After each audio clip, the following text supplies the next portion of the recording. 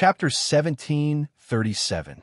Published at 10th of April, 2023, 11:05 and 55 seconds a.m.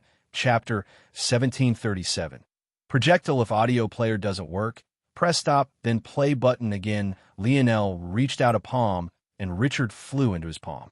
At that moment, Lionel's gaze glowed with a bright violet light, his gray hair even flickering with motes of purple light as well as it danced in the wind. "Who sent you?" Richard was completely out cold.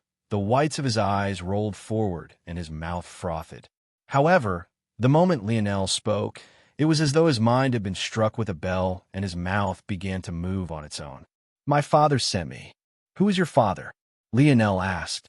"My father is Patriarch Greros Hernan, the ruler of the chaotic water sector."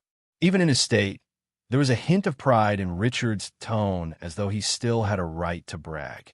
The trouble was that he clearly hadn't noticed that this father of his had sent him on a death mission. Something told Lionel that it wasn't just the pirate fleet that was bait. Richard was probably bait as well. But what was more curious was that Lionel had never heard of this chaotic water sect. Considering they could send two seventh-dimensional beings along with Richard, Lionel would guess that they were at least at that level. If he had to pinpoint an exact level, he would guess that they were closing in on the middle rank of seventh-dimensional sectors, but weren't quite there yet. The reason was quite obvious. The two seventh-dimensional existences they had sent had broken through using the conventional path, and they probably weren't among the truly powerful individuals. In fact, they were far from it. In addition, Richard was the son of a ruler of a sector, and yet he didn't have a soul protection treasure on him. That was enough for Lionel to make some assumptions. Lionel went through his memories and finally found reference to the chaotic water sector. Interesting, his assumption had been correct. This sector was indeed a seventh-dimensional sector, but it was middling.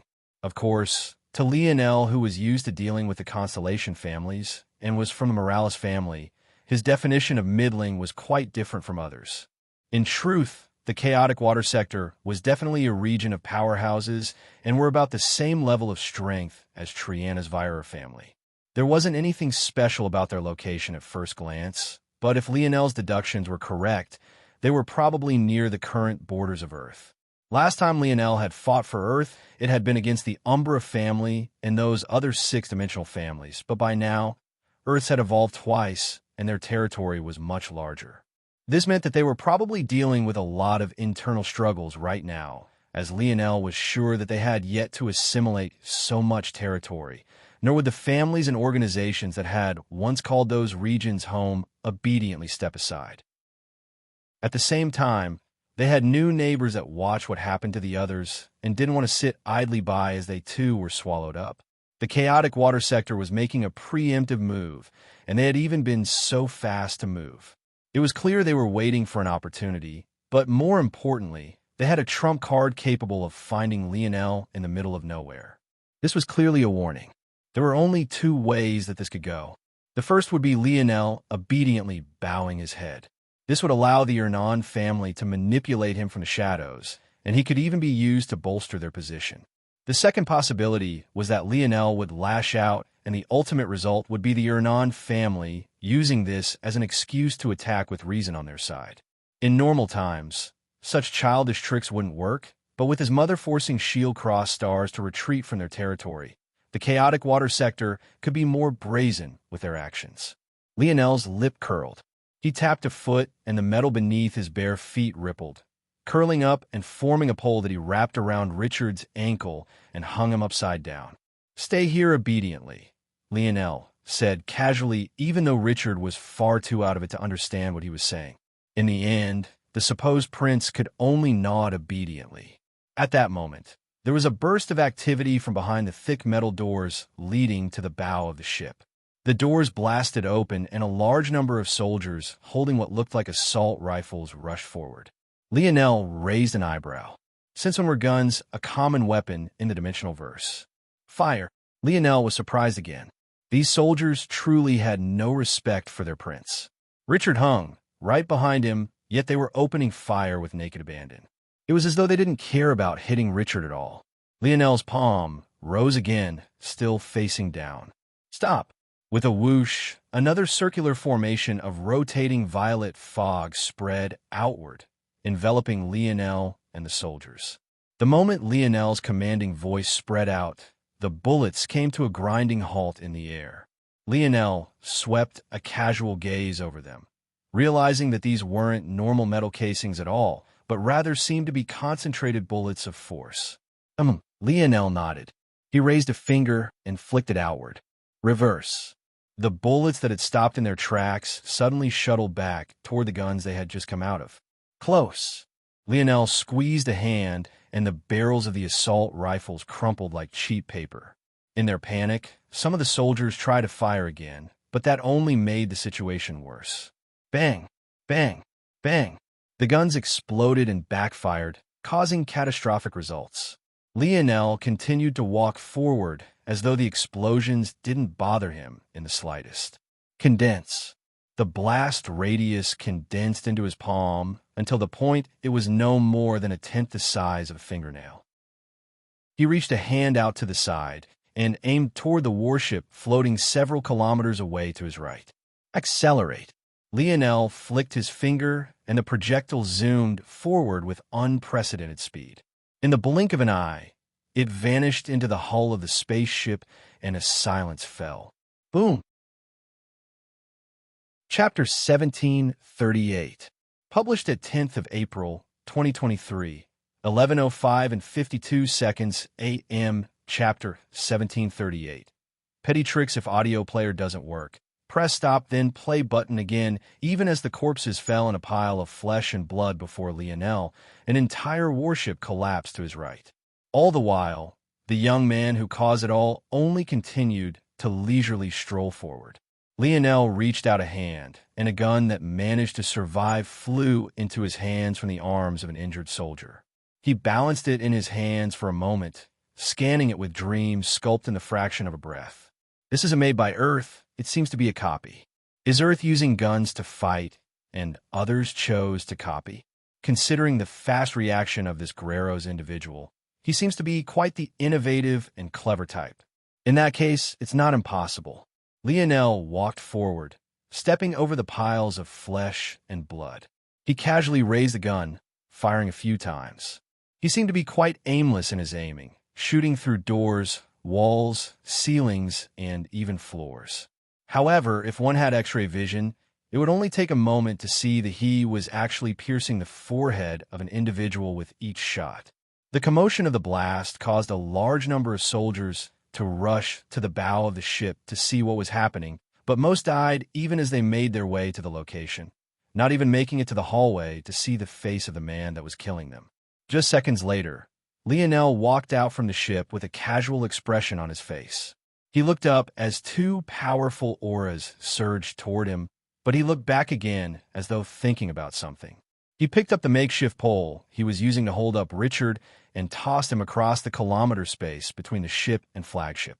Just as he finished, the two seventh-dimensional existences came roaring back, both of them sporting ugly expressions. They could sense that one of their warships had been entirely slaughtered, while a second had not only been slaughtered, but it even exploded as well. They roared in fury, striking out with their palms at the same time. 3, 2. Lionel looked up again and stepped off of the warship, falling through the vastness of space. 1. Boom! The expressions of the seventh-dimensional existences changed. Flying was only something those with a certain control over God runes could accomplish. In addition, such individuals tended to be very deep into the seventh dimension as well. It simply wasn't possible for them who had broken through using the conventional page. Due to this, it had taken them a long amount of time to return because they had practically been swimming through the vastness of space. They hadn't come prepared to do that, and as such, could only wastefully use their force like propulsion engines to make their way back here, a process that was obviously much slower than their usual speed. However, now that they had just made their way back, they found themselves caught up in a violent storm. Although this explosion couldn't do much to them outside of leaving some minor flesh wounds, what it could do was send them flying into the distance again. Lionel used the explosion to flutter back to the flagship, landing on the bow lightly as he watched on in amusement. This Hernan family wanted to send him bait? Sure, he would eat as much bait as they could stomach to give up. He would eat until they were sick of it and had to expose the true existences behind this. Lionel didn't believe for a single second that a family on the same level as the Vieira family would dare to do all of this, even if they seemingly had enough motive to do so. If Guerreros knew that Lionel had been hunted down, information that wasn't very widespread as of yet, especially since disciples weren't allowed to leave Void Palace, then he should also know who the princess of the Ascension Empire was, and likewise who her husband was. The fact he still dared to do all of this just for the pretext to attack Earth was fishy. Bang! Bang! At that moment, the palm strikes of the two seventh-dimensional experts finally landed, but they were just as quickly snuffed out by the force field barrier.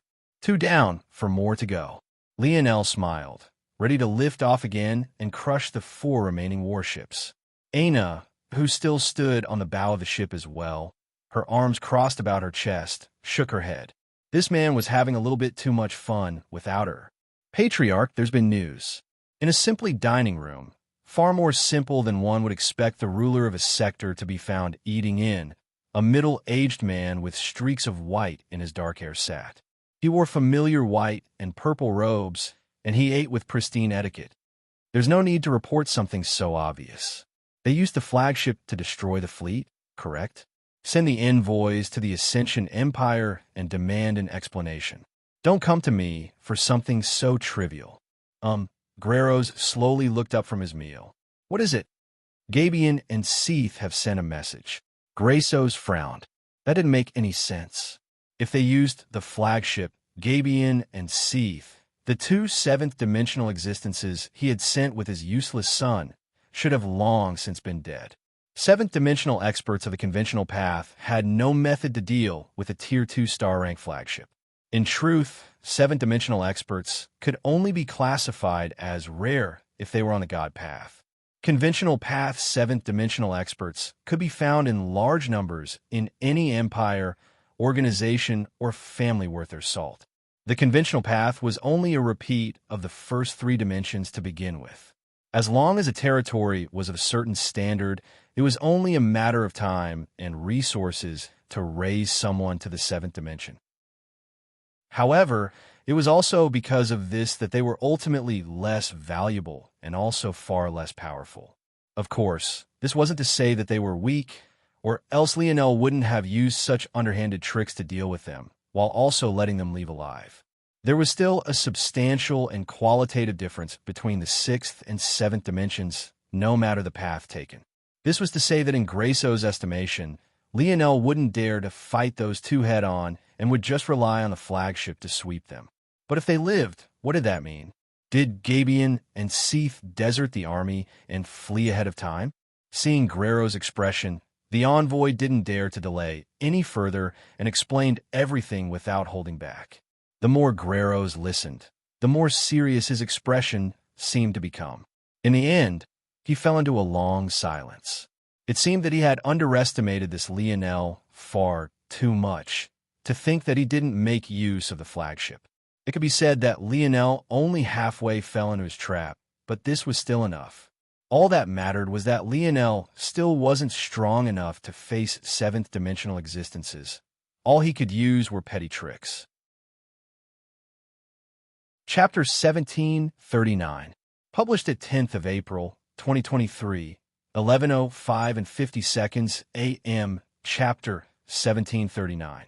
Fists of Love. If audio player doesn't work, press stop, then play button again. Lionel stood somewhat weakly before the Upside Richard. The latter was still frothing at the mouth and obediently answering Lionel's questions. But it was unfortunate that this fool had no useful information. It was more likely that one of the foot soldiers that had come with him would know more about the inner workings of the chaotic water sector than this supposed prince would. After a while, Lionel shook his head and directly killed him, turning him to ashes. He didn't have the patience to keep this person around, and he also felt that it was unfair if this incompetent prince got to survive after so many of his subjects died due to this very incompetence. Are you finally done? Come and eat. Then, you look like death, Aina said. Lionel wanted to resist after Aina grabbed his hand, but he found himself too weak to do anything. The world spun, and he ended up on her back, speechless. "Can't you carry me in a more comfortable position? I'm finding it hard to believe that you're actually worried about me." Lionel dangled like a sack of potatoes, nursing grievances. "Oh, you know about comfortable positions, too?" Aina replied with a more sinister edge to her voice. Lionel laughed and then coughed. "What did you want me to do? You were gripping the sheets so hard that I couldn't move you even if I wanted to. What did you say? Why don't you speak a little louder?" Lionel coughed, feeling Aina's shoulder digging in his gut. "What was that?" The wind just now was really loud. Aina's face flushed red. She knew that her display was really embarrassing back then, but she couldn't help it. Men had bodies that gave them a break once they hit one climax, but women's bodies didn't work exactly the same. Her body in particular had a really high rate of recovery, even in comparison to other women, and Lionel knew how to use his dream world to take advantage of her. She couldn't even remember what happened after a certain point. Her mind had been entirely fried. The novel stimulation was too much. Just thinking about it. Aina's face only became redder before she grit her teeth. If it wasn't for the current state of Lionel's body, she would definitely get her revenge immediately. As for any soreness, her body had recovered a long time ago. Lionel finally couldn't hold it in and burst into a fit of laughter. He laughed so hard he could feel what remained of the fragile fibers of his muscles shredding into pieces. But even so, he couldn't stop. Aina plopped Lionel down on a dining room chair and gave him a glare before scurrying off into the kitchen. Even now, this man refused to stop laughing. He was very lucky that he was so injured right. After a while, Lionel finally managed to stop wheezing. At the moment, the two of them had entered the segmented cube. With its current level, the segmented cube was still separated into lab setting and abode setting. However, the change was that the latter was now separated into an estate setting and a world setting. The former carried the typical home, rooms and board that Lionel and Aina were used to, while the latter was as its name denoted, feeling a lot more like a small planet. The world setting was primed to grow a large amount of resources. It only needed Lionel's guidance. Although Lionel hadn't experienced it, the segmented cube had experienced a very long period of time, and, as such, had a ton of accumulated energy ready to be released. As for the estate setting, it was probably more luxurious than any home Lionel had ever seen. This was just one of the many kitchens, but it felt as high-tech as the flagship that was waiting on him outside. Lionel smiled lightly as watched Aina bring out a large amount of ingredients. It was only 10 minutes in before he began to smell an intoxicating fragrance. Yep. With a flash, little Black Star appeared in a swirling ball of darkness, landing on a chair by Lionel and hanging out his little pink tongue. It had been too long since the little guy tasted Aina's cooking, so the moment he smelt something, he came immediately, unwilling to waste even a single moment. Lionel laughed and rubbed the little mink's head before his head suddenly turned in a certain direction. "What are you two hiding for? You might as well come. I don't mind sharing a bit of my wife's cooking with you all." Lionel's words had hardly come out when a ladle streaked over like an arrow and rebounded against his head. Vice and Candle, who had been peeking in from the outside, were stunned for a moment before looking toward one another. Candle covered her mouth, stifling a hint of a laugh. As for Vice, his face was just as much of a brick wall as it was always, but Lionel could see the twitch in his lip. Lionel rubbed forehead with one hand before beckoning with the other. His attempt to remain dignified and kingly completely fell through with the growing lump on his forehead. "Don't mind her. Her temper is fiery, but her cooking is excellent." Lionel ducked after finishing these words, just barely making it out of the way of another flying spoon. With a grin, he pushed out 2 chairs for Vice and Candle even as Aina came out with the first dish. "I don't see a wedding ring. Who's your wife?" Aina asked with a glare before putting down the food before Vice and Candle as though Lionel didn't exist. Yep. Yes, Black Star, I have some good food for you too." Aina smiled. "I just have to find your old man first," Lionel beamed. Hearing this, Aina looked away from Black Star and gave Lionel a weird look. Last time he and her old man had met, Lionel cracked more than just a couple ribs. What's with that look? His love language is just his fists. It'll be fine. Aina sputtered with laughter beside herself. Chapter 1740. Published at 10th of April, 2023, 11:05 and 17 seconds a.m. Chapter 1740. Fury if audio player doesn't work. Press stop, then play button again. Earth seemed even more gorgeous from above than it ever had been before. Swirls of white clouds, rushes of blue oceans, endless expanses of greenery. It wasn't as fanciful as some other planets, but it was perfect in its simplicity, at least for the most part. There was one part of the blue-green planet that wasn't different from the rest, and that was a singular tree so large that it was visible even from the depths of space, the very same ascension tree where the core of the Empire lay. Last time Lionel had seen it, it was barely the height of a tall skyscraper. But now it made mountains seem small and insignificant, if not for the terraforming technology of Earth. Even the moon's orbit would be interrupted by it. The appearance of the flagship within Earth's territory was enough to cause a large stir. How could a ship the size of Moon not have such an impact? However, when the various checkpoints showed the somewhat frail Lionel standing at the bow and felt the familiar aura of the Fox family, there were very few that dared to stop him. Lionel should have been beaming on his return home, but the things that he had seen on his way here left his expression frighteningly cold, so cold that many who hadn't dared to stop him didn't do so directly out of fear. They only reported this to the higher-ups. This led to an odd situation where some let Lionel go because they recognized him, but others simply hadn't been able to build up the courage to do so. This was odd indeed. Although Lionel had recovered somewhat, he still looked frail and skinny. His current Boda strength was maybe 30% of what it should be at his peak. But even so, most couldn't bear to look him in the eye. When Lionel crossed the final checkpoint and entered Earth's solar system, he wasn't only greeted by the sight of Earth, but he also found several vessels rising into the air. Lionel's gaze flashed. Upon these vessels, there were a large number of red hair and red-eyed individuals. It took only a single instant for Lionel to recognize them. Halt! Powerful auras descended from all sides.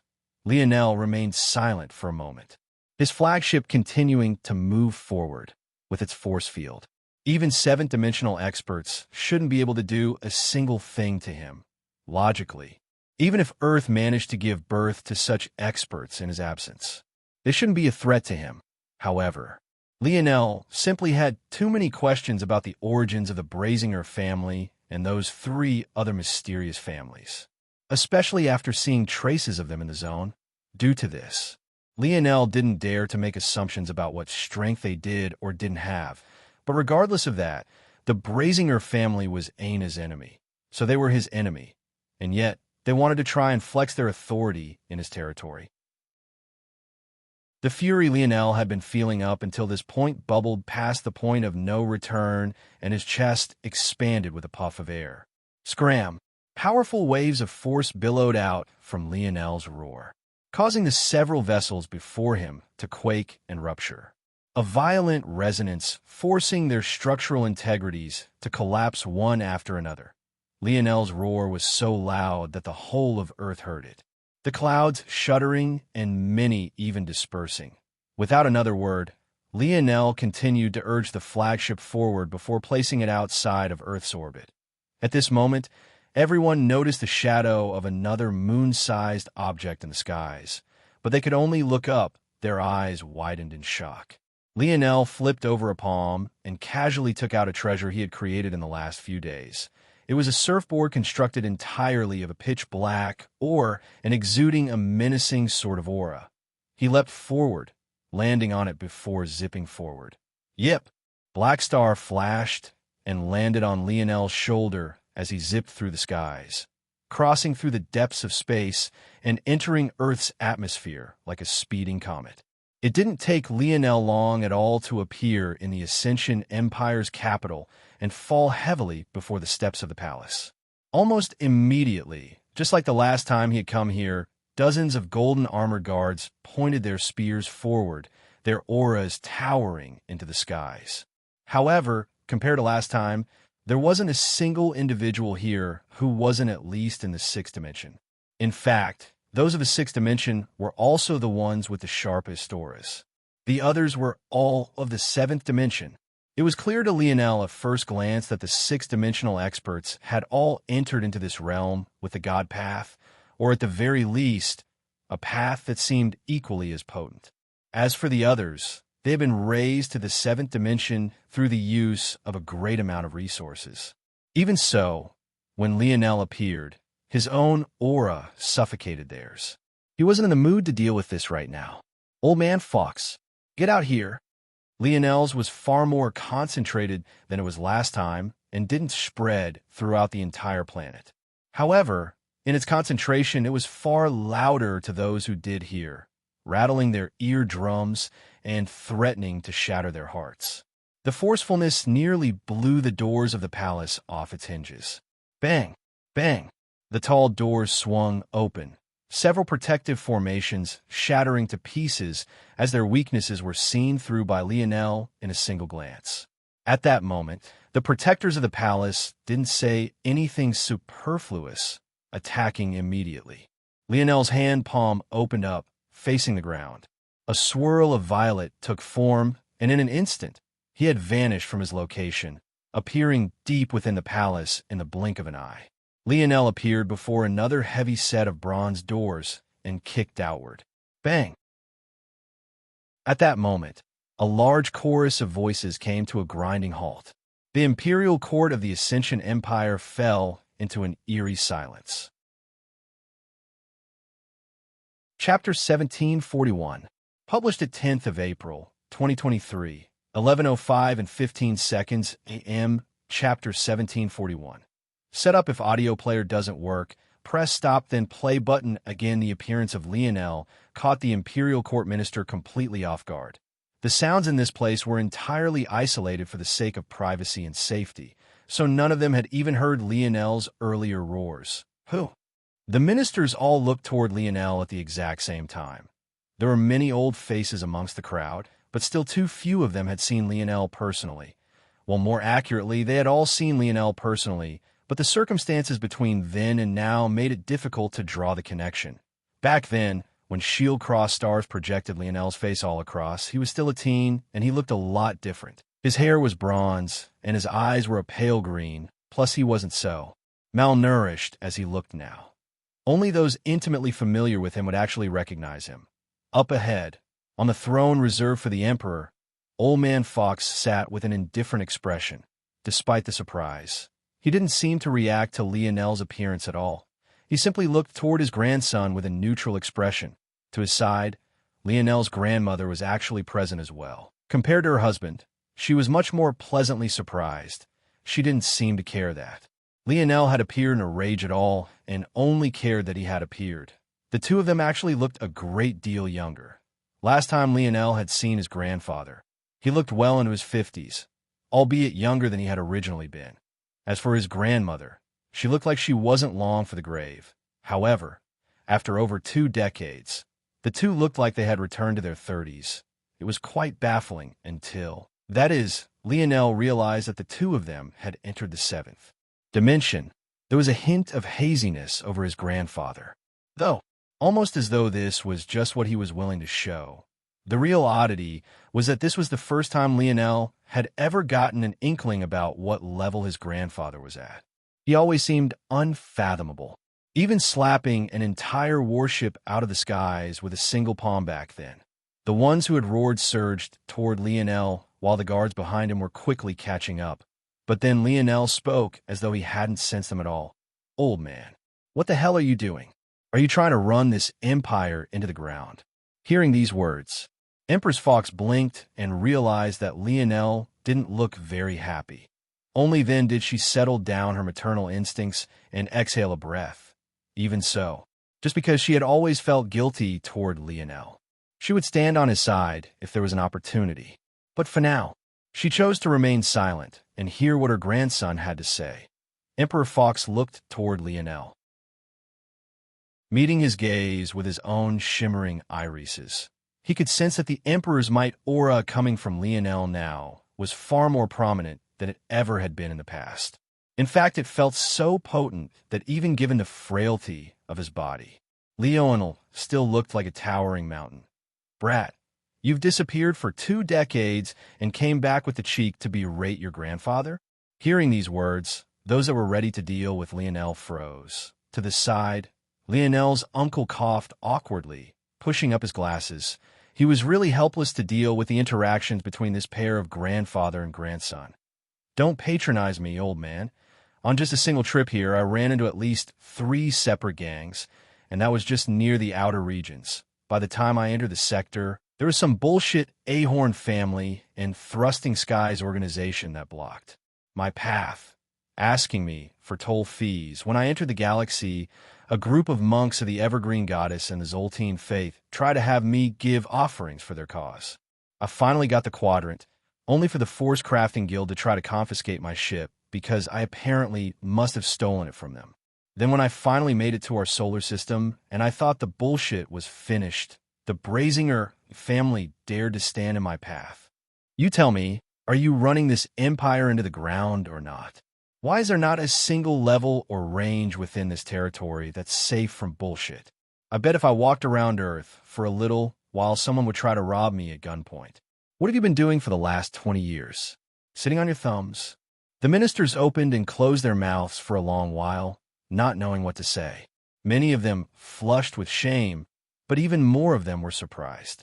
They had never seen anyone speak to Emperor Fox in this way, not even his own son and grandson. Both Lionel's uncle and Noah were entirely too respectful to even breathe too loudly in the face of Fox. And yet here was Lionel.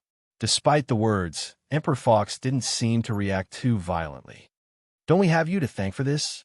Emperor Fox replied, his lips spreading into a smile that carried with it a hint of deviousness. Lionel's gaze only flickered for a moment before his temper flared up again. "My fault.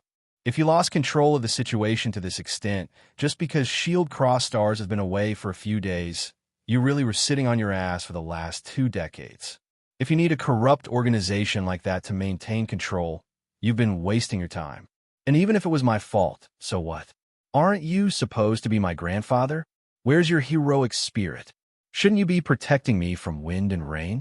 But you can't even protect your own empire. At this point, you might as well hand over the reins to me. What the hell have you been doing?" As Lionel spoke, Emperor Fox's smile only grew brighter, and he even began to stroke his beard and nod his head. Indeed, indeed. Emperor Fox nodded. "It's settled then. Prince Lionel will become the head of Earth's police force." With a flick of wrist, something soared through the air toward Lionel. The latter subconsciously caught it, only to look down and find a badge. Almost the instant Lionel touched it, the badge began to vibrate. "Trouble in the 3-Pillar sector. Remnants of the Viola family are alert from Thrusting Skies sector. They are trying to expand again, requesting reinforcements. The Zoltine faith is gathering offerings to build another shrine." Lionel's lip twitched. He felt like he had been set up. Chapter 1742. Published at 10th of April, 2023, 11:05 and 14 seconds a.m. Chapter 1742. Network. If audio player doesn't work, press stop then play button again. Lionel shook his head speechlessly. He could tell that this old man was trying to take advantage of him again. But what else was new? First, it was the war against Terrain. Then it was the expansion war that took place after Earth entered the 5th dimension. And now this. It made him wonder how Earth ever managed to survive without him at all. He had only had the badge for a few seconds, but he was already swamped with work. He hadn't even properly recovered yet. Also, did they not see how sickly he looked? Where was the justice in all of this? In the end, though, Lionel still put the badge away and turned to leave. "Don't blame me for my methods, then," Lionel said on his way out. Emperor Fox chuckled in his heart. "My only worry is that you won't be wild enough." Even though he thought this, he didn't say it out loud. Empress Fox sighed. Although she was aware that her relationship with Lionel wasn't very close, she still found it unfortunate. He had hardly looked at her despite the fact they hadn't seen each other in over 20 years in her eyes. Oh, right. Lionel turned back. Grandma, this man is very shameless. If you bullies you be sure to call me, so I can teach him a lesson. He's apparently got too much free time on his hands since he wants to run my empire into the ground. The Empress was shocked speechless for a moment before she sputtered with laughter, her gaze filled with a doting and loving expression. Even after just a few seconds, Lionel could tell that his grandparents' relationship was a lot different than his own with Aina's, or even that of his parents. Their past should also be quite complex considering how long they had spent separated. Simply put, his grandmother didn't have very sturdy reins on this old man, so it was best that he tightened them for her. For the first time, Emperor Fox's expression flickered with a peculiar light. It was fleeting and almost impossible to pick up on, but the moment Lionel saw it, he grinned wildly. It had been a long time, but he had finally found it, the old man's weakness. Lionel turned back toward the palace's exit, raising his head in laughter. He would have quite some fun pressing down on this weakness in the future.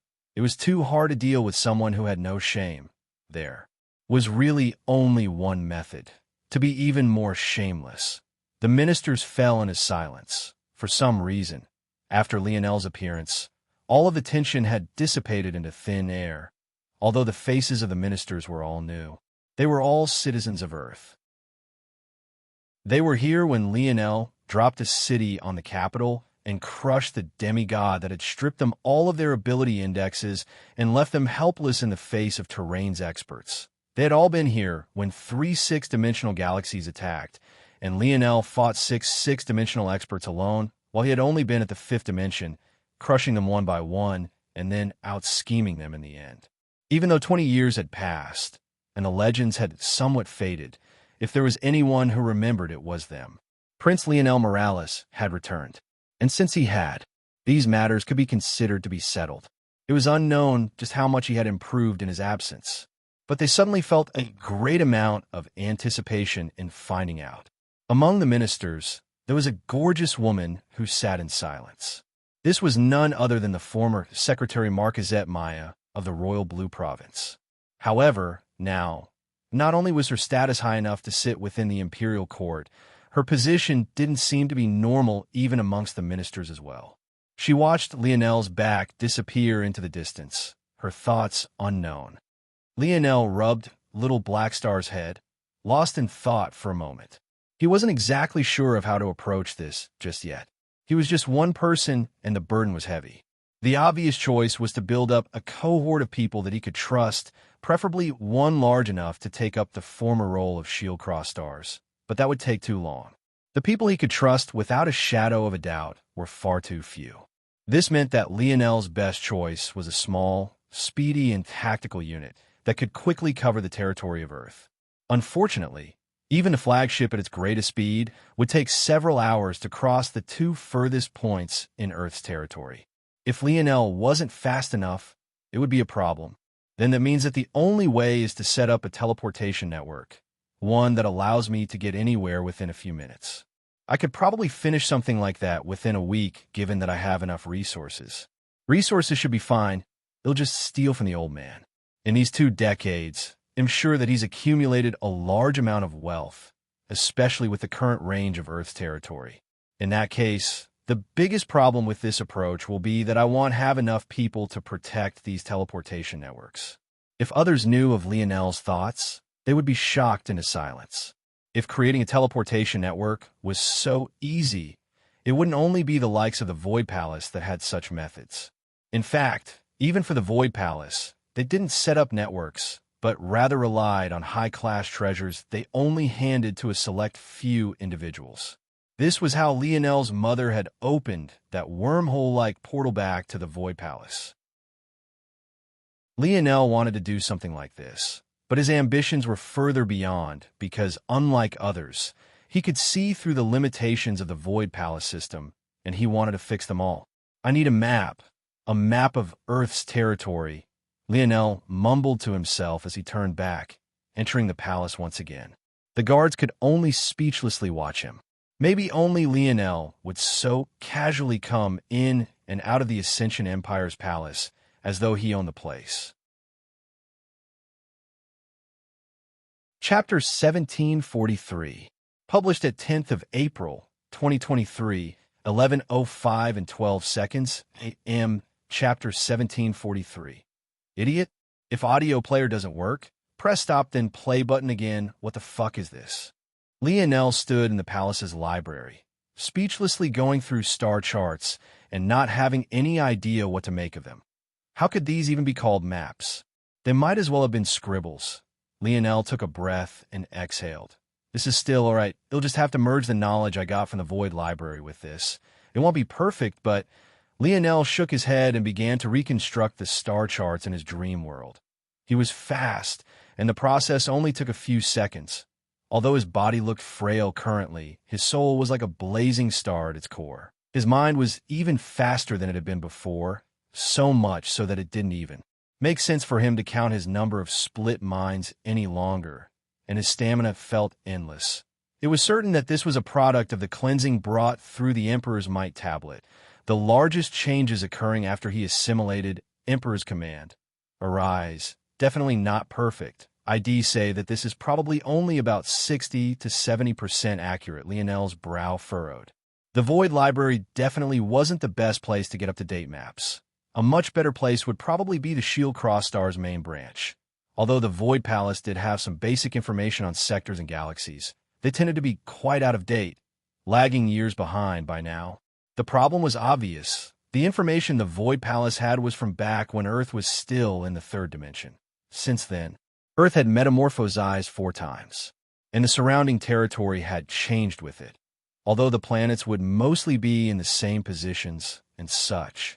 It was hard to tell exactly which planets had shown the greatest potential and were as such targets of larger populations, as they wouldn't necessarily be the planets that had started off as the most powerful. Back when Earth entered the 5th dimension, a whole host of new planets with great potential popped up. The ones with the greatest potential were classified as such and became priority locations to defend during the war. Since then, Earth had undergone 2 evolutions, and while Earth itself still had by far the greatest potential, there were countless other locations that were of great importance and were likely being fought over constantly. Without knowing exactly where these conflicts were, it would make it more difficult for Lionel to decide how to set up the network and make things run more smoothly. After a moment of thought, Lionel's gaze flashed, and he thought of a solution. He flipped over his palm, and his police badge appeared, flashing and vibrating all the while, with a thought. He sunk his mind into it, and, as expected, he found a log of all the calls that had been made since the creation of the badge. He quickly sorted the calls by frequency and then by location. Afterward, he drew circles in his created spots across locations that could be considered hotbeds and ones that were cooler in area. When he was done, he had a systematic representation of where teleportation spots were most needed. Now he just needed exact locations.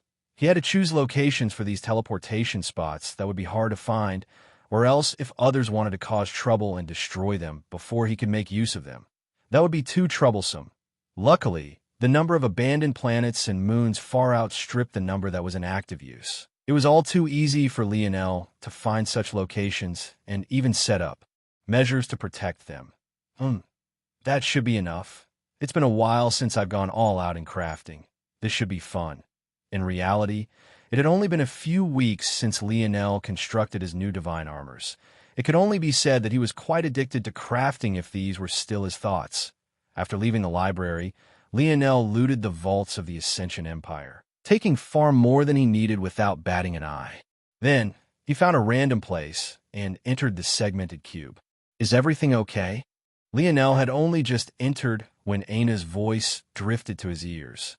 She had, of course, been there as Lionel was slowly losing his temper. She too was enraged. After all, Earth was also her home, so she was worried about it. It should be fine, but that old man suddenly gave us a ton of work the moment we got back. Aina raised an eyebrow. Us? Lionel turned toward Aina and grinned, scooping up her small waist in a single arm. Of course us. Haven't you ever heard of in sickness and in health? Aina rolled her eyes, pushing Lionel away. I still don't see a wedding ring. You've gotten too comfortable taking advantage of me. Lionel blinked innocently. Don't you like it when I take advantage of you? Ana's head snapped up, but by then, she only felt a light gust of wind as Lionel disappeared to the lab setting, the echo of his laughter leaving her quite helpless to do anything. Lionel worked fast, feeling the time crunch. Every time he sensed the badge buzz, he felt an added sense of urgency. He became mechanical in his movements, repeating the same actions again and again, but while his soul was exceptionally robust, the weakness of his body was lowering his finger designation, and his limbs were having a hard time keeping up. He pressed through it, trying to push past the plateau. Although he doubted that there was anyone who was being brazen enough to start massacres, the situation would only deteriorate from here. If he couldn't rein it in now, things would only become more troublesome in the future. Several hours in, Lionel was already exhausted and reaching his limits. "What are you doing?" Anastasia's voice sounded. "Crafting," Lionel replied, too tired to be as annoyed as he should be by the stupid question. "Are you an idiot?" Anastasia answered. Chapter 1744. Published at 10th of April, 2023, 11:05 and 10 seconds a.m. Chapter 1744. Short fuse if audio player doesn't work. Press stop, then play button again. Lionel was indeed too tired to be annoyed initially, but when he heard Anastasia, he seemed to be slowly finding the energy. Didn't this floating lowly have anything better to do than berate him? He was trying to save lives here. "I'm busy," Lionel responded. "Busy being an idiot. You know you can use the lab setting to do all those repetitive tasks for you. This is the first time I've seen someone try to mass-produce something personally when they had access to so many machines." Lionel came to a stop and looked toward Anastasia. The latter only looked back at him with a face of disdain. If it wasn't because she was so focused on deducing a path through force manipulation that the majority could use, she would have stopped Lionel ages ago. "You only need to craft it once, and that thing will do the rest." Anastasia pointed with her head toward a glass chamber that had numerous spider-like arms of metal within. Lionel blinked once before doing as Anastasia said. Then he watched in absolute awe as the machine repeated his steps absolutely perfectly. At first he thought there would be a drop in quality. If there was one, it just wouldn't be worth it. However, he soon found that he had been overthinking things. Everything he had done, the machine did, even down to his precise control of force. Seeing this, Lionel exhaled a breath of relief. This was a game changer. He suddenly felt the need to look toward Anastasia. "What other things are in here that I don't know about?" Lionel asked. Anastasia sneered. "Weren't you busy crafting?" Lionel coughed lightly. Maybe he was just a bit too cranky. He couldn't help it, though. His body felt like it was a gust of wind from keeling over. Also, he felt like a guillotine was looming over his head and ready to fall any time now. He really didn't want to waste even a second, seemingly seeing Lionel's plight. Anastasia rolled her eyes and began to point things out one by one. Not even a few hours later, Lionel walked out of the lab setting with a spatial ring full of crafted items. With everything prepared even faster than he thought, his week-long prediction was cut down to just 3 days, something that made him grin despite his fatigue. "You should rest," Ana said, looking up from her meditation. Lionel paused.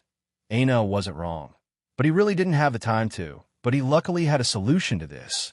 It seemed that he had underestimated the segmented cube a bit too much, or more accurately, its abilities were so broken that he found it hard to believe that they all came in one package. He couldn't fathom the kind of existence that had created it. The suspended animation abilities of the segmented cube had evolved to not only stabilize energy and freeze time, but to increase its flow as well. It was an excellent method of healing up quickly. As long as Lionel went to sleep in one of the pods, he would gain himself several weeks of recovery time in just a few hours.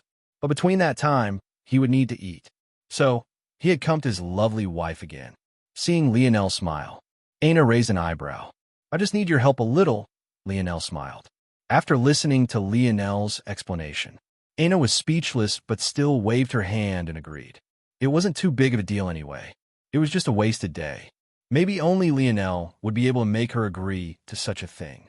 Lionel needed Ana to cook weeks' worth of meals to help him speed up his recovery. He would lie in the suspended animation pods for 15 or so minutes at a time, which would be worth about a day. He would then eat, and then return. Although Lionel could rely on the force of the segmented cube instead. Between that and Aina's meals, the choice was obvious. The force pill quality of Aina's meals were far superior to just pumping himself with life force. Not only would he recover faster, but he would come back even stronger than before after putting his body through such a thing. As Lionel prepared, the chaos in Earth's territory only increased. But their day was coming. Asterisk on day 2, Lionel rose out of the suspended animation pod for the final time, his skin glistening and his hair having returned to its previous shimmering luster. His muscles danced like intertwining steel cords beneath his bronze skin, pulsing with vitality. Across from him, Aina, who was no small part fatigued, stood with his final meal. Lionel felt a dull ache in his heart when he saw her like this. Normal cooking was one thing. Aina could do that for months at a time without sweating a single bead of sweat, but force pill cooking was on a completely different level. Each meal required a large infusion of force, and Aina had been at it all day. It was no wonder she was so tired. "I'll handle the rest," Lionel said, embracing Aina into a hug. "You can rest for the next few days. They'll get everything set up." Aina nodded faintly, too tired to speak. Lionel soared out of the palace, his black surfboard surging with untold speed as he rushed forward. His sweatpants fluttered in the air, his chiseled torso cutting against the wind as he shot out of the atmosphere. However, to his surprise, there were a large number of Brazinger family members waiting in the skies above, leaving one hen annoyed and another part speechless. It had been an entire day since he came here. Could it be that they were waiting for him? After a while, Lionel realized that this wasn't the case. The Brazinger family members seemed to be patrolling. At that moment, Lionel's temper flared up again. He hadn't seen a single Brazinger family member during his journey to Earth, but he suddenly saw so many of them here. There wasn't a single person who would dare to attack Earth directly, as it would cross the bottom line of the powerhouse families, alliances, and organizations of the human domain. Simply put, there was nothing to defend here. All of the issues were cropping up in the gray areas, regions that had been swallowed up by Earth's world spirit's range, but had been regions owned by others before. This was the region others could take advantage of under the pretext that it wasn't really Earth. Such regions would benefit from Earth's soon-to-be 8th dimension status and produce resources as such, so they were a hotbed for crime and schemes. And yet, instead of going there to show off their might, they were actually dancing around like clowns here. Lionel's short was exceptionally short recently, and this seemed to want to push him over the edge. Just when Lionel was about to do something, his gaze turned toward the moon. His fragmented bout domain lineage factor activated, and he zoomed onto its surface, seeing through its details. The moon was a flourishing environment of green and blue much like Earth. But when Lionel paid attention to what was actually happening on its surface, his heart threatened to erupt into a pool of lava. The moon people, native to Earth, were nowhere to be seen. In fact, he saw nothing but members of those 4 families.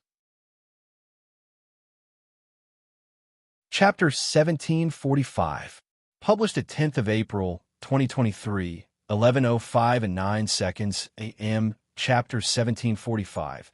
2 possibilities if audio player doesn't work.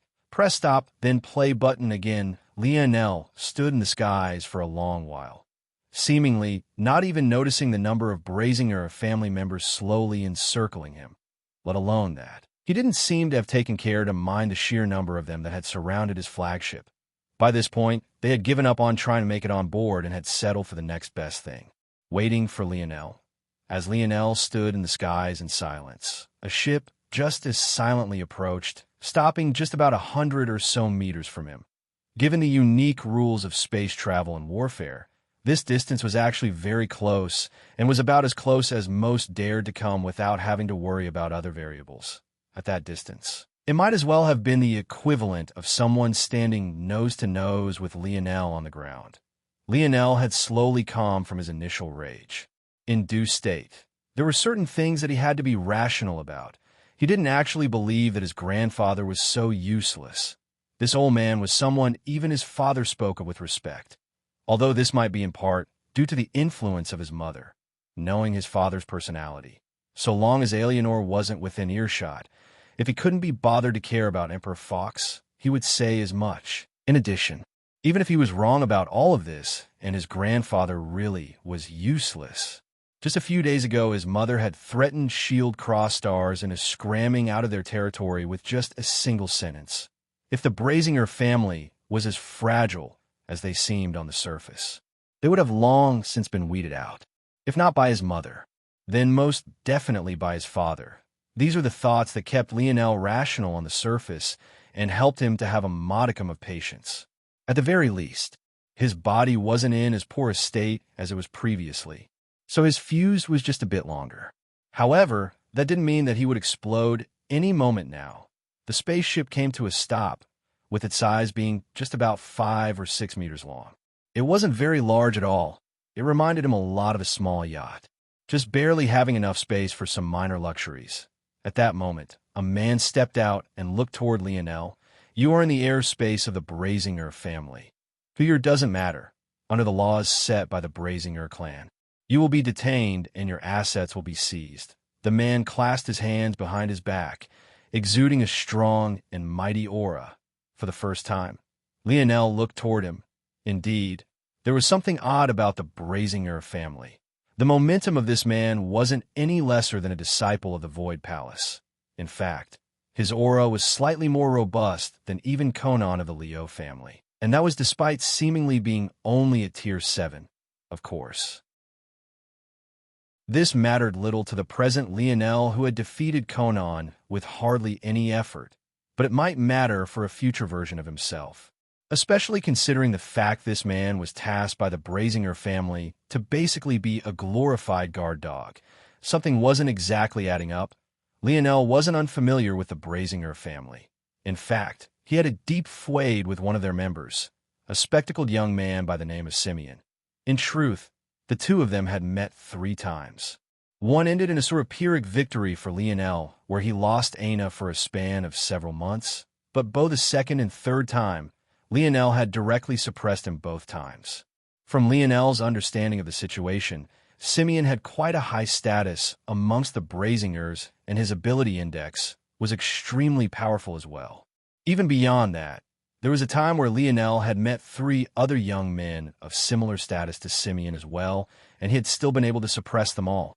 These matters happened back when Lionel had little understanding of his own personal strength and how to properly implement them. Although he couldn't be said to be perfect now, he was definitely far beyond anything he had been before. Even if his strength regressed back to the point it was back then, so long as he retained his current knowledge, to say that he would easily be at least 10 times stronger was actually a gross underestimation. This was all to say that Simeon hadn't been impressive at all. Of course, his ability index had a great amount of potential, and Lionel had even had thoughts of stealing it using the silver tablet and little black star, as it would be far better in his hands. But the ultimate truth was that Simeon wasn't all that impressive. So the question was, how could someone so clearly unimpressive have such a high status in a family that seemed so mysterious and could apparently afford to use such a talent as a patrol officer? There were only 2 possibilities. The first was that Simeon's status within the Brazinger family wasn't anywhere near as high as Lionel had previously assumed. The second possibility was that for one reason or another, Simeon was unable to display his true abilities. The second possibility wasn't impossible. It had to be remembered that Lionel's mother was similar in a lot of ways. She had spent a very long time in the 6th dimension, more than someone of her talent should, and this was all because Earth's evolutionary status had been a limiter for her. But the moment Earth broke free of the shackles of the 3rd dimension, her potential exploded forth all at once, and she became the legend she was today. So has something similar happened with the Brazinger family? But weren't they from Earth as well? So why was the effect so lagging? As Lionel was lost in his thoughts, the man before him seemed to finally realize that he was being overlooked. However, rather than being enraged, he simply raised a hand and pointed it forward. He would just take Lionel down first. Chapter 1746. Published at 10th of April, 2023, 11:05 and 7 seconds a.m. Chapter 1746. Dead if audio player doesn't work, press stop then play button again. They'll give you one chance. Leave now, or it'll kill every last one of you. Lionel suddenly spoke for the first time, and a sudden vacuum seemed to form beneath his presence. Every single Brazinger family member suddenly felt that they had been locked onto as Lionel slowly took out his bow. He didn't seem to be in a hurry at all as he nocked a single arrow, closing his eyes as he hovered in the skies. The current state of Lionel's archery was greater than it ever had been before, and it was more than just because of his fragmented bow domain lineage factor or even the improvements to his bow force. It was entirely due to the fact that he was won against using real arrows instead of force-forged arrows. In the past, Lionel couldn't justify spending hours to even days crafting arrows. At best, if he really cared, he might craft one or two that could be used in a pinch as an ultimate sort of trump card. But otherwise, it was better to use bows that had an auxiliary effect of forming bow force arrows. This ultimately weakened his bowmanship somewhat. Many would assume that the bow was the more important part of an archer's arsenal, but there were many schools of thought that treated the arrow as an asset that was just as important. Lionel was of the belief that this was nonsense, but that didn't mean that he didn't understand the kind of deterrence and boost powerful arrows could have. It wasn't just a small boost either. His power as a bowman would easily double. It could only be said that the Brazinger family members who were still readying their charge had no idea what they were getting into. They didn't heed Lionel's words, and they would suffer for it. The current Lionel didn't have to painstakingly craft every single arrow. He only had to forge a single one. And now, even while he wasn't paying any attention to it, the segmented cube was mass, producing arrows of top-tier quality at a rate he simply couldn't match. As Lionel raised his white lion bow, a resplendent white-gold arrow trembled in his fingers, swirling with powerful strands of six-dimensional bow force. At that moment, the head patrol officer who had come to deal with Lionel felt his heart skip a beat, let alone taking Lionel's words seriously. He hadn't even hesitated to move forward with the charge. The backline of spaceships were gearing up their cannons in case they were needed while the frontline spaceships all opened, a flood of patrol officers strapped with flying treasures soaring toward Lionel. However, the moment the head patrol officer met Lionel's cold gaze, a deep sense of regret gripped his heart. Twang! The arrow appeared before his forehead in the blink of an eye, accelerating not just once, but 3 times through the air. Every blast left devastating in its wake, sending shockwaves in all directions and even causing several patrol officers who got too close to its tailwind to explode into a rain of blood, gore, and metallic pieces. PCHU. The head of the head patrol officer was pierced through by a hole so tiny and small that it wasn't noticeable at first glance. In fact, for the long while of silence that followed it, it didn't even bleed as though it wasn't there at all. But then, bang! The head patrol's officer's skull seemed to implode. In his final moments, his shock was etched onto his face, but he was entirely incapable of reacting. Just like that, a genius that could have made a name for himself in the Void Palace vanished from the world with a single arrow by the time all of this had happened. Though Lionel had already knocked another arrow, then another. To say that it was a massacre was an understatement. Lionel didn't even move a single step, nor did he seem to strain or struggle. Every arrow he released, no matter how hard their targets tried to dodge, seemed to end up right at the center of all of their forehead. Charge the cannons. Prepare to fire. The command structure of the Brazingers didn't collapse, and another stepped in right away, relaying orders and barking out with their force to protect it. But as soon as they spoke, Lionel's arrows split their head open as well. Lionel flipped his palm, and a radiant crimson arrow appeared, etched with ancient and oppressive runes. Even before it was knocked, the temperature of the surroundings seemed to skyrocket, almost as though the sun had suddenly moved an entire half the solar system closer. "Die," he said lightly. Lionel knocked and released. The arrow appeared before a spaceship ready to fire in the blink of an eye. It tore through its hull, as though it was made of aluminum, and then exploded. The skies about Earth and the moon turned blinded as a chain network of fireworks was set off one after another. Lionel didn't show the slightest hint of mercy. In fact, he destroyed their spaceships so thoroughly that even the bits and pieces that survived would burn to ash long before it could fall through Earth's atmosphere and hit the surface. Compared to the boy who struggled to kill a single young girl just 6 years ago, the current Lionel didn't even feel his heart fluctuate. His singular warning was all he cared to give them. Since they didn't listen once, he would send a very clear message. His grandfather had other worries that didn't allow him to act, but he, Lionel Morales, didn't have such scruples. He was already kicked out of the frontier of humanity. He was already a Tier 2 fugitive of the human domain. He was already out of patience. Boom, boom, boom. The flames reflected in Lionel's irises as he watched with a hint of coldness within his gaze. He didn't know how the Brazinger family would react to this, but he hoped it would be foolish. That would give him more than enough reason to slaughter more of them. The debt of his mother-in-law had to be paid somehow. Chapter 1747, published at 10th of April, 2023, 11:05 and 6 seconds a.m., Chapter 1747. Cost if audio player doesn't work, press stop, then play button again. Lionel urged his surfboard forward and entered the flagship before shooting off into the distance. He didn't have time to wait for what might come of the aftermath.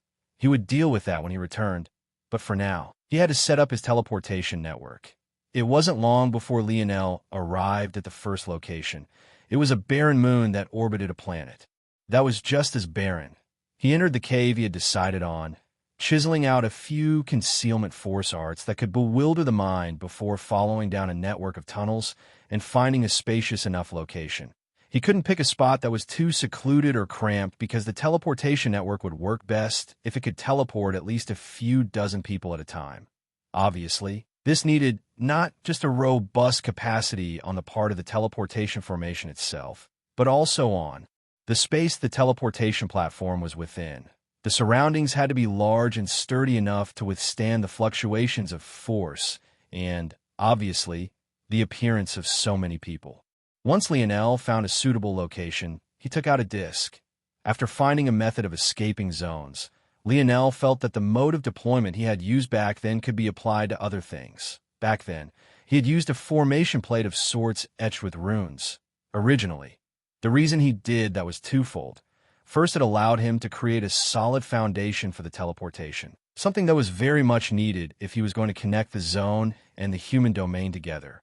And, secondly, it allowed it to be portable. This was very helpful because this meant that Lionel didn't need to waste time finding the perfect area which contained the fluctuations and densities of force he needed. He could just make the area his own. This concept worked exceptionally well with teleportation arrays like this one, as it would allow Lionel to deploy a large network of them exceptionally quickly. This disk that Lionel had created was just one of several thousand that he and the segmented cube had formed. All he needed to do was set it down, anchor it, and then activate it. It would take more time to travel between locations than it would take to create and set up these array plates. The best part was that he could always expand the network in the future. Lionel quickly left and continued to the next destination, and then the next with the flagship. His speed of movement around the human domain could be considered to be as fast as it got. If not for the sheer number of stops, Lionel could have finished this matter even quicker. But he was insistent on having a teleportation array network that would allow him to reach any location within a few minutes at the worst. 3 days later, Lionel finally made it to the final location and tossed up the disk before exhaling a breath and releasing a large breath of spatial force. He raised up pillars of emulation spatial force before he nodded and slowly walked out. Stepping onto his surfboard, he shot into the air and returned to his flagship. All that was left to do now was to assemble his team, and there was only one group of men that he absolutely had to have by his side. Lionel grinned. He wondered how his brothers were doing. Quite frankly, he was worried for some of them. Arnold had probably ended up sucked in the zone along with the rest, and could only hope that he had survived. As for the others, They had been lucky enough to dodge that event. If Arnold had survived, then he was probably still in the Void Palace, and there wasn't much Lionel could do about that. The Void Palace was too large for Lionel to find a single person, so all he could do was make as much noise as he could. And even then, there was the possibility that Arnold had gone out on a mission, something that was very much possible. The rest of his brothers, though, should be on Earth, or at least within Earth's territory. He would return to Earth first and see if he could find their traces. Lionel could only shake his head. He really did need an information network, but unfortunately, he didn't have one. Lionel looked off toward a certain direction with narrowed eyes. He currently stood at the bow of the flagship while his clones steered it toward his destinations. His main goal in doing this was to witness as much of the happenings of Earth's territory personally as he could, so as to broaden his own horizons. Lionel wasn't particularly close to Earth currently. In fact, he was quite far. The final destination for his teleportation network had been near the edges of Earth's territory, so it was only right. With a thought, Lionel's gaze zoomed into the distance, skipping over thousands of kilometers at a time before he landed on what he was looking for. That woman, she in the distance, on an asteroid that seemed to have a floating convenience station on its back. A woman dressed in a tight-fitting black suit prowled forward like a cat. If Lionel had been there when Era had framed him and turned him into a fugitive of S.H.I.E.L.D. cross stars, he would have recognized this floating convenience asteroid as a location one came to for more than just refueling one's spaceships and stocking up on food and snacks. However, Lionel wasn't paying attention to that right now. He was rather paying attention to the woman who was about to kill the convenience station attendee. In his life, Lionel had only personally invited 2 people to become one of his generals, both of whom happened to be women. Even now, he sometimes thought about them. Of course, not romantically, but rather in a faint understanding of how unfortunate it was that he didn't manage to bring them to his side. One of them was Kira, but she could only reject him because she apparently had a connection with one of his other cousins. The second one was this woman right here, a woman he had met during his final days in Valiant Heart Mountain, Imna. The current Imna was still within the 5th dimension, but Lionel's gaze couldn't help but narrow watching her moving. He actually felt a hint of danger coming from her. What Lionel didn't know was that a casual remark that he had made over 25 years ago now had led to the creation of one of the most fearsome intelligence networks of the human domain. And this casual remark hadn't been the one he made to Imna. As Lionel was about to receive a pleasant surprise, there was something far less amicable brewing on the opposite side of Earth's territory. News of the Prince of the Ascension Empire slaughtering an entire patrol unit of Brazingers spread like wildfire. In their fury, the Brazingers descended upon Earth. What Lionel didn't know was that this wouldn't be the first time. And what the Brazingers wouldn't want him to know was that the first descent had cost Lionel the lives of his brothers. Chapter 1748, published at 10th of April, 2023, 11:04 and 48 seconds a.m. Chapter 1748. No wonder if audio player doesn't work. Press stop, then play button again. Lionel watched Emna move. At times she would seem like a prowling cat beast, and at other times she would become a sliding shadow. All of her movements were absolutely seamless and flowed from one to the next without the slightest wasted energy. There was only a single person that Lionel had ever seen move like this, and that was the love of his life, Aina. Aina always fought without the slightest bit of wasted energy. This was different from the more restrained style that Lionel had, albeit subtly. Lionel didn't seem to waste any energy on the surface only because he always chose the most efficient route to defeat all of his opponents. But efficiency and no wasted energy didn't necessarily mean the same thing, while the latter always encompassed the former. The vice versa wasn't necessarily true. Aina's battle style was the exact opposite of Lionel's, always suppressing her enemy with absolute strength and rarely ever holding anything back. However, even so, she never wasted a single strand of energy all the while. This was to say that Aina's method of using her body always managed to put 100% into her stride, and or her defense, much the same way. Emna managed to achieve this as well. That sort of instinctual battle style that always made perfect use of one's bodily strength. Just the fact that Lionel only knew one person like this, and that this person also happened to be the only individual Lionel had met that he felt truly matched him in talent. It was shocking enough to say the least, from Lionel's understanding. Anna's instinct in fighting came from her Brazinger family lineage factor, the Berserk god lineage factor. There was also a chance that it had undergone a slight mutation considering the fact that she was only half Brazinger as opposed to fully Brazinger, a fact of which was at the root of many of the issues she had faced in her life. However, Emna, or rather Emna Baysiren, didn't have such a lineage factor as far as Lionel understood. In addition, he knew what her ability index was as well. She had the Blade Affinity Ability Index, and when he last met her, she was at the body as a blade stage, which allowed her to use blade forces from any location on her body. It was potentially possible that there wasn't just a single bastard child of the Brazinger family. If Anna's father could step out of the family, there was no saying that others couldn't do it as well. Plus, the fact that she didn't share the Brazinger family name was useless. Anna had always said that she would keep the Brazinger family name until the day they most wanted her to have it. Only then would she reject it.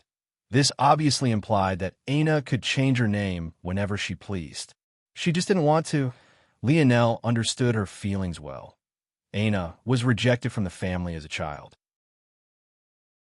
Her father was ostracized. She was burdened with a curse, and her mother was executed. She wanted more than to just slaughter. She wanted them to lower their heads in shame. She wanted them to acknowledge that her mother wasn't as useless as they said she was. She wanted them to feel endless regret in their final moments. This was all to say that just because Emna didn't share the family name didn't mean that she wasn't a Brazinger, as Lionel was lost in thought. Emna made it to the fat old man and attacked with a flash. Although Lionel could easily save the big-bellied man, or even just alert him to what was happening, he didn't do so. After separating his soul from his body, and especially after infusing the runes of the Emperor's Might lineage factor's core abilities, Lionel's sensitivity toward things had become a lot sharper. Not only could he apply pressure that found its roots in his demeanor and temperament, he could use it to somewhat see through the demeanors and temperaments of others. Lionel hadn't been able to do this in the past. At the very least, he couldn't do it with such absolute assurance, but ever since the Emperor's Might tablet brought him along to perfectly grasp its secrets and integrate with his runes, as though he had comprehended them all personally, this passive ability of his became far more active while also becoming more enigmatic. This was to say that Lionel could feel that Emna wasn't acting out of maliciousness. She had come here for a purpose, and she even felt a faint hostility toward the man. At the same time, the big-bellied man had a shroud of shrewdness and subterfuge around him. These weren't things a person manning a normal gas station should have. It was clear that his identity wasn't as simple as it seemed. While others observing this might feel as though Emna was trying to rob the place. Although the station looked shabby, given its location, there was probably a large deposit of funds on it, since it wasn't convenient to move them away given how out of the way this place was. However, Lionel saw an assassin about to execute an assignment they felt was important for reasons beyond the monetary compensation they would receive.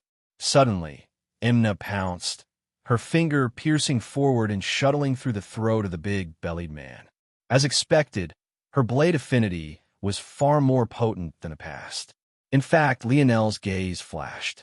It was no wonder he felt that she was so dangerous. The big-bellied man grabbed at his throat, roaring in fury. Seventh dimension. Lionel's brows shot up. He had been so focused on Emna that he hadn't properly seen through this big-bellied man. No, it was more like this man seemed to have a method of concealment. Emna immediately retreated as the aura of the big-bellied man descended. Without hesitation, Lionel urged the flagship forward, appearing within the asteroid belt in an instant.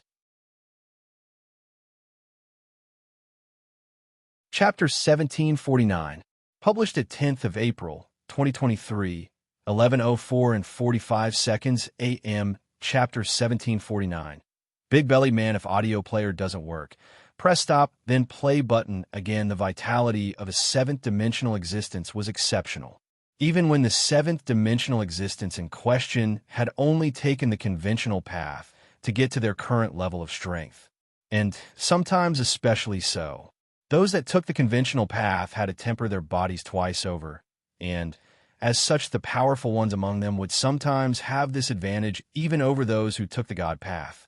After all, it had to be remembered that not all those who took the conventional path were considered to be weak. Although Imna's strike could be considered enough to kill almost anyone so long as they weren't like Lionel and had their bodies and souls as two separate existences, the problem was how long it would take.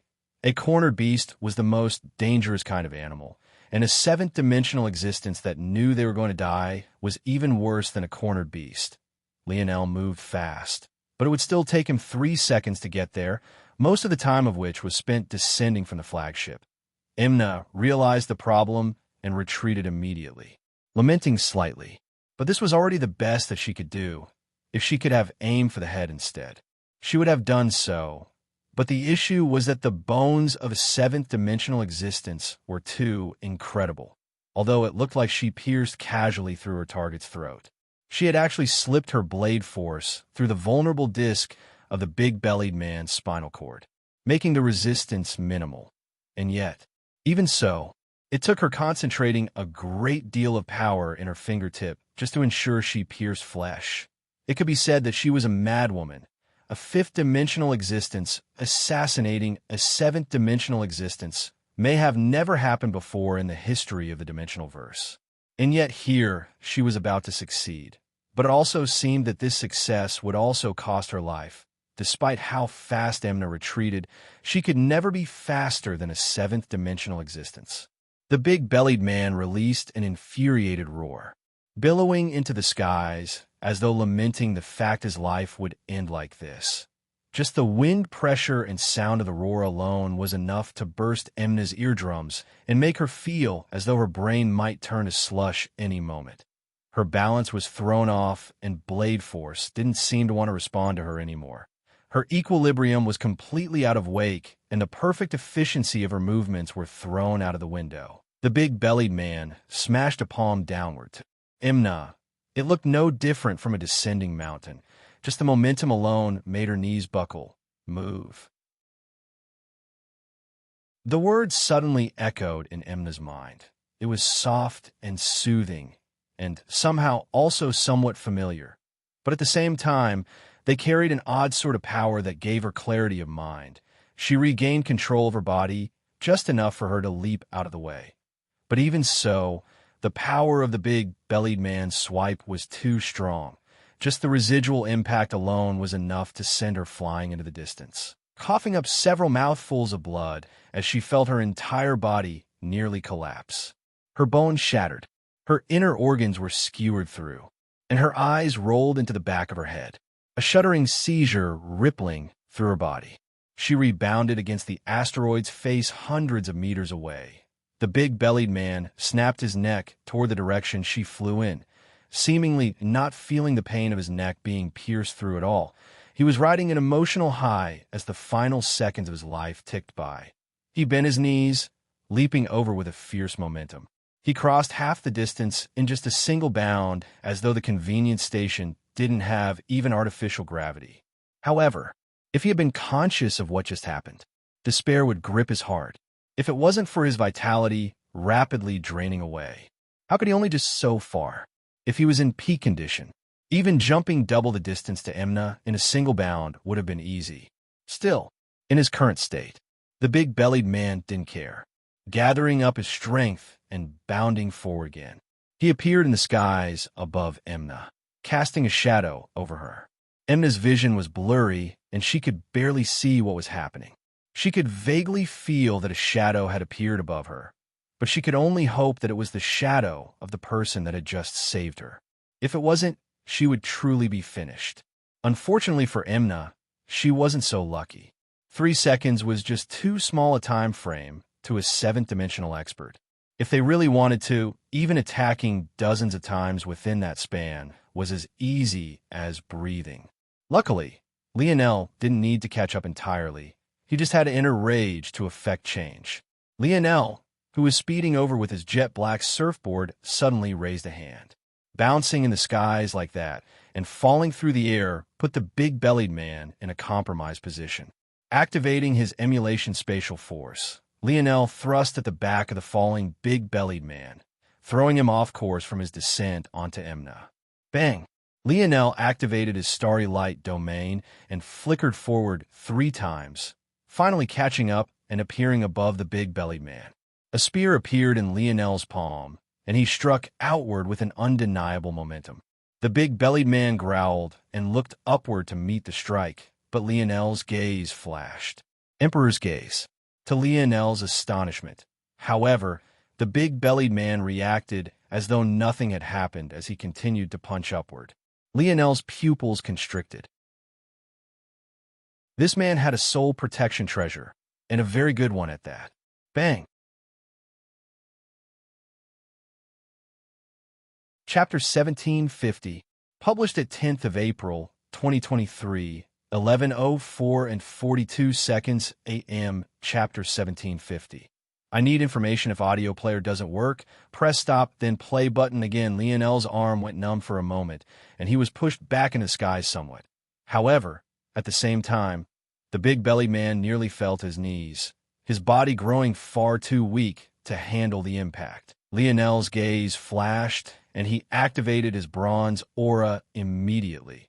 He hadn't done so before, because he was reliant on his Emperor's gaze to finish this in one move. But he made a mental note that he would have to be more careful in the future before he urged his surfboard forward again and struck out once more with a fiercer momentum. Bang! This time, the big-bellied man's retort was even weaker than before, and he was forced to his knees, his body shuddering as crimson blood so thick it almost looked black fell from the hole in his neck. A ripple of force dissipated along Lionel's bronze aura as he descended once more, swiftly cutting the big-bellied man's head from his neck. Lionel caught the head in his free palm, his gaze somewhat serious. To think that the difficulty in dealing with a man on his last legs would be so great. Of course, it was probably also true that this man was quite powerful amongst conventional path, 7th-dimensional existences. But even so, he was still losing a large amount of his strength for every breath he took. And yet he still managed to repel Lionel. These soul protection treasures are so well hidden, and their auras are so restrained. You'll need to find and analyze the one this man used so I can not only create some in the future, but so that I can also know ahead of time whether a target of mine has such protection or not, if I make that mistake in the future. ITLL be more than a little troublesome. It wasn't that Lionel was helpless against soul protection treasures. But if he wanted to bypass them, it would also take more preparation. There were tiers within the abilities of Emperor's Might. Especially for an ability as fundamental as Emperor's Gaze. It was just that the lowest level was the quickest to deploy in a pinch. Lionel hesitated for a moment before tossing the corpse and the head into a snow globe and rushing toward Emna, who was most definitely on her last legs. Emna couldn't see straight, and she had no idea that she had been saved. The gap between the 5th and 7th dimension was simply far too vast. But she was lucky that she had Lionel by her side. Lionel pressed his hands together, and a large amount of vital star force and life force began to emit from him. Even if he didn't do anything else, just being in the proximity of these 6th-dimensional forces would be able to bring Emna back from the brink of death.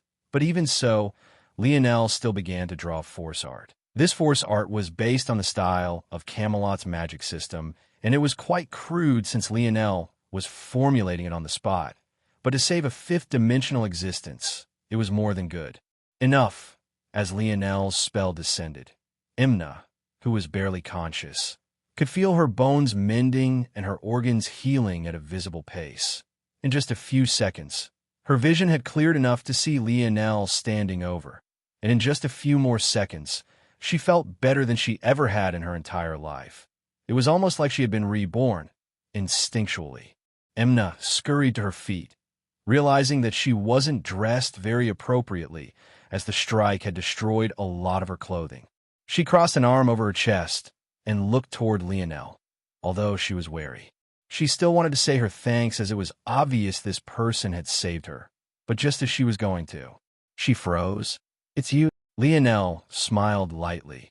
"It seems that you remember me. That's good. How could I not? You're the reason."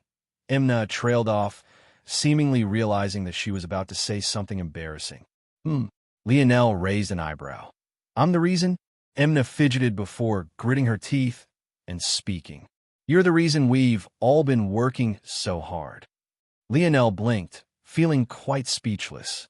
He had a small amount of charm, but it definitely wasn't to the point that a woman he had only spoken to once would dedicate the next 20 years of her life to him, just off the back of a single conversation, right? And also, who was this we? Seeing that Lionel was confused, Imna felt her heart sink slightly. Although she knew that it was a small chance, she had hoped that Lionel would remember them. There was a bit of strife in their organization, and many of the malcontent came from the fact that many didn't believe they should be working so hard for a man they hadn't seen in decades. Some even said he wouldn't even appreciate their efforts, and that they should just be working for themselves. Of course, although these hit a sore spot, Imna knew the words were bullshit.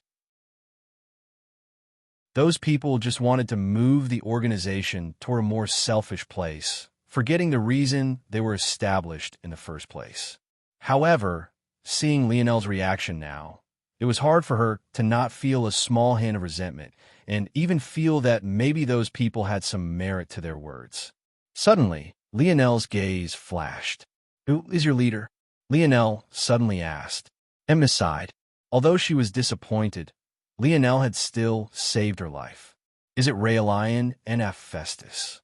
Hearing this, Imna's head snapped up to meet Lionel's gaze, a hint of expectation within them. Seeing her face was all Lionel needed. It seemed that he had been correct. Back then, after Valiant Heart Mountain was attacked by the other organizations of their quadrant, they had been forced to disband. In fact, the only reason their disciples survived and were able to escape was because Lionel came back and held the line for them as they did so. As such, the former top disciple of Valiant Heart Mountain, Raelion, wanted to do something to pay Lionel back. But in his pride, he wasn't willing to join Lionel without anything to give. He wasn't more powerful than Lionel, so he couldn't protect the latter. He wasn't richer than Lionel, nor did he have a stronger background than Lionel, so he couldn't support the latter. But he had still been determined to do something. Before they left, Lionel remembered saying some casual words that he hadn't thought about even once since then. "I need information." Lionel mumbled the same words that he had said back then. "I need a lot of it." Raelion hadn't stopped after hearing his words back then, but Lionel could still sense the blazing fire of his will. Lionel suddenly smiled. He couldn't be blamed for not seeing through this immediately. From the beginning, Imna wasn't even a member of Valiant Heart Mountain. She was from a rival organization. How could he draw the connection so easily? Imna's eyes glistened like stars. Those words, they were the motto of their organization. How interesting. In that case, what was your mission here? Why did you kill this man? Lionel asked a question that had him feeling curious. Even he couldn't quite deduce what was happening here. Chapter 1751, published at 10th of April, 2023, 11:04 and 41 seconds a.m. Chapter 1751. Unprecedented. If audio player doesn't work, press stop then play button again. Right? Imna looked around but couldn't find the body. After a while, she shook her head. It didn't matter much. The root of the mission wasn't the body at all.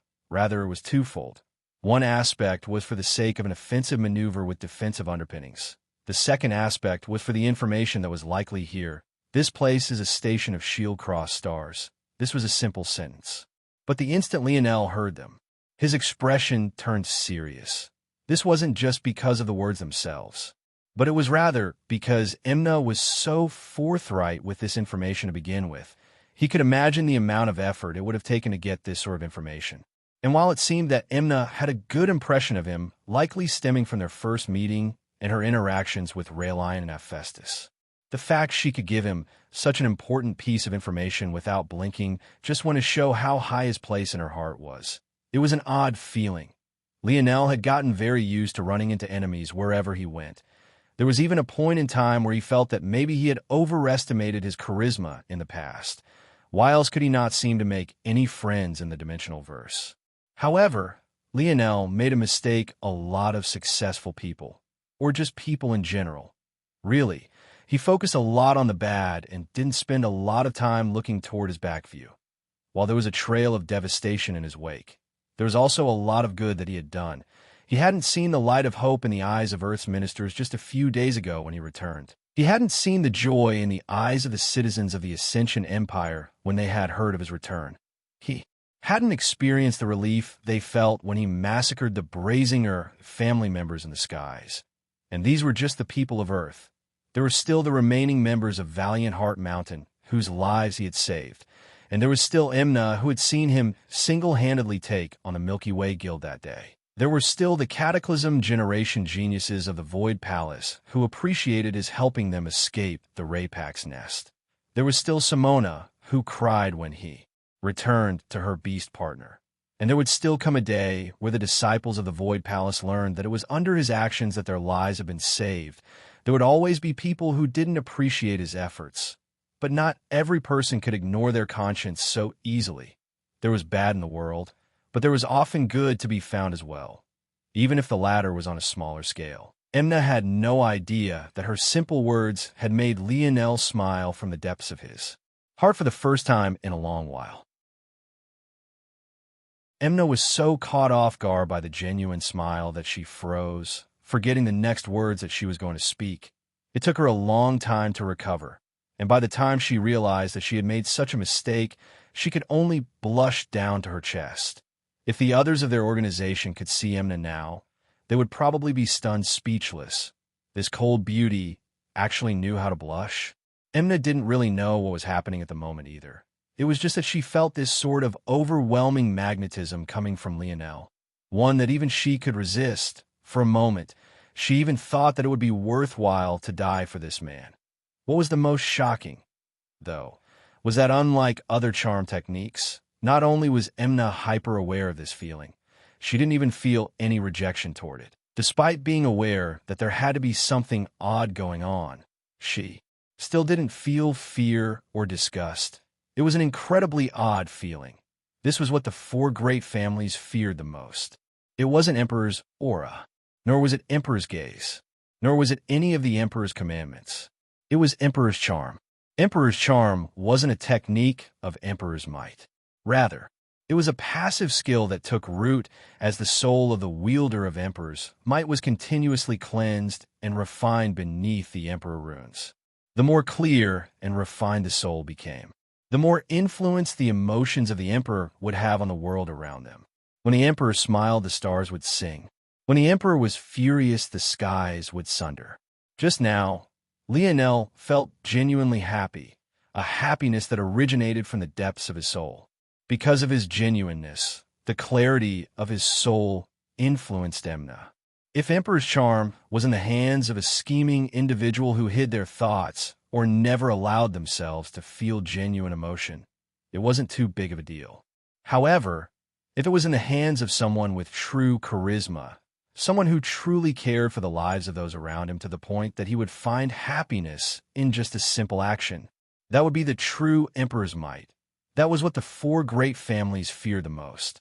Most of the time, Lionel's true thoughts hid behind a veil of logic and reasoning. But when they shone through, they shone fiercer than most. When he was enraged, nothing else mattered. When he was happy, he would smile, grin, and joke. And often, because he only rarely allowed himself to feel such things when they did occur, they were far more potent than the emotions of others. It could be said without a doubt that in the hands of Lionel, Emperor's charm would unleash an astonishing might. And after he had already assimilated one of the three supreme skills of Emperor's might, the clarity of Lionel's soul was unprecedented. Chapter 1752, published at 10th of April, 2023, 11:04 and 38 seconds a.m., chapter 1752. So, if audio player doesn't work, press stop then play button again. Lionel seemed to realize what happened and retracted his aura, allowing Imna to finally breathe a sigh of relief.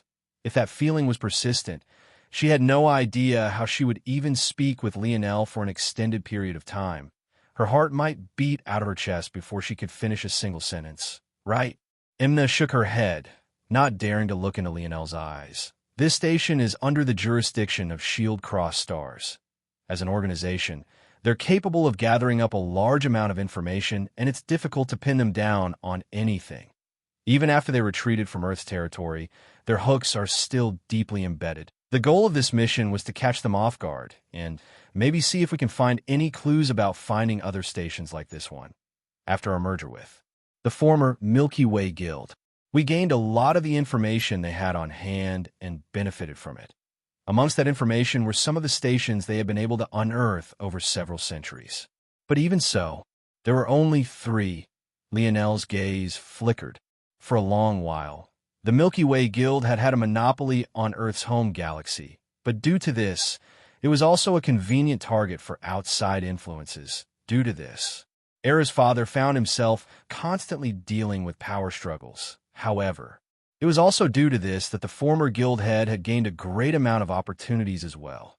The last time Lionel had seen guild head Ovaltine, the latter had just broken into the 6th dimension and turned the tables on the Radix, Midas, Rain, Flora, and Umber families. But it seemed that his schemes ran deeper than even this, considering he knew of a station that existed so far away from the Milky Way galaxy. I see, but isn't Shield Cross Stars the police force of the human domain? Why do you want to target their influence?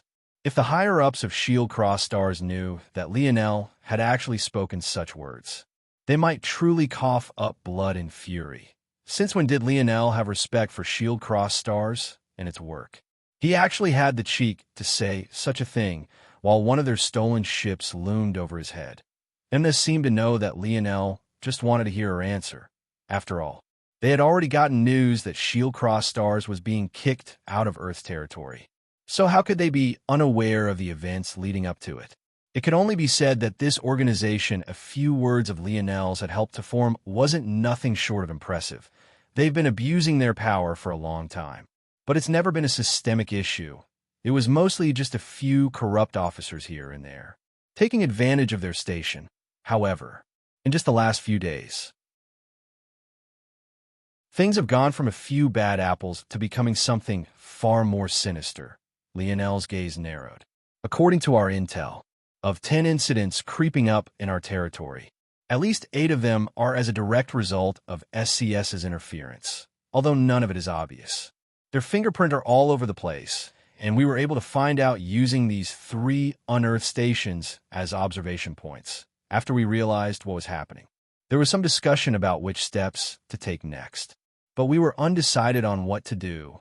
With only 3 observation points, there were too many other potential variables, and even our 8 out of 10 assessment was just an extrapolation without solid evidence. So, Imna felt a bit embarrassed when she got to this point in the story. The reality was that she didn't have authorization to come here.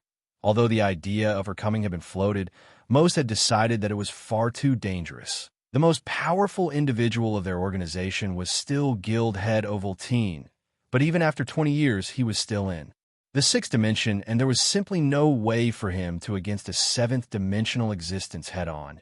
Imna, with her abilities, probably had the best chance, but once again, it was far too dangerous.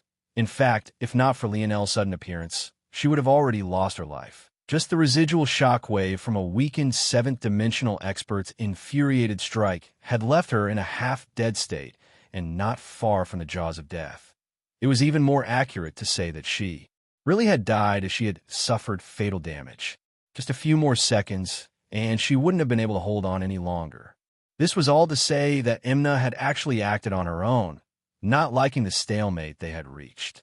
The internal strife and voices of dissension were getting louder every day, and the original members needed a way to solidify their prestige once again, and the best method to do so would be to prove that Imna could assassinate even a seventh-dimensional existence. If she had succeeded, how many would still dare to talk so much? Even without Emna saying it out loud, just by her demeanor, Lionel could guess most of it.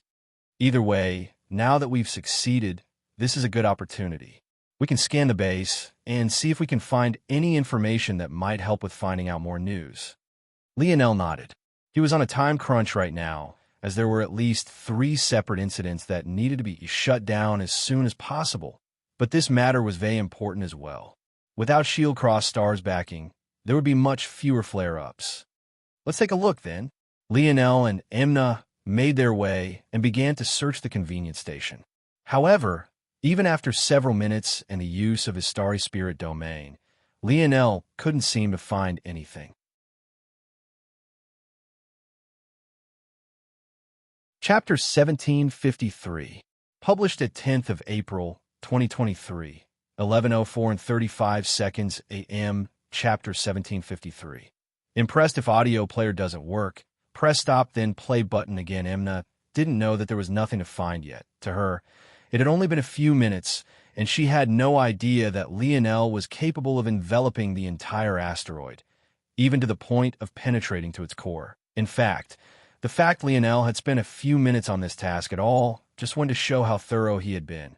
In reality, he already knew that there was nothing to find after a single instant. There has to be something here. Lionel thought that it might be hidden on the corpse itself, but he had already scanned the corpse at all, and there was nothing to be found. Not even the slightest mark of shield cross stars was present. There was simply nothing. Lionel felt that he had to think outside of the box. The instant he shifted his perspective, something suddenly clicked. With large strides, Lionel crossed the convenience station and entered its outhouse. It was just a small box barely 2 meters tall, just a step into it. Lionel had to duck and the smell was absolutely horrid. There was nothing in this place aside from a hole in the ground and a single phone. Lionel snapped his fingers and with a whoosh, a blinding golden light cleansed everything, and he picked up the phone that looked as though it had come right out of Earth's 19th century. After a moment, Lionel's expression flickered, and he placed the phone back down. There were 3 mechanisms on the phone, each one more layered than the last, and they were all exceptionally well hidden. The first allowed it to function as a normal communication device. The second was a diversion tactic that scattered the signal and made it difficult to trace. The third was the real communication network, connecting this phone to a very specific subset of other phones. Lionel's hand formed a clawing motion and ripped the phone from the walls of the outhouse. He had to carefully analyze this himself, or he could hand it over the segmented cube to do, regardless of the choice. It required the utmost amount of secrecy. Stepping out of the outhouse, Lionel looked into the distance to find that Emna was still looking. He observed her for a moment, shaking his head. She was truly an anomaly. She reminded Lionel a lot of a term that he hadn't heard in a very long time. A spark. A spark was a genius who would become the starting flare to a powerful lineage.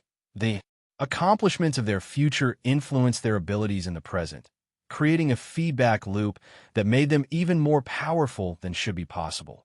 What was common within sparks, though, was that they didn't have the backing of powerful families or organizations. In the beginning of his journey, Lionel had been mistaken for a spark many times before, but for obvious reasons. Ever since he entered the Void Palace and became a second-generation wastrel, no one had accused him of such a thing again. Emna, though, was different. Lionel had already realized why she felt so threatening. Her Blade Affinity Ability Index allowed her to use her body as a blade, and she had pushed this to the very pinnacle of the 4th tier. But beyond that, she had gone from being able to turn her body into a blade to being able to turn her blades into her body. This seemed like a simple reversal, but the truth was that this was a huge change. In fact, it was enough to call this a mutation of the ability index. In fact, Lionel felt that Emna had already taken the step toward turning her ability index into an incredibly powerful lineage factor. The current Emna had control over 6-dimensional blade force, not 5th, setting aside just how rare it was to comprehend a weapon force beyond your dimension. If Lionel was correct, she was using this blade force to reconstruct her body. If the Morales family had a body of metal, Imna was creating a lineage factor that forged her body of blade force. Due to this, she was able to break free of the usual restrictions of her dimensional tier, meaning that she had already stepped onto her own path. In fact, it was even more exaggerated than just this. Lionel had a feeling that the reason Imna hadn't stepped into the sixth dimension wasn't because she couldn't, but rather because she was subconsciously aware that if she did so, she would lose this opportunity forever. If Imna managed to perfect her self-created lineage factor before entering the sixth dimension, she would create a path separate from the god and conventional paths. And because this path was created by her own hands, her strength will be almost unprecedented. If Imna's path were to be boiled down into a few words, she wouldn't have to worry about anything outside of improving her blade. As her blade improved, so would she. Once she perfected this lineage factor, her dimensional level would be decided by her blade force level. It was no wonder Imna had such perfect and efficient control over her body. In her eyes, she wasn't controlling her body at all, but rather her blades. From Lionel's senses, he could see that Imna was already a step away from forming seventh-dimensional blade force. This meant that it was very likely that on the day she succeeded, she would leap from the fifth dimension into the seventh dimension directly. And not only that, but she would also be among one of the most powerful seventh-dimensional powerhouses in the whole of the human domain. This is the power of fusing your paths into one. Her ability index, her partially completed lineage factor, even her practice method itself, all have the exact same origin, and due to that, she's extraordinarily powerful, even to the point of being able to assassinate a seventh-dimensional powerhouse at the fifth dimension. Lionel was rarely impressed. Too rarely. But at this moment, he was completely won over. It seemed that his judgment was quite good.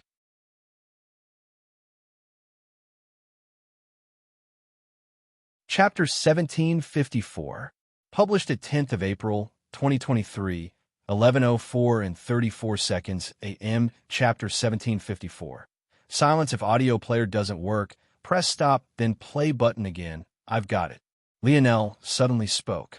There was no point in watching Imna run around like a headless chicken. He didn't believe that she would find much of anything else even if she dug to the center of the asteroid. Imna looked up with surprise. It had only been a few seconds. Why did Lionel make it sound so final? Also, why was he holding that contraption? This is a communication device. I haven't analyzed it yet, but it should be embedded into a network of other similar communication devices. So long as we analyze it properly, it won't be very difficult to find the locations of the other stations. I believe that this is all there is to find. Imna's brows raised. She could somewhat tell that although Lionel was being a bit reserved with his words, he was absolutely certain about his assessment. You want to do the analysis personally? Imna asked. Lionel nodded. Deconstructing this will take someone at least nearing the extremities of the silver grade, and it would be even better if they had a working knowledge of the gold grade. The force arts used are highly complex, and a single mistake could cause the entire network to collapse. I feel the most comfortable if I do it. Okay. Imna agreed readily, but she was inwardly surprised. Lionel seemed to be implying that he was at such a standard, which was shocking for someone so young. Just making it into the sixth dimension shouldn't guarantee being a silver grade crafter.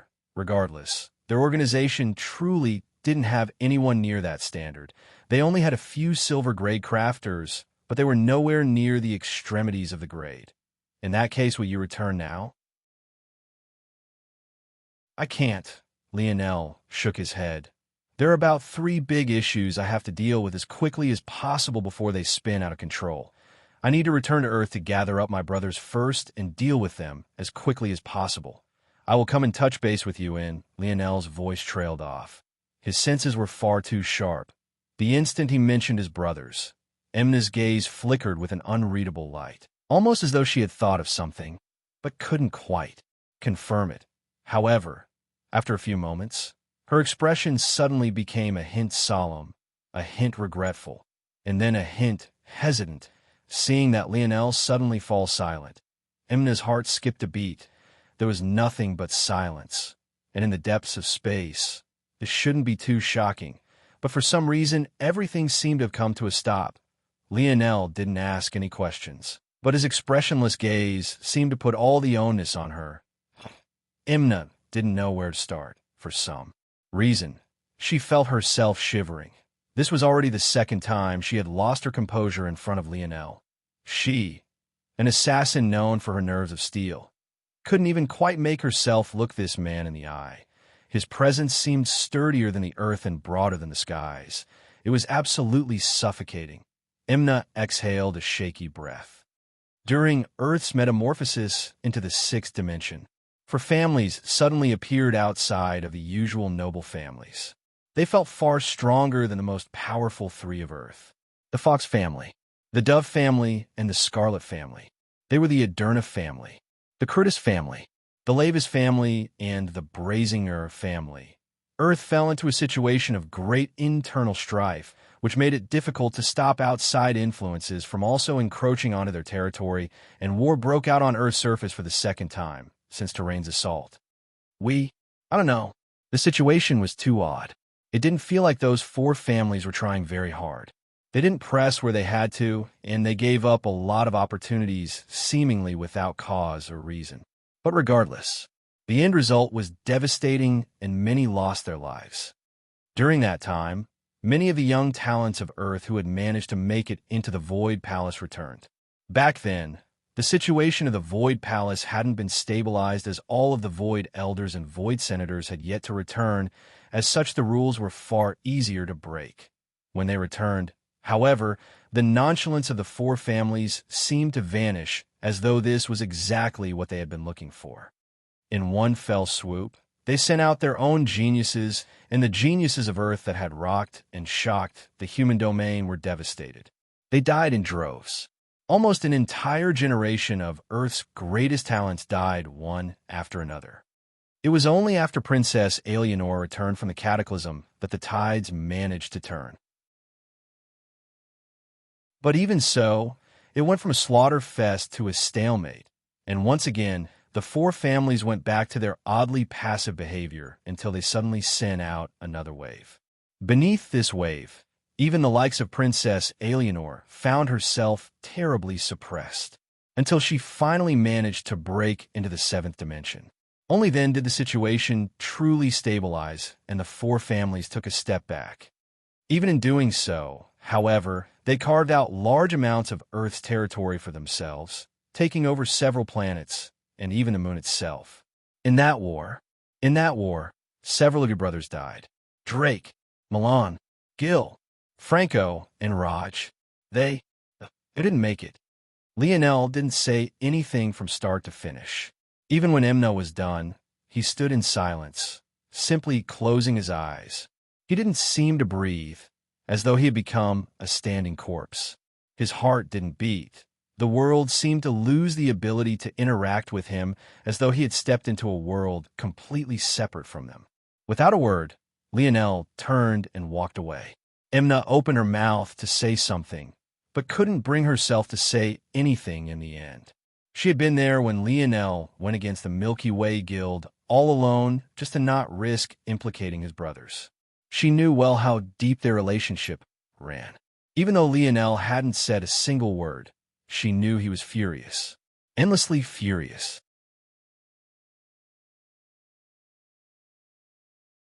Chapter 1755, published at 10th of April, 2023, 11:04 and 31 seconds a.m. Chapter 1755. Fury if audio player doesn't work. Press stop then play button again. Mighty auras surrounded Earth. The ocean tides rose like walls blocking out the skies. Forests worth of trees swayed so violently that they threatened to be pulled up by the roots, and the earth shook and quaked, splintering, dividing and rippling like waves. A shadow seemed to envelop the planet. The sheer number of ships and vessels in the skies made it feel as though an eclipse had descended, stripping Earth of all of its light. When these members of the Brazinger family appeared, the protective units of Earth reacted immediately. Several cannons pointed into the sky as the air protection units took action first. Not long later, a strong surge of pressure soared upward, countering the presence of the Brazinger family almost immediately. If Lionel had been here, he would have recognized these people as the members of the Slayer Legion. However, by now, they had already returned to their proper duty of being the shields of the royal family. At the helm, a middle-aged man with the aura of an old ruffian stood on the walls of a fort, a machete resting on his shoulder. This middle-aged man was none other than Old Hutch, the only pseudo-master figure Lionel had ever had in his life. By now, Old Hutch didn't seem so old anymore, and his aura was even sharper and more violent than it ever had been before. By his side, there was yet another old man that Lionel would have recognized, and that was his coach Owen, whose upper lip was still bristling with a gray mustache. The duo looked infuriated with the world, but right now, they had every right to be. The number of promising youths that Earth had lost at the hands of these four families was far too many. What these two older men had in common was their love of watching the youth rise up. And yet they had to watch helplessly as they outlived some young men and women they had viewed almost like their own sons and daughters. Old Hutch had lost count of the number of promising youths of the Slayer Legion that had fallen before him. He had promised himself that such a thing wouldn't happen again after the war against Terrain, and yet it all didn't matter in the slightest. He was used to having the strength to turn the tides on his own.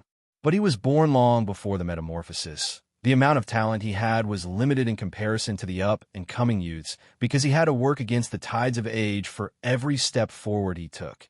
Time and time again, the moniker of Hacker Hutch became no different from an ironic jab to the heart for him. What Hacker Hutch? Unless it meant that he stood idly by as his children were hacked to pieces, then maybe only then could he so proudly accept the name. Coach Owen's mustache whipped about in the wind, his gaze red with fury. Ever since Lionel had sent him back to Earth and saved him from the brink of death, he had been doing his best to raise up the contingent. He hadn't forgotten the tough ask Lionel had made of him. He believed in that young man to the point he had put his heart and soul into the task, and yet he could only watch as his boys died one after another. He had been coaching Lionel and the others since they could barely hold a football in their hands. He had watched them grow into men who could carry the weight of the world on their shoulders, only for them to be slaughtered one after another. Even now, he could still remember the final grins on their faces as they breathed their last. He could see the young Drake. Even after a decade, they still called that poor brat a rookie, even though he was maybe more mature than them all. All his life, Drake had had big shoes to fill, as Lionel's backup and the man fated to succeed Lionel. That was a weight he had carried with him. And yet, instead of shirking from the responsibility, he accepted it in silence. His mark on the world seemed so small, and yet, it was that small mark, that silence that made him so strong. He could see Milan's face, that cheery young man who always swore to protect Lionel's front.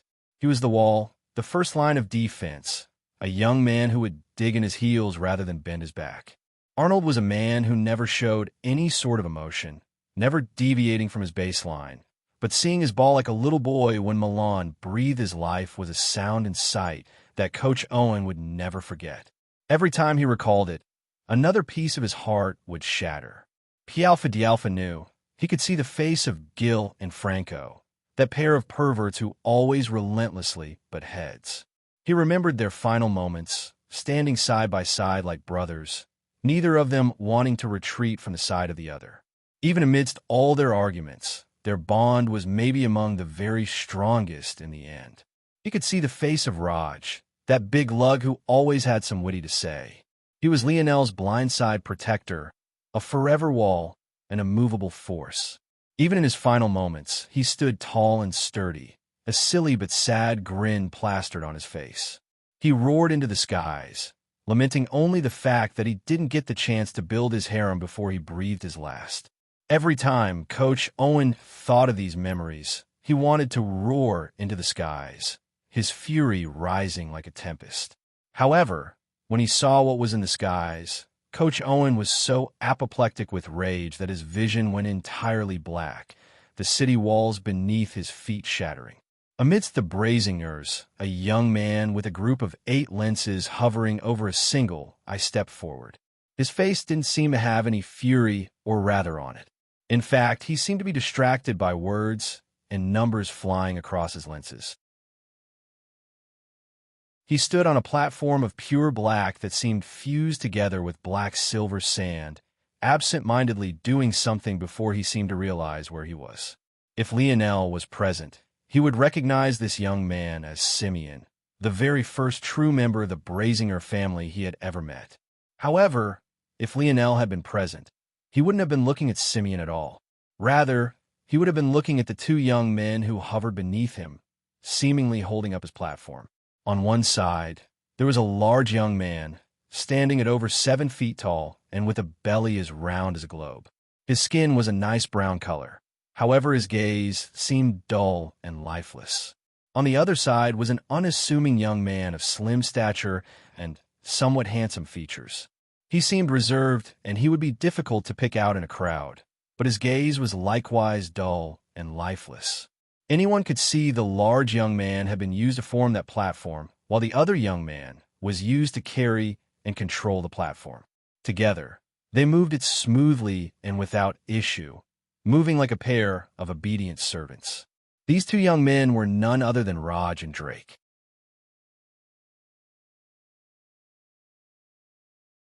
Chapter 1756, published at 10th of April, 2023, 11:04 and 30 seconds a.m. Chapter 1756. Ball of fire. If audio player doesn't work, press stop then play button again after a long while. Simeon seemed to finally remember where he was, and he snapped out of his thoughts, casually looking down toward the fort beneath him. Despite the fact firepower capable of blasting the moon to pieces was trained on him, his expression didn't flicker even a single time. Simeon's hands clapped close in the air, as though he was closing in. Invisible book. Everything about his actions were casual and unhurried. "Where is your emperor? Why has he not come out to see me yet?" Simeon's words were soft, but they spread with an insuppressible might. He didn't seem to take Emperor Fox seriously at all, directly asking him to make his presence known. Fury surged in the hearts of the citizens of Earth. Emperor Fox was a god in all of their hearts. The prestige he had built up from the third-dimensional realms into the seventh-dimensional realms was incomparably solid, as much as the people also had Lionel in their hearts, erasing hundreds of years of near-worship in. Just a handful of years was impossible.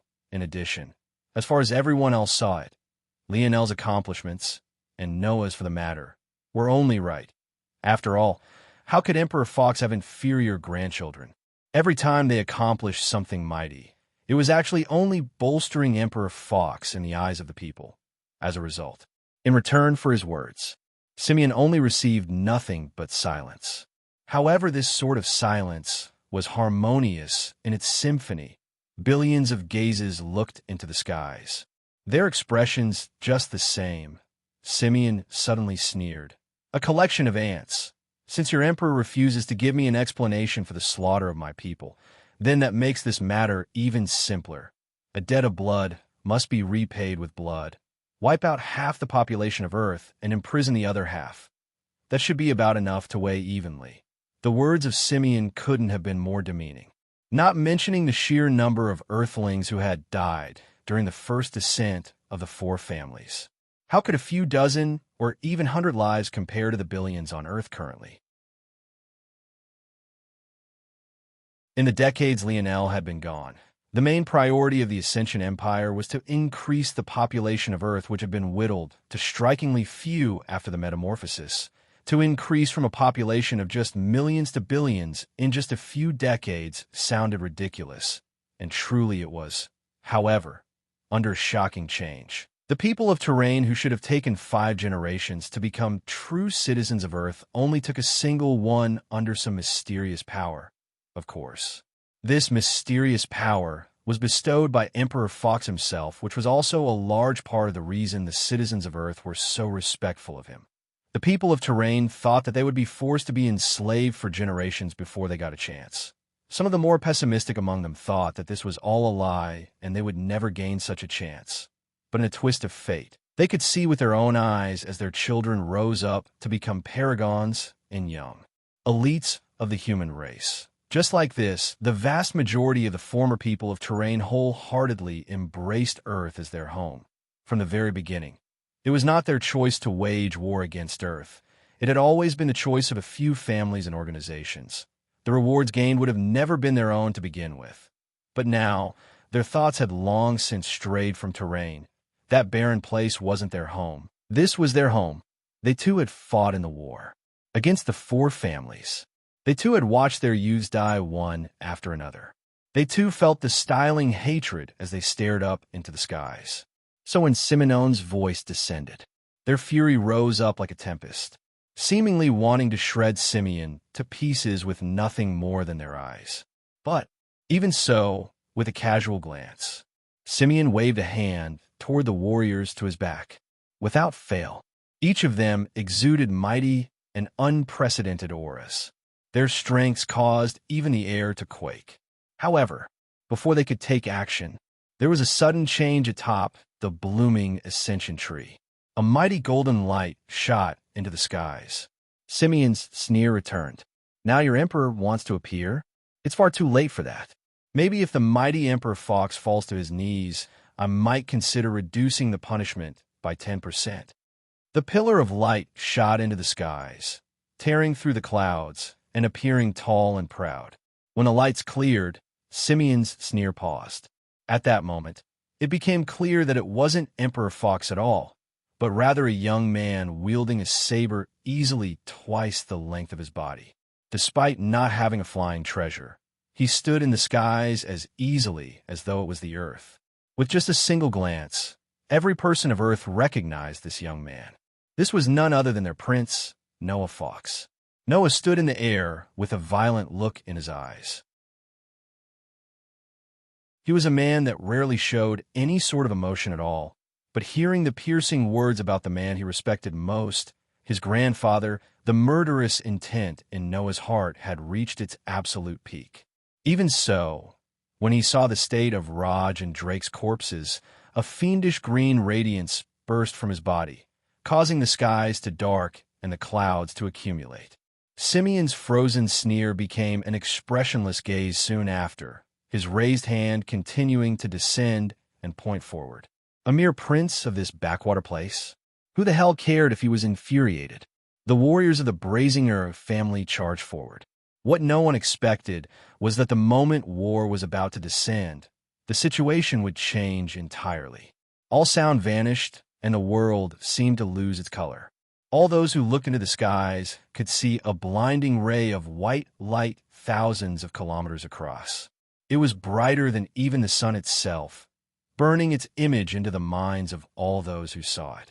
The moment the beam appeared, it collided with the moon and a void seemed to form. The entire moon was swallowed whole in the blink of an eye.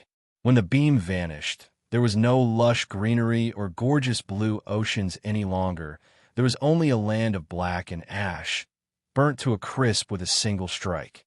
The moon, its resources, its people, had all been eradicated in a breath. The temperature of Earth began to slowly rise as though a second sun had appeared in the skies, the wild flames pulsing at the hearts of all those who laid eyes on it. When the people of the Brazinger family turned back, they couldn't help but freeze in absolute silence. In the skies, a shadow seemed to walk out from those flames, the darkness around him entirely conspicuous as a moon-sized ball of fire flickered to his back.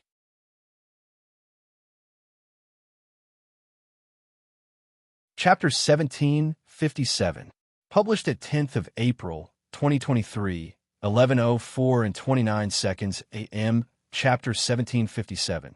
Wreathed in blood. If audio player doesn't work, press stop then play button again. The figure was nothing more than a speck of dust in comparison to the size of the moon. And yet, as he walked forward, it felt as though the moon had lit itself on fire to herald his appearance. The sound of billions of heartbeats beating in unison began to drum across the skies. The entire world seemed to resonate with the footsteps of this young man as he took one step after another. Despite his seemingly slow pace, he crossed countless kilometers with every stride, and by the time he had come close enough for his features to be differentiable from the blazing moon to his back, The shock that took hold of those watching him was enough to stop their hearts entirely. Lionel slowly walked through the skies, his gaze frighteningly cold and his lips pinched into a line. Wisps of red fog came from his eyes, his breath and his hair, the menacing stench of blood rising into the skies. He looked as though he had just crawled out from his own coffin. A ghastly wound stretched from his left chest down to his right hip, showing off glistening bronze pieces of his rib cage and inner organs. His left arm hung from his shoulder socket by just a few tendons and ligaments. His clothing was nowhere to be seen, and he walked completely in the nude. Seemingly oblivious to this fact entirely, it truly seemed as though that he just might collapse at any moment. So why were they feeling such fear? The ghastly black rod in Lionel's right hand billowed with fiendish fog as dark as night. It suddenly trembled, forcing the amorphous fog to sharp and become a twin pair of menacing curved blades that found their home at the end of the rod. Lionel didn't speak a single word. He didn't roar in rage. He didn't tremble in anger. He didn't even seem to be able to see the people around him. His gaze was cold, but entirely unfocused, as though he saw right through everything around him. And then his foot raised, and he took another step forward. Bang! Lionel, dangling left shoulder, merely glanced by the body of a Brazinger family member, and yet they erupted into a ball of flames before bursting into a shower of blood that was quickly incinerated to ash. This person didn't even get the chance to scream or holler. They were simply eviscerated at that exact instant. A spaceship that happened to be beneath Lionel's feet was suddenly enveloped by an illusory box formed of spatial force, before its pilot and crew could even try to maneuver out of it. The box collapsed to a tenth of its original size, squashing them into junk metal. Lionel exhaled just a single breath, seemingly finally breathing for the first time. But just that single breath caused sparks to light in the air. The heat was too much for those in the surrounding 10 meters of him to handle, and they caught on fire. Tragic screams finally broke the silence, and many woke up to the fact that just a single step of Lionel's seemed to be like the call of the Grim Reaper. Rumble. Lionel stepped into Earth's atmosphere for the first time, and the world changed. All around, the pristine white clouds rumbled, gathering together and forming enormous behemoth-like monstrosities that thundered with enough force to make the grounds quake and mountains collapse. When the Emperor was furious, the skies would sunder. At that moment, above Lionel's head, the void trembled and an ancient scroll appeared. It radiated a blinding golden light, outshining even the moon blazing to his back. The ancient scroll slowly unfurled. The blinding light it exuded only becoming ever more so. The moment it unfurled completely, surges of lightning coursed through the air, pulsing with golden, green, and radiant royal blue arcs. Emperor's Edict. The ancient characters of the Golden Edict rose like a tempest, enveloping the hundreds of kilometers. All those of the Brazinger family. This was the first time Lionel spoke since he appeared. The instant he did, he seemed to conjure the phantom of a malevolent ghost draped in the robes of withering black. Die! The words fell, and the world shuddered. The skies whined, and gods lamented. The spirits of life shed tears, and wraiths of death laughed uproariously. One after another, almost every single member of the Brazinger family within the range of Lionel's edict suddenly trembled, their gazes turning blank as they fell one after another. Their ships began to fall from the skies, and their flying treasures wheeled out of control. Horror was painted on the faces of the Brazinger family members outside of the barrier as it quickly approached them, seemingly wanting to envelop the entire world. The radiance of the Golden Edict pulsed and surged, being fueled by Lionel's fury and surging through the skies. With just a single sentence, Lionel passed judgment. However, that was when something heart-rending occurred. With a surge, Lionel's inner organs suddenly exploded. In another breath, his right arm imploded and ended up in a similar state to his left.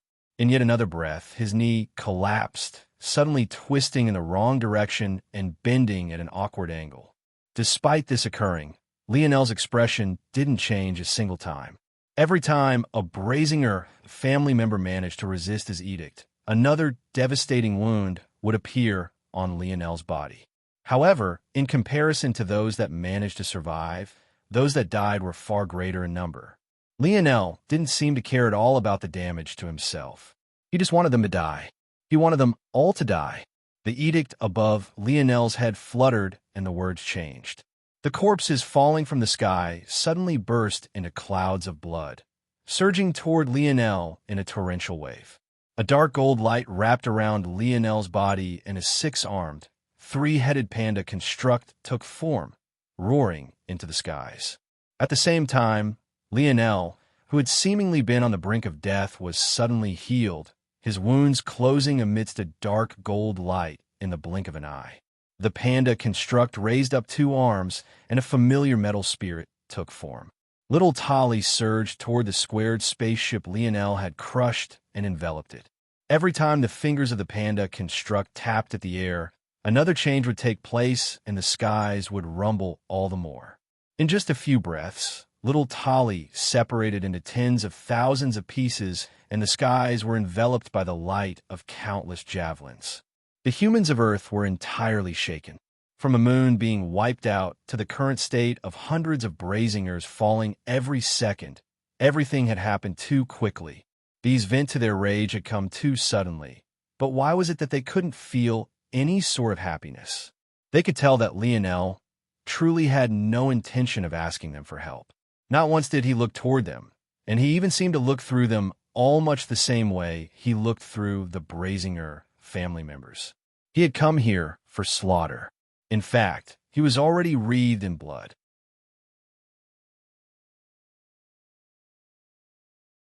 Chapter 1758, published at 10th of April, 2023, 11:04 and 12 seconds a.m. Chapter 1758. Carnage. If audio player doesn't work, press stop, then play button again. The remaining four arms of the panda construct raised into the air as a crafting quill appeared in Lionel's left hand. His intent blazed into the skies, for replicas of his crafting quill appearing in each hand. Space warped and force surged as Lionel wrote across the air. Ancient-looking runes formed one after another, touching a speed that made those who understood what was happening feel as though they were dreaming. Every time Lionel finished another force art, it shot into the skies, filling his surroundings with magic circles of all sorts of colors. The javelins blotted out all the light in the skies, trembling as they passed through these ancient runes one after another. With every completion, their auras changed entirely, the strength they exuded causing countless hearts to skip a beat. Blazing flames, blinding golden lights, twisting vortexes of space. Each and every javelin seemed to have an entirely different shape and form, aimed toward the survivors of the Brazinger family. All the while, Lionel's footsteps hadn't stopped. He continued to walk forward as though nothing could stop his forward momentum. Nothing would halt his massacre on this day. The quills in the panda construct's four hands vanished as the javelins suddenly moved. In one moment, they were almost entirely still. But in the next instant, they flashed forward with such speed that their former locations seemed to implode with blasts of concentrated air. Several roars filled the skies as the Brazinger family members seemed to finally snap out of their shock. They had been so caught off guard by the sudden changes that they couldn't even breathe, watching the moon suddenly be enveloped by flames, its atmosphere burning to ash and the land being buried beneath furious crimson flickers had left them stunned. But the moment they realized what happened, it seemed to settle in all at once. They were all dead. The eyes of the Brazinger warriors turned entirely red, their berserk god lineage factor surging out of control. Not all members of the Brazinger family had the purest form of the berserk god lineage factor. Many were like Aina before she reined her curse into her control, easily capable of losing themselves in bloodlust and carnage. The instant they were triggered by their fury, their roars shook the skies, wild crimson auras surging from their bodies as they grabbed their weapons and charged forward all at once. But that was when Lionel's javelins descended.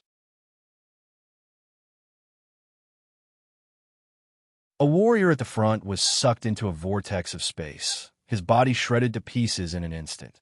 The moment the vortex stopped rotating, it spit out the bits and pieces of his flesh and bones, allowing it to rain down from the skies.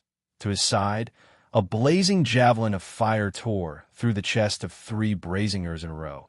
They ran forward 2 more steps each before they combusted into balls of fire, falling in a rain of ash. On the other side of the battlefield, a javelin rotating with a deep, dark blue collided with a burly man that stood well over 2 meters tall.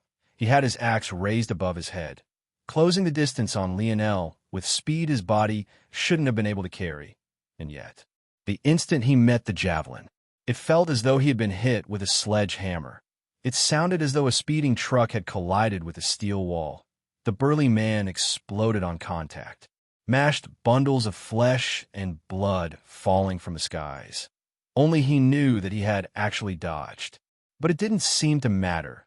It was as though the entire area around the javelin had become a heavy mass, the air around it becoming part of its power. The massacre was on as large of a scale as his emperor's edict, but the power of the men and women who fell were on a completely different level. This didn't seem to matter to Lionel in the slightest as he cut them down like weeds. Weaker? Stronger? He would kill as many as there were. Lionel's freed 4 arms flipped their palms, even as Ria's force quill vanished to be replaced with a white lion bow. In that instant, 4 exact replicas appeared in his 4 palms, raising up 4 bows and aiming them all forward. Each one was over 6 meters from tip to tip, laying horizontally within Lionel's hand. 4 javelins descended from around Ryu, loaded into the bow, and slowly pulled the strings back. The scent of death permeated the air. Somehow, the danger seemed to multiple 10 times over, the power of Lionel's archery causing the skies to tremble. Boom, boom, boom, boom. They were all released at once, the air collapsing and the booming calls of thunder being drowned out.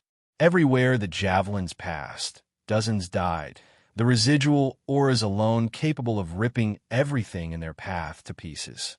However, even after this, 4 more javelins floated over, knocking into Lionel's 4 bows and pushing their strings back.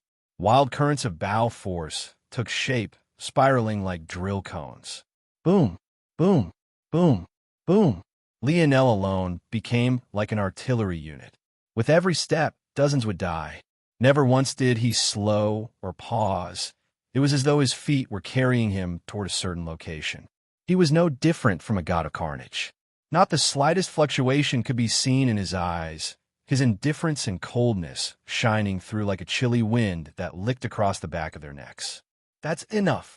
Booming voices of fury layered atop of one another. 4 young geniuses shot forward, 2 men and 2 women.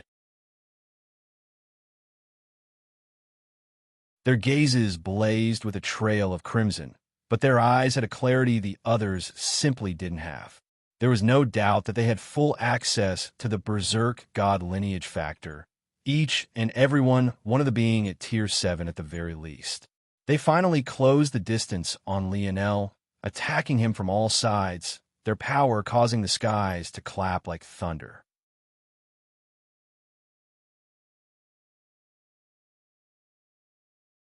Chapter 1759, published at 10th of April, 2023, 11:04 and 10 seconds a.m., Chapter 1759. Next, if audio player doesn't work, press stop, then play button again. Lionel didn't even look directly at them. Their speed had little effect on him, just when it seemed that their attacks would envelop him entirely, until his 4 bows suddenly shifted. The 4 youths froze, suddenly finding the tips of 4 javelins pointed toward each one of their faces. There were no words exchanged, no roar of fury, not even a single glance. With a slight pull, the bowstrings shot out like iron balls from a cannon, colliding with their heads before they could react and shattering them to pieces. The Brazinger family members didn't even get a chance to sigh a breath of relief. Those 4 had been some of their best talents, if they were placed in the Void Palace. Even the Cataclysm generation wouldn't be able to stand up to them. Or, at the very least, the vast majority of the Cataclysm generation would be helpless. And yet, Lionel didn't seem to take them seriously at all, his bow aiming and firing just once, shredding them all to pieces. At that moment, Simeon, who had turned to watch all of this with an indifferent expression, narrowed his gaze. In just the few moments since Lionel had appeared, over 10% of the people he had brought died, constituting thousands of lives. And even then, he didn't seem nearly satisfied at all. What was even clearer was the fact that Lionel was walking forward in a line that couldn't have been straighter, a line that aimed and directed right toward him. From the beginning, Lionel hadn't said a word to Simeon. In fact, he hadn't even looked toward him. He didn't suddenly lose himself in a tempest of rage. Nor did he demand a thing.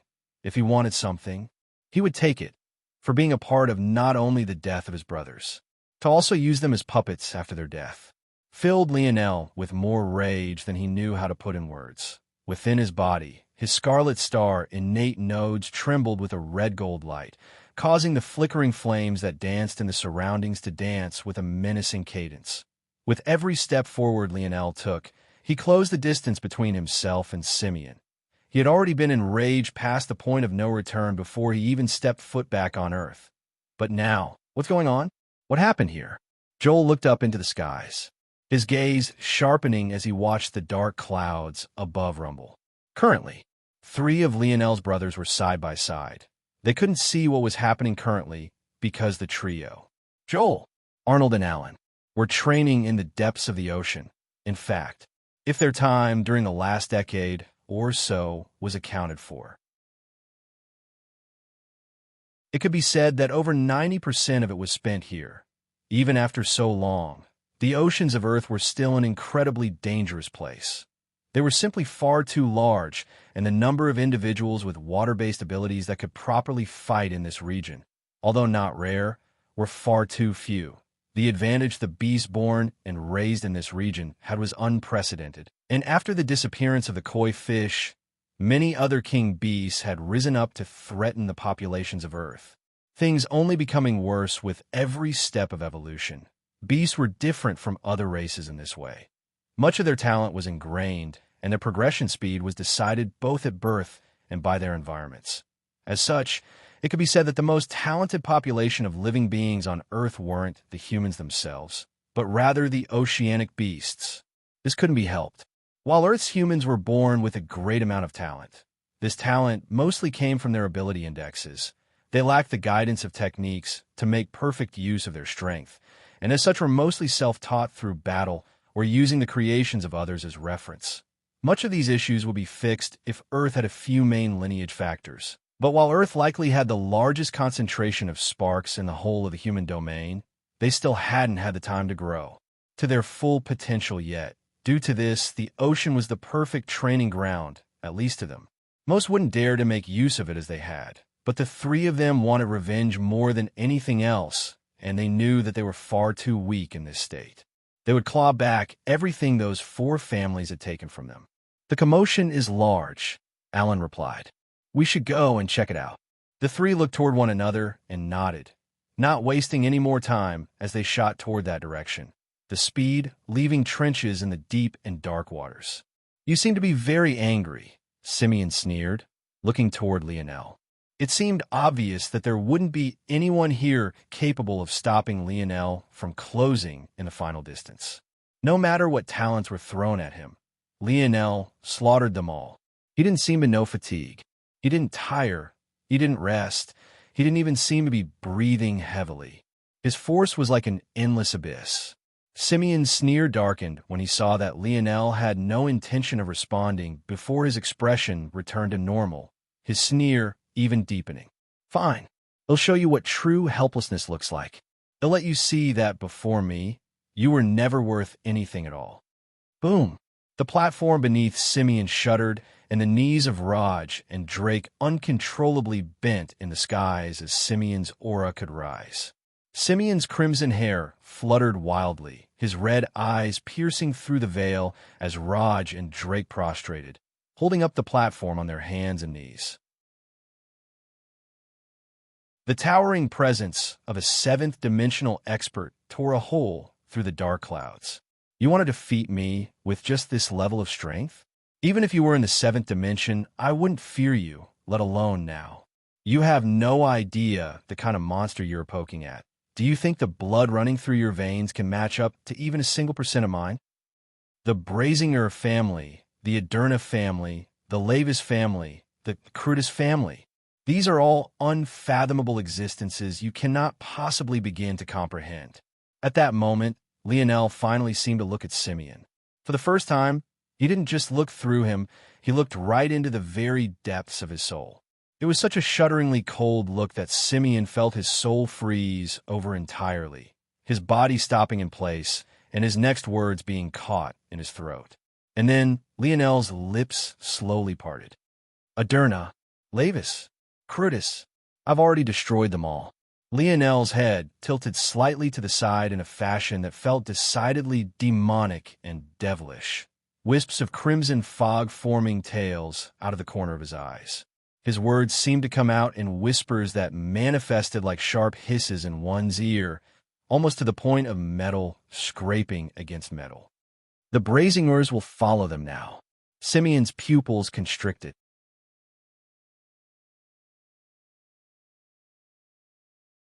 Chapter 1760. Published at 10th of April, 2023, 11:04 and 7 seconds a.m. Chapter 1760. Entirely if audio player doesn't work. Press stop, then play button again. Bullshit. Simeon roared out, his voice coming out like a concentrated blast of air. He realized almost immediately that he had been agitated by just a few words. If Lionel was really lying, was there a need to react so violently? His expression turned ugly, the concentrated breath of air that came from his roar falling into complete silence when it reached Lionel. It was as though they were standing in two completely different worlds. Simeon had thought a lot about how this day would go. The day he finally met Lionel again. This was a man he had lost at the hands of terribly before. Forced to run away with his tail between his legs. Because of Lionel. He had missed an opportunity to meditate at the center of a force eruption, and that was something he would never forget. But even worse than that, the third time he met Lionel, when he and the other 3 young geniuses of the Aderna, Crutus and Lavis families were hunting the golden-scaled koi fish. He was once again humiliated, and this time, Lionel didn't even seem to use any effort to force them into a state of trepidation.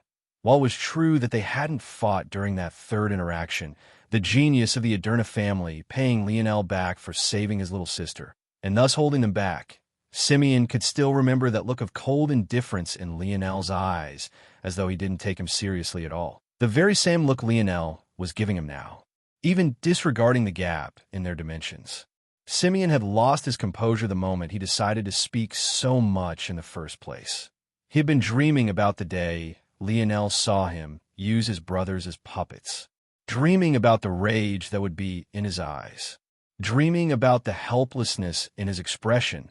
But now they were finally here, and he saw none of that. There was nothing but a fathomless depth. Simeon's expression twisted, his fury boiling over as the whites of his eyes pulsed with crimson veins. However, after a moment, he exhaled a breath, suddenly regaining his calm. Fight this man personally? Was he even worthy? He would do what he had always done with the ants beneath his feet. Drown them. Simeon waved a hand, and his 8 lenses rotated until they came to a stop with a glowing lens taking the center position. A pulse of spatial force rippled before him, causing a rip in reality to form. Out from his rip, one after another, grotesque monstrosities stepped out, each exuding an aura that oppressed the world. The first was a werewolf covered in crimson fur and a flaming mane. It had claws that were over a meter long, dangling lower than even the soles of its feet.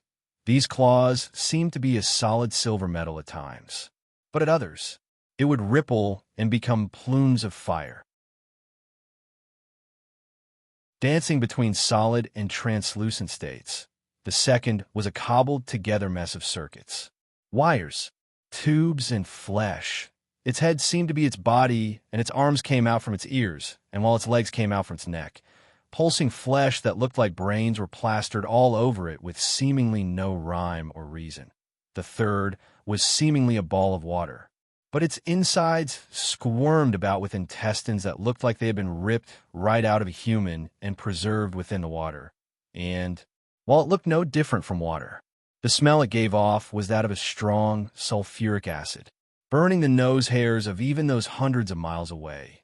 The others were all just as terrible, making them all look like science fair projects that had gone terribly wrong.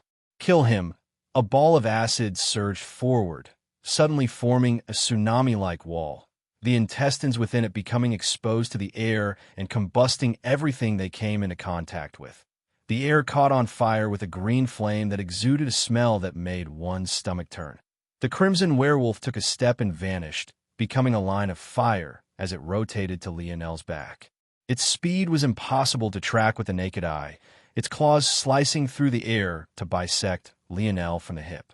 The flesh mech soared high about Lionel's head, crashing down toward his panda construct head, even as its parts sparked and oozed oil and brain juice.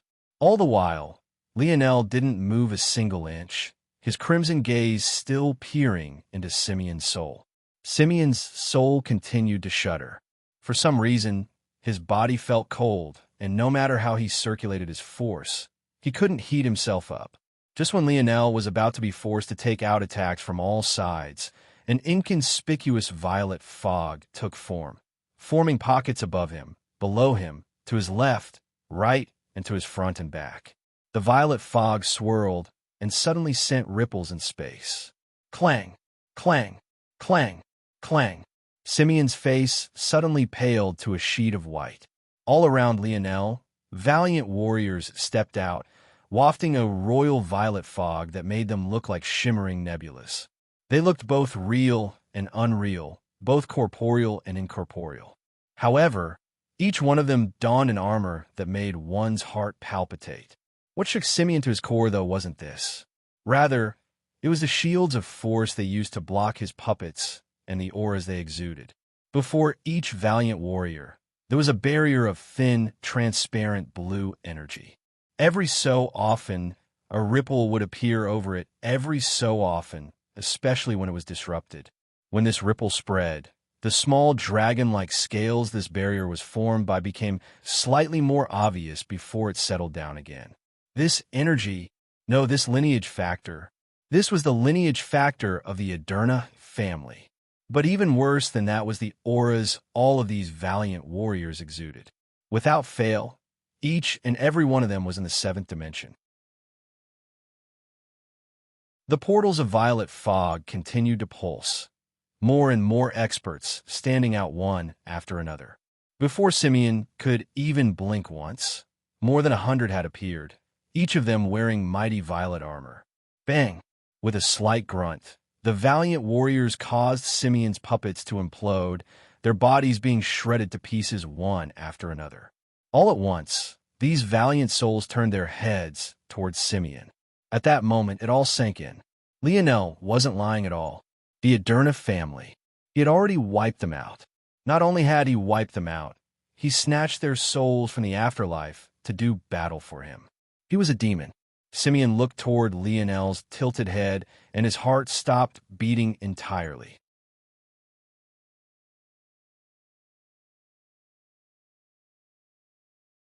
Chapter 1761. Published at 10th of April, 2023, 11:04 and 6 seconds a.m. Chapter 1761. Rise if audio player doesn't work. Press stop, then play button again. Chapter 1761. Rise. The 6 valiant warriors around Lionel shot forward. Lionel didn't even seem to need to personally control them at all, as though his gaze being focused on Simeon alone was enough to communicate everything that needed to be.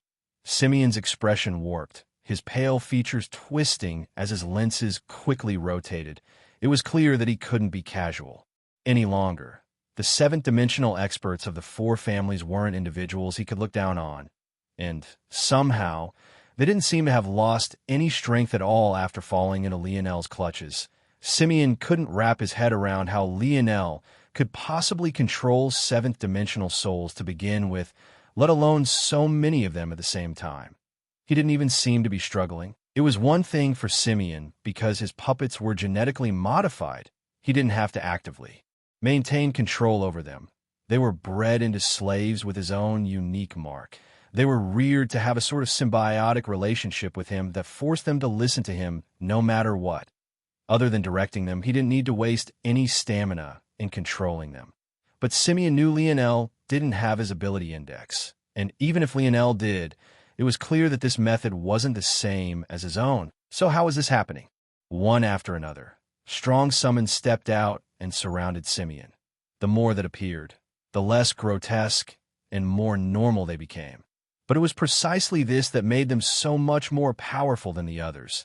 It was clear that the closer to normal evolution Simeon's puppets reached, the more power they were able to output. An all-out war broke out in the skies. Simeon might have only recently entered the 7th dimension in the last few years, but his number of 7th-dimensional puppets wasn't small. In fact, they outnumbered Lionel's own, unfortunately for him. Though, the quality of Lionel's was far beyond his own. And to make matters worse, 10 of Simeon's puppets managed to surround one of Lionel's valiant warriors, their fists and legs lashing out all at once and suffocating it to the point it could react. Bang! The soul construct shattered, unable to withstand the blow. But just when Simeon's puppets were about to rush toward another section of the battlefield, under his astonished gaze, the valiant warrior's illusory pieces fused back together once more, throwing out a sudden punch that caused the puppets off guard and killed 3 of them in a single strike. Simeon's expression was ashen. Lionel only continued to walk forward slowly, closing in the distance with every stride. He felt invincible, as though there was absolutely nothing that could happen that could stop his forward momentum. Suddenly, Simeon realized how useless it was to take Lionel's brothers as puppets. He couldn't use them as bait or hostages, and Lionel didn't even seem to react to their existence at all. What good were corpses in threatening a man who was living and breathing? He could tell that Lionel was doing it on purpose. With Lionel's speed, how could he have not closed the distance yet? With his strength, how could he not have attacked directly yet? With his means, why wasn't he ahead on a pike yet? Lionel wanted him to feel despair. He wanted him to feel helpless. He wanted him to feel small. He wanted him to feel as though there was nothing in the world that could save him. No man, no God, no existence. For a moment, it seemed that Lionel himself was the one with 6 arms and 3 heads. He was the demon striding through the skies. What surrounded him wasn't just a construct at all. It was a projection of the darkness in his soul. Suddenly, several roars rocked the skies. Hundreds of men and women with streaming tears in their eyes burst through the dense and dark storm clouds. Lightning crackled around them, sometimes even lashing against their skin, but they didn't seem to notice at all. Their faces were already covered in soot, their clothes partially or almost entirely burned off. It was clear at a glance who these individuals were. They were the survivors of Lionel's devastation of the moon. And for them to have survived such a thing, there was no doubt that each and every one of them was an expert of the 7th dimension. Seeing this, Simeon finally breathed, seeing a small light of hope. The Brazingers were all warriors, and they were all more powerful in a state of fury. Simeon simply didn't believe they couldn't turn this around. However, in his search for a light of hope, Simeon had forgotten something very important. Lionel had already done this 3 times before. How had Lionel, a man merely at Tier 1 of the 6th dimension, been able to fight a battle against so many absolute geniuses of the 7th dimension? The answer was that he hadn't. Lionel continued to walk forward, his stride never changing. He wanted Simeon to feel the greatest despair. What greater despair was there than feeling a final light of hope, only for it to be shattered to pieces before even gaining a chance to bloom? High in the skies, barely within Earth's orbit, the rotating cannons of a flagship the size of a moon finally cooled. Slowly, it turned from facing the moon toward Earth, a shift occurring through its artillery units one by one. Back on the Earth, the furious roars of the Brazinger family's 7th-dimensional experts caused the forest to tremble, the ground to quake, and the tides to rise. The Earthlings on the ground could only turn pale, their blood running cold. Hand over your life. A fiery-haired woman with tears streaming down her face was the first to arrive. Her sister had just died in her arms, just a small fifth-dimensional expert who couldn't survive in the harshness of space. What chance had she stood with the atmosphere of the moon being burnt to ash? The fiery-haired woman's strength was unprecedented. Everywhere she passed, whether it was Simeon's puppets or Lionel's valiant warriors, they burst into a rain of blood and motes of light, unable to stop her for even a single moment. She appeared above Lionel's head, her fist tearing through the void as she punched downward. Just the momentum of her strike alone caused Lionel's panda construct to ripple and almost collapse. "Return my sister to me." Her shrill shrieks curdled one's blood, her hair furiously whipping out in all directions. However, right then, a beam of light that split the world in two descended. Lionel didn't even turn back to face her.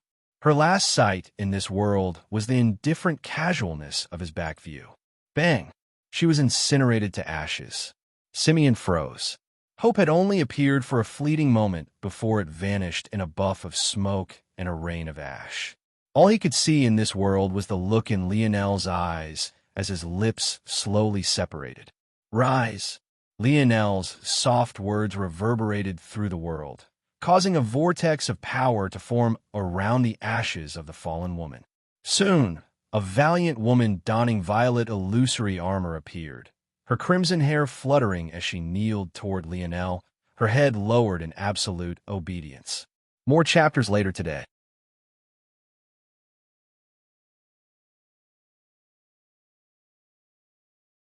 Chapter 1762, published at 10th of April, 2023, 11:04 and 4 seconds a.m. Chapter 1762. Demon, if audio player doesn't work, press stop then play button again. The soul construct quickly stood to her feet, her illusory crimson hair fluttering as she stood valiantly in the skies. She didn't seem to have a single hint of the grievances of the past, and her aura only seemed to grow. "Kill!" she roared. The world fell into silence as the woman turned around and charged toward her fellow family members. Her previously shrill shrieks were still echoing through the skies, but after a moment, they faded, replaced by passionate roars. She even seemed to smile, as though she couldn't be happier to battle for her pride of her emperor. Bang! Bang! Bang! She directly killed 3 warriors of the Brazinger family. It was clear that in their final moments, they hesitated, not knowing whether or not to attack. And yet that small gap in time was enough in a battle of 7th-dimensional powerhouses. She laughed into the skies, her heroism booming beneath the flashing lightning. She became an arc of crimson herself as she flashed about. Everywhere she passed, another would fall, the strength she was exuding being enough to fill the hearts of true experts with respect and awe. However, for some reason, it just felt sad. Down below, Coach Owen and Old Hutch had been watching from the very beginning, even with the raging torrent of battle around them. Their eyes had never once left Lionel. Their expressions weren't as happy as one might expect. Even though the fate of the battle already seemed sealed, there was a hint of sadness in their eyes as well. Kind-hearted people didn't last very long in a world like this, and as such, there were only 2 paths for them to take. It was either they would lose their lives in the hands of others, or they would no longer be kind-hearted people. There didn't seem to be a third option. Neither of them wanted to see Lionel die. So that necessarily meant that they hoped a day like this one would come. But seeing it for themselves, it left a bitter taste. Most of it felt like it could be ignored, out of sight, out of mind, if you didn't think too much about what was happening. It was easy to make excuses for it or sweep it under the rug. But the appearance of this woman was too jarring, no matter what. That was a woman who had just lost her younger sister. A grieving sibling who wanted nothing more than revenge on Lionel. Sure, there might have been a past where she had contributed to the death of others, and likely even the direct death of Earthlings. But what about her sister? How many had Lionel killed in that single assault on the moon? How many were innocent? How many were vulnerable? How many were old men and women with only a few years left to enjoy? How many were children just starting out their lives? And maybe you could say that this was just a sin they would have to bear. After all, weren't the people of Earth victims as well? But which of them had stepped forward to condemn what had happened and what had been about to happen before Lionel appeared? Which of them had said a thing? Which of them had refused? But even so, this was something the Lionel they knew was completely incapable of doing. And yet, not only had he done it now, he had done it 4 times over without batting a single eye. The two had no idea. These 2 mentors of Lionel had no idea that he had already made a choice far worse than this one just months ago. He had already chosen Aina over the world. So what if he chose his brothers over a mere 4 families? At that moment, the woman's soul construct shattered for what felt like the 100th time. This time, however, she didn't seem capable of reforming. A large chunk of her torso had vanished and her entire right arm was nowhere to be seen. Even so, she laughed into the skies before punching out with her remaining arm and shoving it through the chest of an enemy. Another warrior took advantage and swung a mighty great sword down, severing her left arm. She lashed out with a leg, colliding against a head with her shin and cracking their skull into countless shards that pierced their brain through. Her legs were swept out from under her, quickly shattering beneath the pressure, and yet she still lunged forward, baring her teeth and ripping out the throat of the warrior who did it. Even in her final moments, she was endlessly valiant, and she gave everything she had for her emperor, not feeling the solemnness of the atmosphere in the slightest. In fact, she felt nothing but elation and happiness, her laughter ironically grating on the ears of all those who heard. Bang! The woman's head shattered, her laughter finally fading, and yet somehow still echoing in all of their minds. The looks they gave toward the young man who had summoned her had changed from fury to trepidation to outright fear. And that was exactly when the young Lionel's lips separated once again. Rise! One after another, every brazinger the woman had killed began to rise up in a fog of violet, their souls appearing donned in armor that shone brighter than even the sun. Without hesitation, they all turned toward Lionel and slammed their fists against their chests, the reverberating impact booming even over the sound of the thunder. Then, they swiftly turned toward their own friends and family, releasing war cries that shook the skies as they charged. The hearts of the spectators went absolutely cold. They knew without a doubt that Lionel had done it on purpose. He could have beckoned them to revive even while the woman was fighting. But it was as though he wanted them all to personally witness her final moments, as though he wanted to force them to witness it all from start to finish. From her harrowing sorrow to her valiant laugh and brave charge, he forced them to watch, all while he himself didn't seem to care in the slightest. Demon! Simeon stumbled backward, his will to fight having vanished into thin air. He tripped and fell, falling over the side of the platform that had once held him up. Announcement below.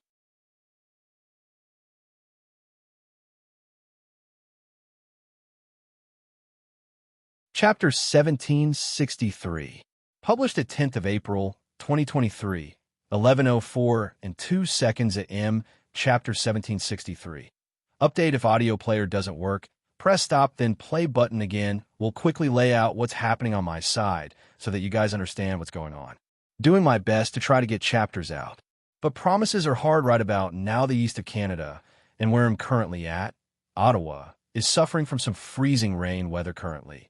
The weather has caused trees to collapse on electricity lines, taking out the power in large sections of the city and even the Wi-Fi and cellular connectivity in some parts.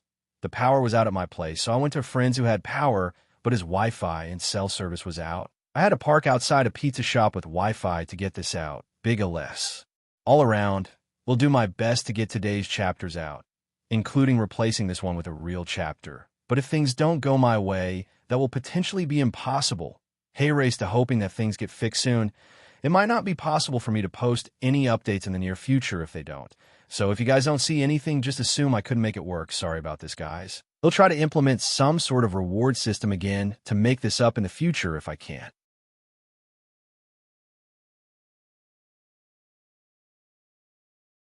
Chapter 1764. Published at 10th of April, 2023, 11:04 a.m., Chapter 1764. Imperatrice, if audio player doesn't work, press stop, then play button again. Previous chapter has been replaced with a real chapter. Read it first. If you cannot see the update, go to Profile Settings, Clear Cache. For those who don't understand why a chapter had to be replaced, the announcement is below. You are lucky, Lionel suddenly said as Simeon breathed his last few breaths. If not for your own foolishness, I would have made you suffer a fate far worse than this. Amidst his cackles and deliriousness, Simeon just barely managed to understand Lionel's words, and they left him both stunned and infuriated. Was Lionel trying to say that he had showed mercy? This was the funniest thing he had ever heard in this short life of his. However, before Simeon could think any further, the hand of Lionel's panda construct squeezed down, shattering what remained of Simeon to pieces, from start to finish. Simeon never managed to threaten Lionel even a single time. Rise, Lionel commanded. Simeon's soul was snatched in its attempt to dissipate, forming his body one again as his 8 lenses fell into his illusory hands. Simeon caught them and kneeled, bending his head from so far that his forehead nearly passed his knees. Lionel didn't even look at Simeon. Raising his head to look below, he stood in the skies, carnage and blood flowing in rivers behind him. He wasn't the only one in the skies. His cousin Noah had approached and hadn't left from the very beginning. And yet it still felt that things were like this. Lionel was both close and yet so far. So near and yet so unfathomably transcendent. It was hard to look at him like a hero. But it was also almost impossible not to. Even so, one could tell by his demeanor that he simply didn't a damn anymore. Becoming a king? An emperor? A light to the masses? A hero to the many? He couldn't be bothered to care.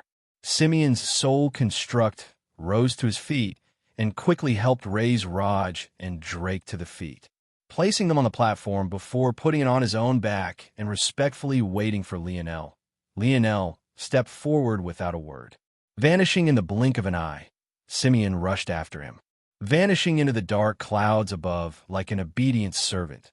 Not long later, the clouds slowly began to disperse, and the wrath of the emperor vanished as well. Lionel's descent had brought thunder and darkness. His departure gave way to rays of sunlight. And yet the ominous atmosphere still hung, omnipresent and resilient. Lionel's brothers stood with their fists still clenched, their tears rolling down their cheeks. They already knew that the Lionel they knew was longer among them. Lionel stepped onto his flagship with an indifferent expression. His heart didn't have the slightest fluctuation, and his breath remained steady, even after wiping out 4 families, committing what could only be described as mass genocide. His steps didn't feel any heavier. His shoulders didn't feel any more burdensome. Speak, Lionel said indifferently. There was only one person he could be talking to, and that was, of course, Simeon. The reason Lionel didn't care about Simeon's so-called information was because he could get it out of him whenever he wanted. With a soul in his possession, he was essentially under control of everything this person had ever known, and the most fearsome part was that they had no ability to resist. In this state, Lionel's emperor's charm was its absolute strongest, and his charisma was on a completely different level. Not only were his soul constructs sentient, they were also endlessly loyal. He had heard of others who had necromancer-like abilities, but he didn't have to deal with the restrictions many of them did.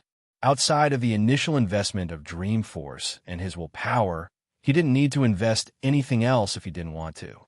He could take control of hundreds of 7th-dimensional existences with ease before he felt any sort of burden, and that was because much of the strength needed came from the original soul owner to begin with. Lionel's only job was to give the soul form and stop it from dissipating. In fact, he didn't even need to invest stamina into control, as that was all done passively by his emperor's charm. On top of that, if he really wanted to control them, he could, using his intelligence to make efficient use of their power. But in most cases, it was better to simply allow them to fight with their usual battle style, something they were the most familiar with. Of course, there were problems as well, these weaknesses coming from the fact that Lionel didn't have access to Emperor's command breathe, and Emperor's command, assimilate. Currently, Lionel could only stop these souls from dissipating for a single day. After a 24-hour period, no matter what he did, even if he tried to use the arise command again, it would be useless. This was why among the seventh-dimensional soul constructs he came with, he only had a dearth of family members, as they were the last he destroyed before he came back to Earth. If Lionel's assumption was correct, the breathe command should be a method of tethering a soul to the real world on a more permanent basis. Without it, Lionel would always be limited in this way. In addition, as the soul constructs took damage, this 24-hour period was fed upon to reform it, thus cutting it down further. Depending on the damage, more time was lost. This was simply how things went. There was no technique or ability in existence without any drawbacks. Yes, Your Imperial Highness, my inferior self wanted to use information about the Brazinger family and the other great families as a bargaining chip. The first thing my inferior self wanted to let Imperial Highness know was that among the number killed, Your Imperial Highness Empress' worst enemy was not among them. The woman, Imperatrice Anselma, is hidden within a special realm of the Brazinger family. The second thing my inferior self wanted Imperial Highness to know is the existence of these special realms. The current showing of the great families is nothing more than the tip of the iceberg. This inferior servant status is lowly and does not know much else. But what this inferior servant does know is that there are certain rules and restrictions restraining the great families from acting as they please.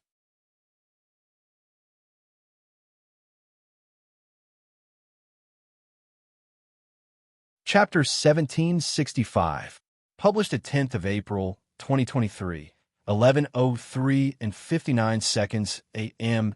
Chapter 1765. Smoothly if audio player doesn't work, press stop, then play button again. Where are these hidden realms? This servant does not know. Your Imperial Highness. Have you never been there?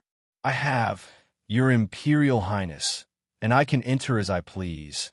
However, this method relies on my fleshly body, and I will not be recognized in this state. You can enter freely, but you do not know where it is? Correct, Your Imperial Highness. So long as I, or any member of the great families have been within Earth's jurisdiction, we could enter. And why is it that you didn't use this method to escape when you couldn't escape from my hands?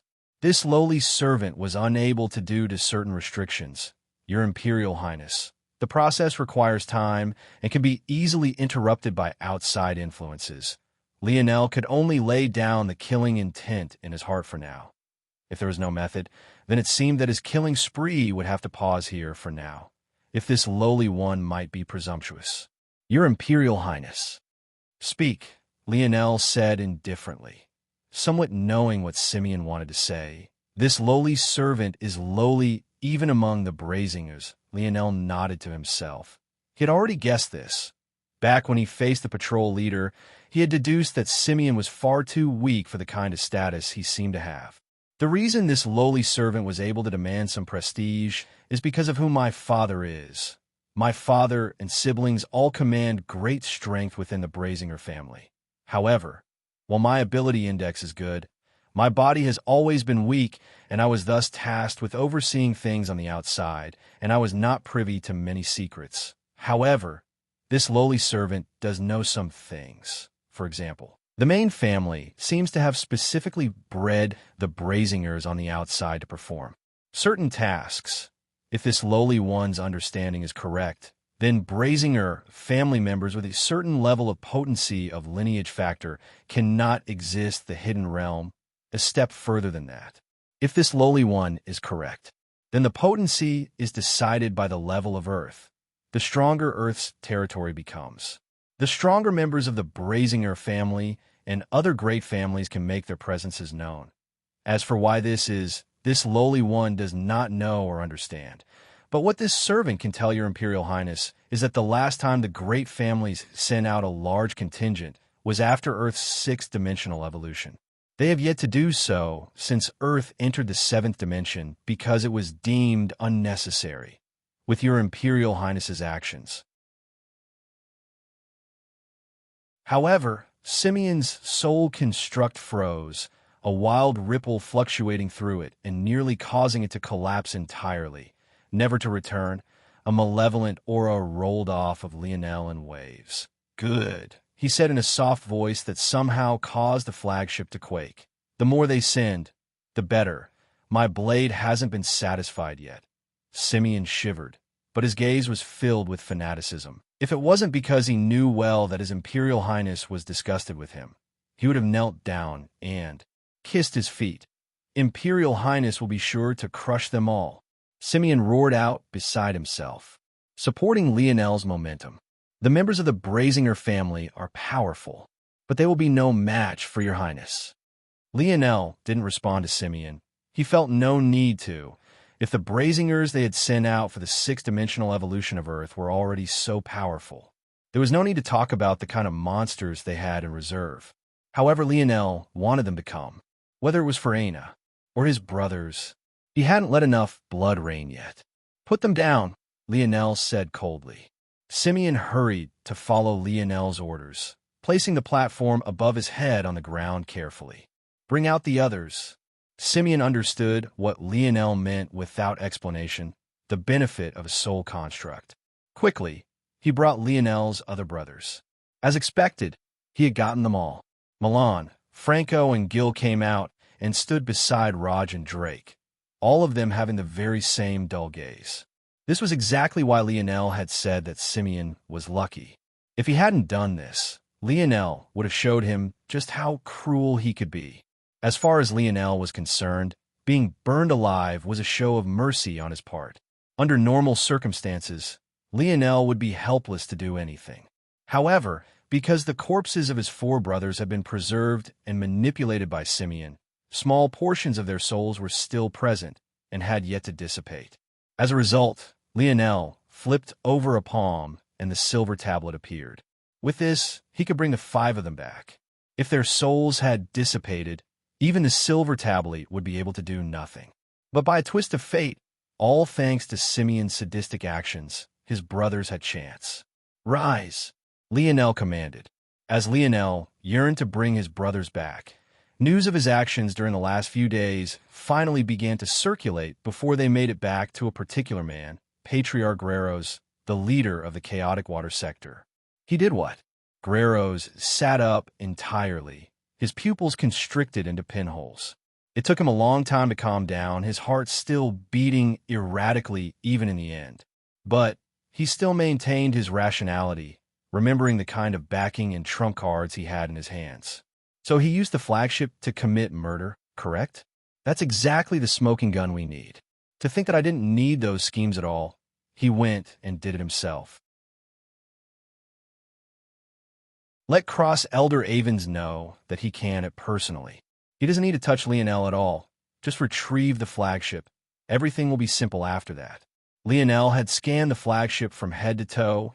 There simply weren't any tracking devices, nor any methods of directly coming to him.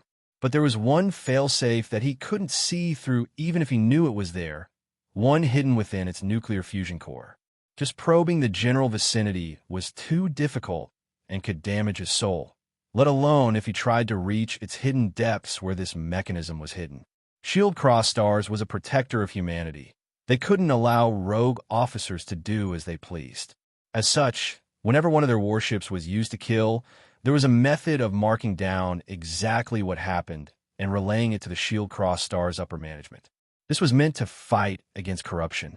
In order to stop powerful officers who were often in control of such mechanisms from hiding their actions, the failsafe was tied to the power core itself.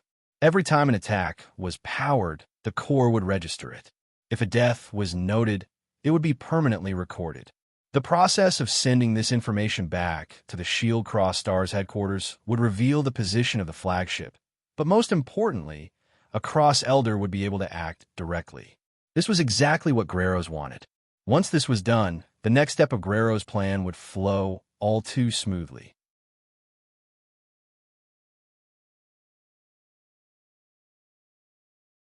Chapter 1766.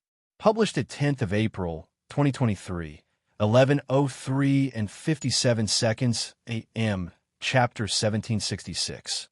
Quake if audio player doesn't work. Press stop then play button again. Lionel's dream force surged, enveloping the puppet forms of his brothers. His face immediately went pale under the strain, compared to resurrecting a soul that had just fallen in this. The difficulty was several orders of magnitude separated. In that instant, Lionel didn't hesitate to purge the souls he still had under his control. They would only last for a few more hours regardless. Between that and his brothers, the answer was all too obvious. The only one he kept in his possession was Simeon, because he still hadn't finished asking all the questions he needed to just yet. Slowly, Lionel extricated what remained of his brother's soul, slowly nurturing them to the point they became whole once more. But rather than taking the final step and giving them form, he brought the silver tablet forward. Lionel wasn't actually sure if this would work. From what he originally knew about the silver, it was only designed to be used with the zone in specific. He had tried to experiment with it before, but it had no reaction in the face of death. However, the Lionel of the past and the current Lionel were vastly different. Now, he could directly control soul, theoretically. The reaction the silver tablet had now should be different from the past, if the souls were provided to it, instead of just a normal corpse. There was no reason why it would react differently. With Lionel's current perspective, he knew that the constructs hidden within the silver tablet were actually just souls that the silver tablet was preserving. Somehow the silver tablet could replicate some of the abilities of the Emperor's might lineage factor, and seemingly with even far greater ease. It only made Lionel more curious as to the true origins of this tablet. Lionel's pupils suddenly constricted. He sensed it right then. The silver tablet had reached some sort of peak capacity. If he wanted to use it on his brothers, he would need to. Lionel hadn't expected this. The souls of his brothers had actually all reached the 7th dimension already, and this very clearly placed a great amount of strain on the silver tablet. In fact, Lionel had a feeling that this was probably the limit of the silver tablet. But this only made sense. Ana's father had a bronze tablet that seemingly had the exact same functions. There had to be something that separated them, and this seemed to be it. If Lionel was correct, the limit of the silver tablet was probably in preserving and resurrecting 7th-dimensional souls. Lionel's expression went cold. He knew his decision would kill the souls that remained in the silver tablet, but he didn't hesitate to make the choice. With a thought, he allowed his brother's souls into the silver tablet, causing large swaths of the remaining souls within to disperse one after another. Anastasia. Convert the remaining resources into pure, neutral chi.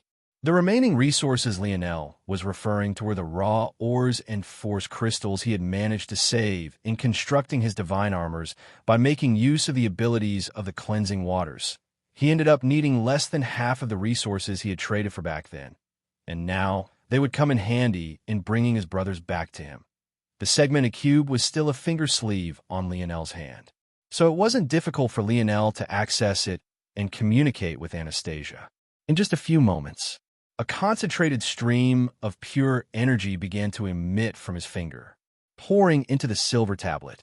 Lionel watched with a gaze as steely as cool metal, his heartbeat steady. If this worked, then everything would be fine. If it didn't, he would show those so-called great families true pain. He didn't care what their true origin was. He would bear them all. The silver tablet trembled, and 5 beams of light shot out, motes of light rotating and quickly taking form. Only when Lionel saw this did he breathe a slight breath of relief. But even then, there was still a hint of trepidation within him. It was one thing to bring the likes of Elther or his king Oryx's father back to life. After all, Lionel didn't have much interaction with them. However, he was far more worried about this. What if they were no longer the same? Was life and death really so easy to play around with? And what about the state of the souls? What if the issues they had were due to this forced method he was using? With Lionel's speed of thought, he thought of dozens of potential issues per breath, and they only seemed to snowball into larger and larger problems until he stopped breathing entirely. One after another, the motes of lights solidified into 5 bodies that slowly opened their eyes one after another. The five looked around and met each other's gazes first, seemingly in a daze. Raj blinked, locking eyes with Milan before he jumped so high his head nearly hit the ceiling, his rotund stomach rolling in waves. Fuck! Ghost! Ghost! Milan was confused for a second before he looked down at himself, and then back up again. Suddenly, he felt enraged for no reason. Who the hell's the ghost? You are the ghost. Are you trying to curse me to death? Milan swiped at the air, and, jumping Raj, suddenly found a bubble of force surrounding him. The bubble of force shook wildly, causing Raj to bounce around and end up too dizzy to see straight. Let me out, you ghost. Damn it. Raj roared, and a strong surge of earth force shot out in all directions. Call me a ghost one more time, Jiggly Tubby. Fuck, you're here, two rabbit ears. Gil was so distracted by Raj and Milan that he only now noticed that Franco was right next to him. Why are you naked? Even if you want to be a pervert, there should be a limit, right? Franco was speechless before he suddenly mumbled to himself. Did I end up in the same fiery pit as this idiot? No way. I had more karma than that. Where's God? I have a few words for him. Which pair of eyes did he use to judge my life? What the fuck is this? Probably the same pair of eyes that saw you fuck Marcy's sister while she was downstairs having an argument with her parents about you. Gil jabbed back. He saw that and still put me here? That should have been in my highlight reel. Drake was the most silent of them all, but when he looked around and his eyes landed on Lionel, they couldn't help but open wide. Captain! The sudden yell snapped them all awake, and their heads snapped toward Lionel all at once. Lionel was stunned for a moment as well before he suddenly burst into a laughter that rocked the entire flagship. He laughed so hard that tears threatened to spill from his eyes. Other than his brothers, who else would react like this after snubbing death? They didn't even waste any time before they were suddenly at each other's throats. They didn't even notice his presence. Just when Lionel wanted to say something more, the entire flagship quaked, but this time he was sure it had nothing to do with his laughter.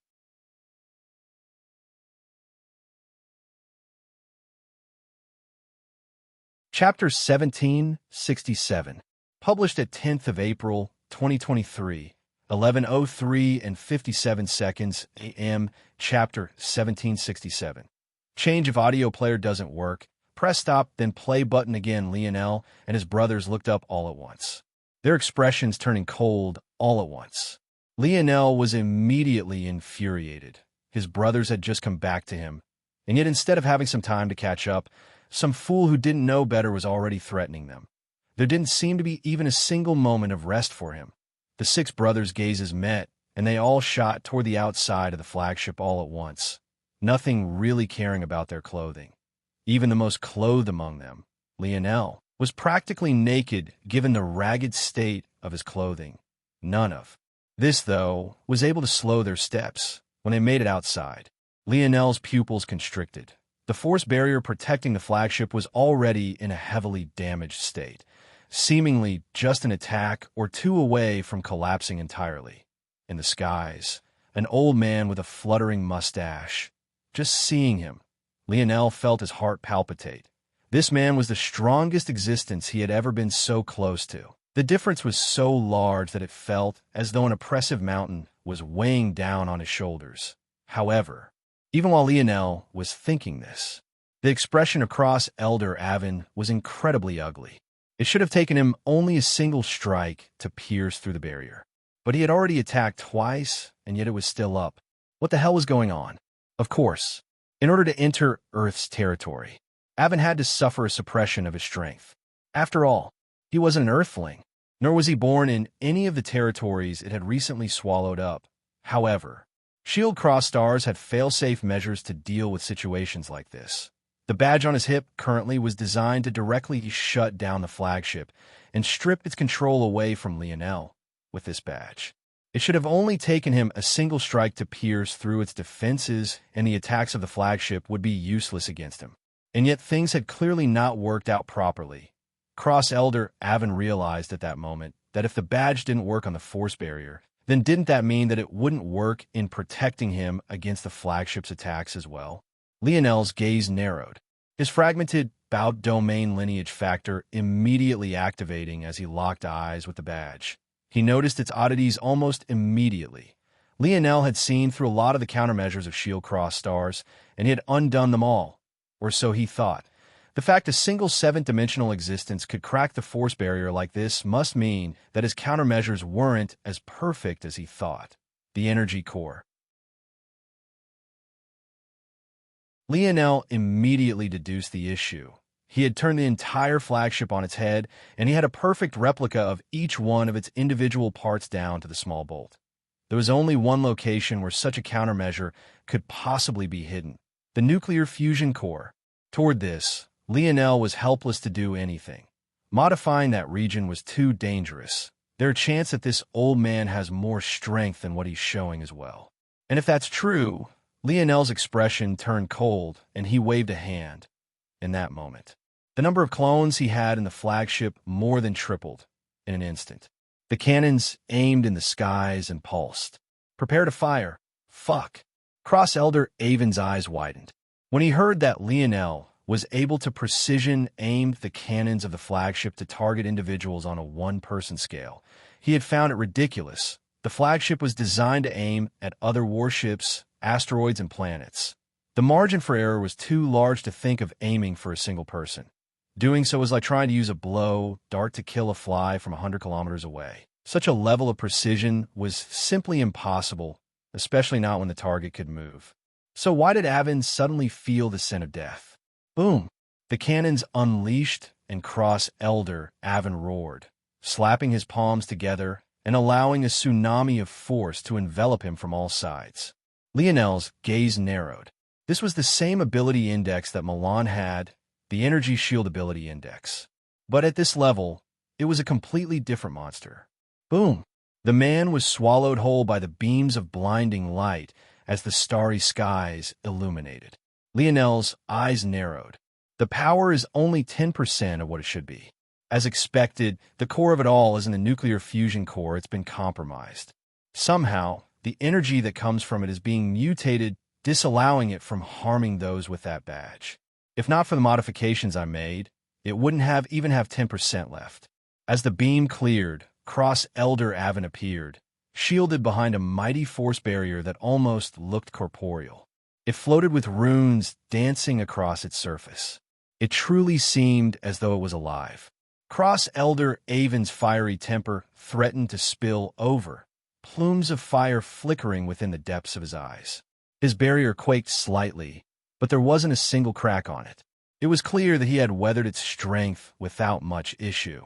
If not for him being caught off guard by the rumors being true, he wouldn't have been flustered in the first place.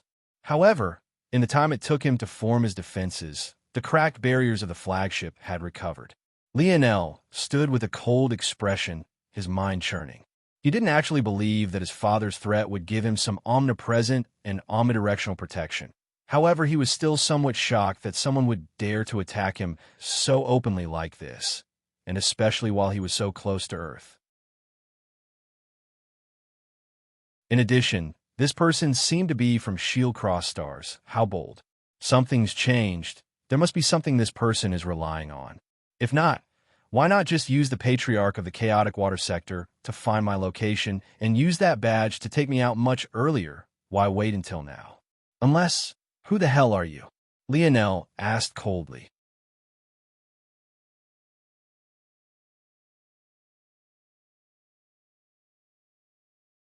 Chapter 1768. Published at 10th of April, 2023, 11:03 and 54 seconds a.m. Chapter 1768. Blame if audio player doesn't work. Press stop, then play button again. Cross Elder Avon's expression wasn't good being questioned by a junior so rudely. He didn't expect to be placed in this situation to begin with, according to his original intentions. He would have already been on the flagship by now. Teaching Lionel a lesson, he would have conveniently taken the opportunity to capture Lionel back. But now, Your Imperial Highness, this man should be Cross Elder Avon of Shield Cross stars. His status is very high. He is an 8th-dimensional expert, and he can almost make unilateral decisions in regards to the movements of Shield Cross stars. At that moment, Simeon's soul construct suddenly spoke, causing Lionel's gaze to narrow even further. As he had expected, Cross Elder Avon was a true powerhouse. The human domain didn't have any eighth-dimensional worlds. As such, any eighth-dimensional experts usually had to use methods of restricting their own strength just to be able to stay in their homes. In addition, just crossing the barrier to the eighth dimension to begin with was a huge test in and of itself because it required leaving the human domain to succeed. The fact that Cross Elder Avon had succeeded not only gave him exceptionally high status among Shield Cross stars, but also among humans in general. The human race truly didn't have many experts of this caliber. The number was less than 100 in comparison to their population of trillions upon trillions. Lionel didn't bother to care about why Simeon knew of this for now. He would deal with one problem at a time. Dealing with such an expert would require his full attention. The first time Lionel met a seventh-dimensional expert as a fifth-dimensional expert himself was during his interaction with Wise Star Order. Back then, he had been entirely outclassed. Although Cross Elder Avon was restricted, there was no telling what kind of abilities he had.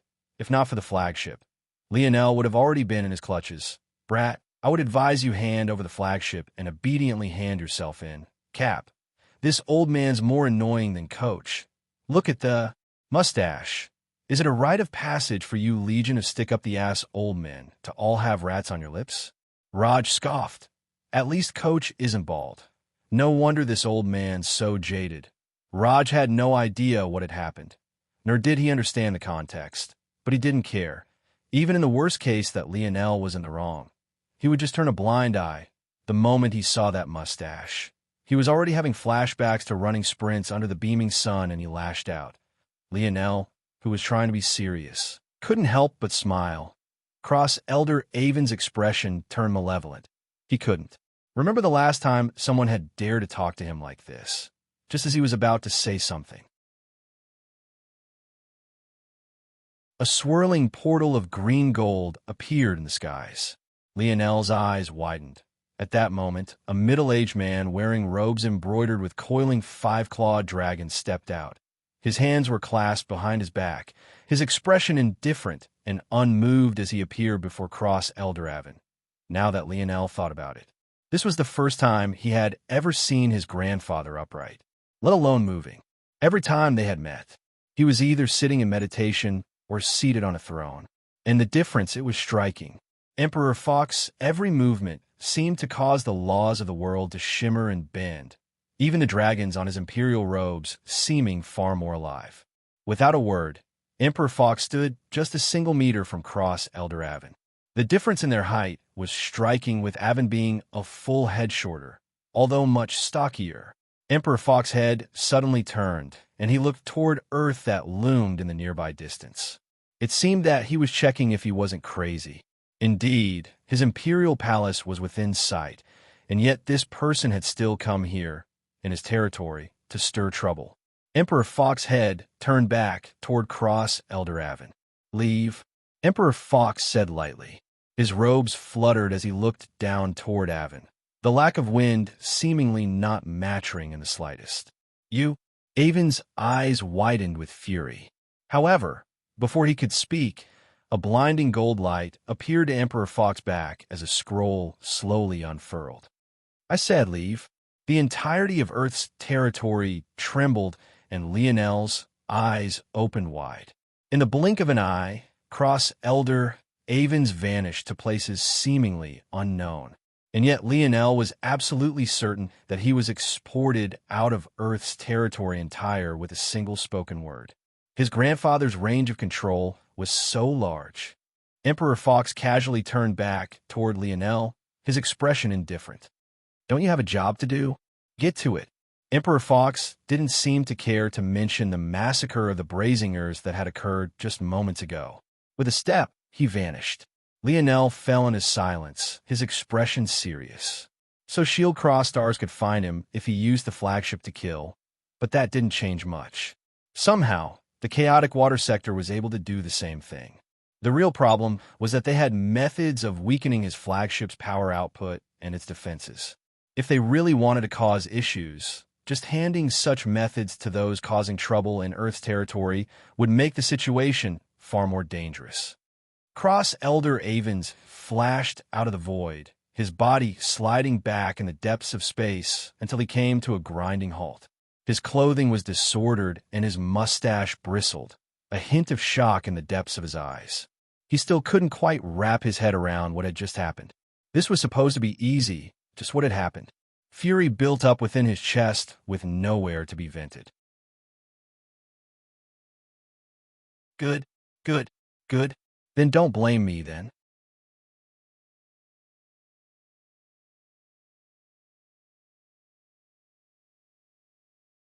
Chapter 1769, published at 10th of April, 2023, 11:03 and 53 seconds a.m., Chapter 1769.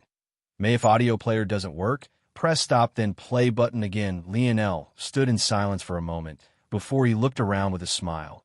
The weight in his chest seemed to have been lowered somewhat. He didn't even care to consider what had happened in the last few days. He just felt content at the moment. His only regret was that his brothers had actually gone through so much growing without him. In this time, they had actually gone ahead and stepped into the seventh dimension well before him. This wasn't too surprising, though, given the talent of the people of Earth, not to mention the sheer number of resources Earth and its surrounding planets were spewing out constantly.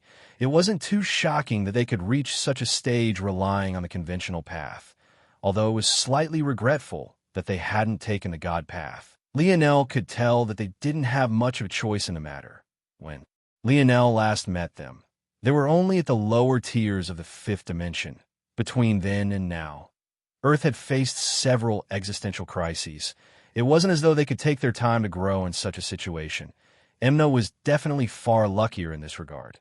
Even so, as Lionel had learned long ago, taking the conventional path didn't guarantee one's weakness. If they reforged their foundations with the help of the demon corpses as well, their chances at squeezing out their full potential would skyrocket. Plus, the root of talent that separated the people of Earth from others came not from their base dimension, but rather their ability indexes.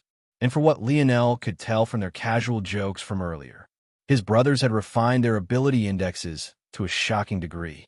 Lionel's expression flickered for a moment, and he vanished for a moment. When he reappeared, there were three more young men standing with him, all three of whom carried confused expressions until their eyes suddenly widened. Joel, Arnold, and Alan weren't as wild with their reactions as the others would be. But even so, it took everything in them not to scream out "Ghost" as well.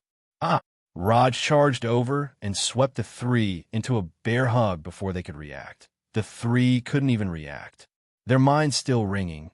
Was this an illusion? Had they slipped into such a thing? It wasn't impossible. But hadn't they been in human territory? Unless that was an illusion too? It wasn't until they felt Raj's members swinging against their legs that they snapped out of it. Damn it, Raj. Put on some damn clothes. Joel suddenly roared, pushing away and taking 3 hurried steps back. Raj burst into laughter, his stomach jiggling. His hips gyrated as he rushed after Joel. His entire body seemed to roll in a circular pattern, the sickening slapping noise of skin echoing through the flagship. Don't run, Joel. You're hurting my feelings. Don't you love me? Fuck. Joel turned and booked it. Ever since he and Lionel got caught sleeping in each other's arms and got themselves printed onto a t-shirt, he had been trying his best to avoid moments like this. All his usual composure flew out of the window, and yet, even as he ran, his eyes turned red as a wild grin spread across his face. It took a while, but the brothers finally sat together once more, circling around a table with smiles on their faces. Really though, Cap, when do you become a god? I'm kind of scared, Franco asked. Lionel scratched his head. Honestly, he was only 20% sure that his method would work. The greatest limitation he had thought the Silver Tablet had was that its resurrection ability would only work on the zone, but he had never thought that he would gain the ability to manipulate souls, which allowed him to circumvent that method. The only limitation he had to contend with now was the seventh dimension. It was a bit unfortunate that so many lives were permanently lost to give his brothers a chance to live again, But Lionel knew he would make the same choice again, even if it was presented to him once more. It was no longer that difficult of a choice to him. Lionel didn't really know how to explain it, so he just laid out everything honestly. After his brothers heard the truth, they looked toward one another. Didn't that mean that so long as they had enough energy to exchange and their souls didn't disperse, they would be basically immortal until they died of natural causes? Of course, Lionel would have to stay alive since he was the only one who could manipulate souls, but this was definitely a game changer. And they couldn't enter the 8th dimension, or else the silver tablet wouldn't be able to withstand their resurrection process. But this, it feels different from that as well, Drake suddenly said. He was the most conscientious of them all, so he noticed almost immediately. After I entered the 7th dimension, I felt like my progress had slowed to a crawl, but now it feels like all sorts of bottlenecks were suddenly opened up. Lionel's eyes flickered. This wasn't too surprising. The other ability of the silver tablet was clearing bottlenecks and allowing faster progression. After it rebuilt their bodies, it seemed that it had given them a path forward to progress faster as well. They were all in Tier 1 of the 7th dimension. In fact, even after many years, Joel, Arnold, and Alan were only in Tier 2. But now, it seemed that there was another chance for them. Unfortunately, we don't have much time to tease out the details of right now. You guys must know that Earth is in a bit of trouble right now, some of which may or may not have been caused by me. Lionel rubbed his nose. The 9 brothers looked toward one another before bursting into a fit of laughter. May? A lot of it was definitely caused by Lionel, but did it matter? They were in this together.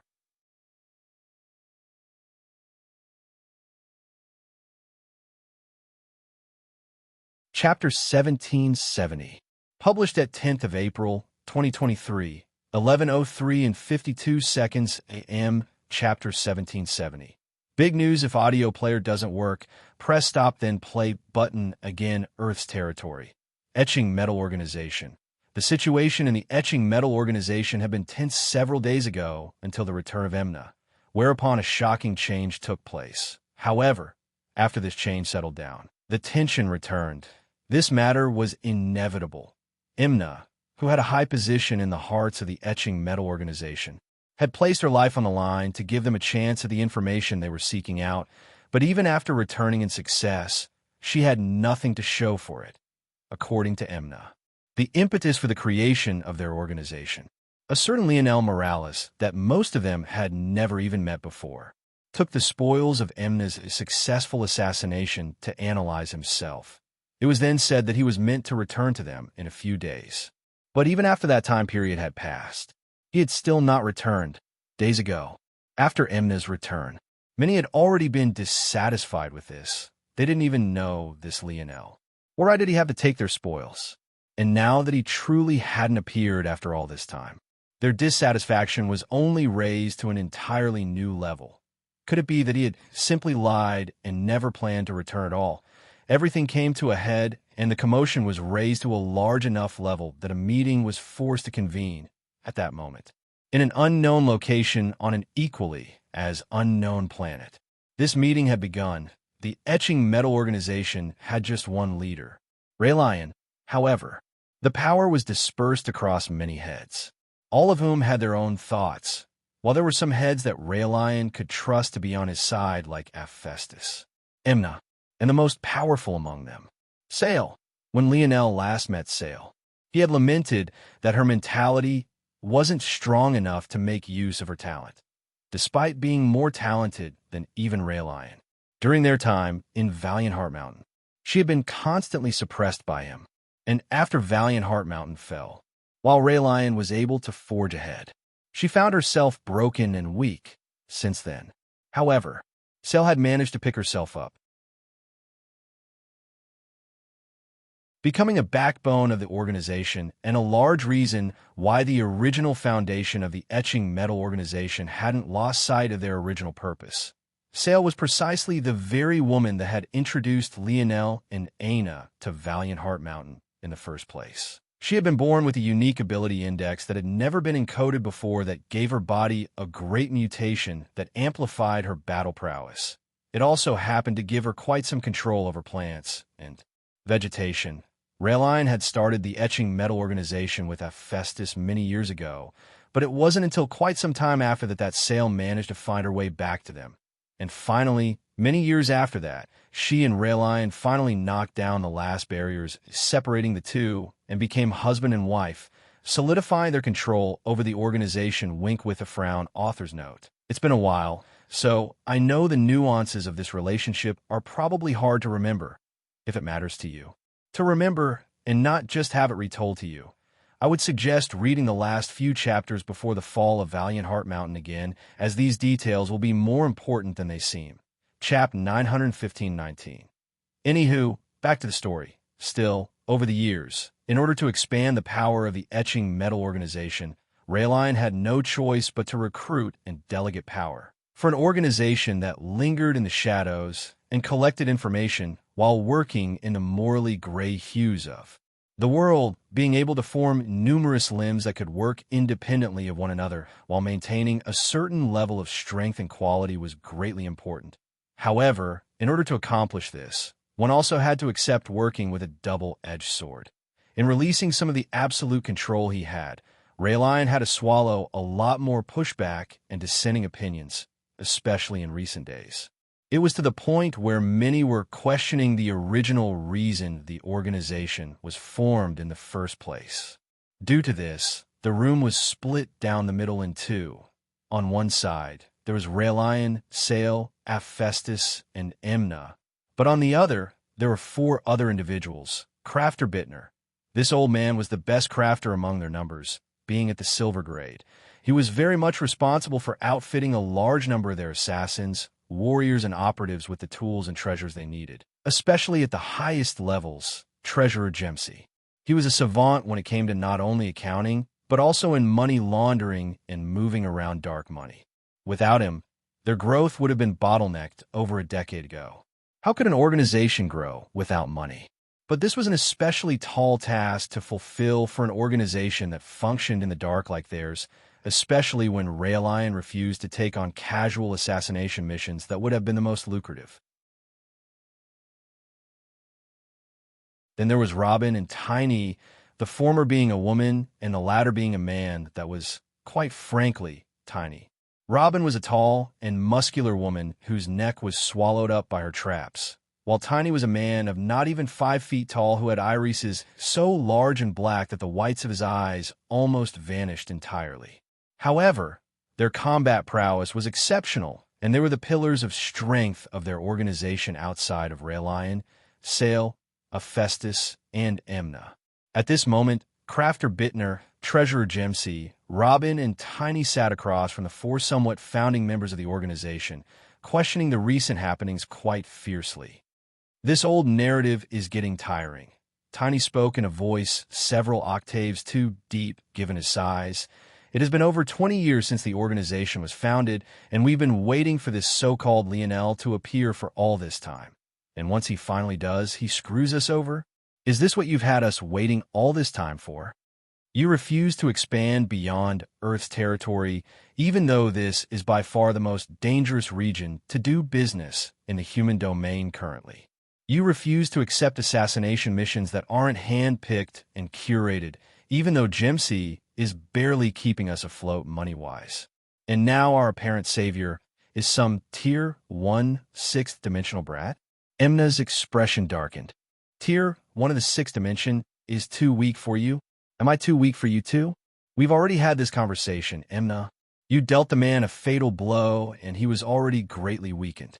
He just swooped in after you had already done all the work, and you went googly-eyed, even giving him our spoils of war. Shouldn't you be answering for that? I put my life on the line to complete that mission, but you want me to give you an answer for it? Emna's gaze danced with flickering blade lights. Huh! Tiny roared with laughter. You might have completed the mission, but who gave you the information on where that convenience station was?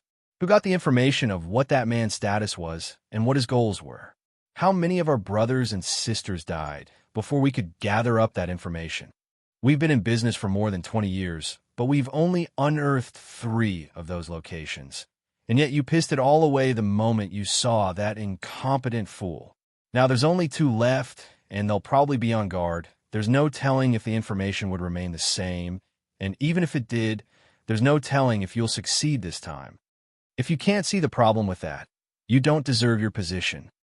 Emna's hair stood on end, blade edges dancing within it. It seemed as though her individual strands had become blade force. Just as the atmosphere was about to boil over, there was a rushed knocking and an attendant stumbled in. Big news! Big news! Our informants just reported that the Aderna, Brazing, Lavis, and Crutus families have all been destroyed. Through their huffing and puffing, the attendant managed to breathe these words out. The 8 heads were left stunned.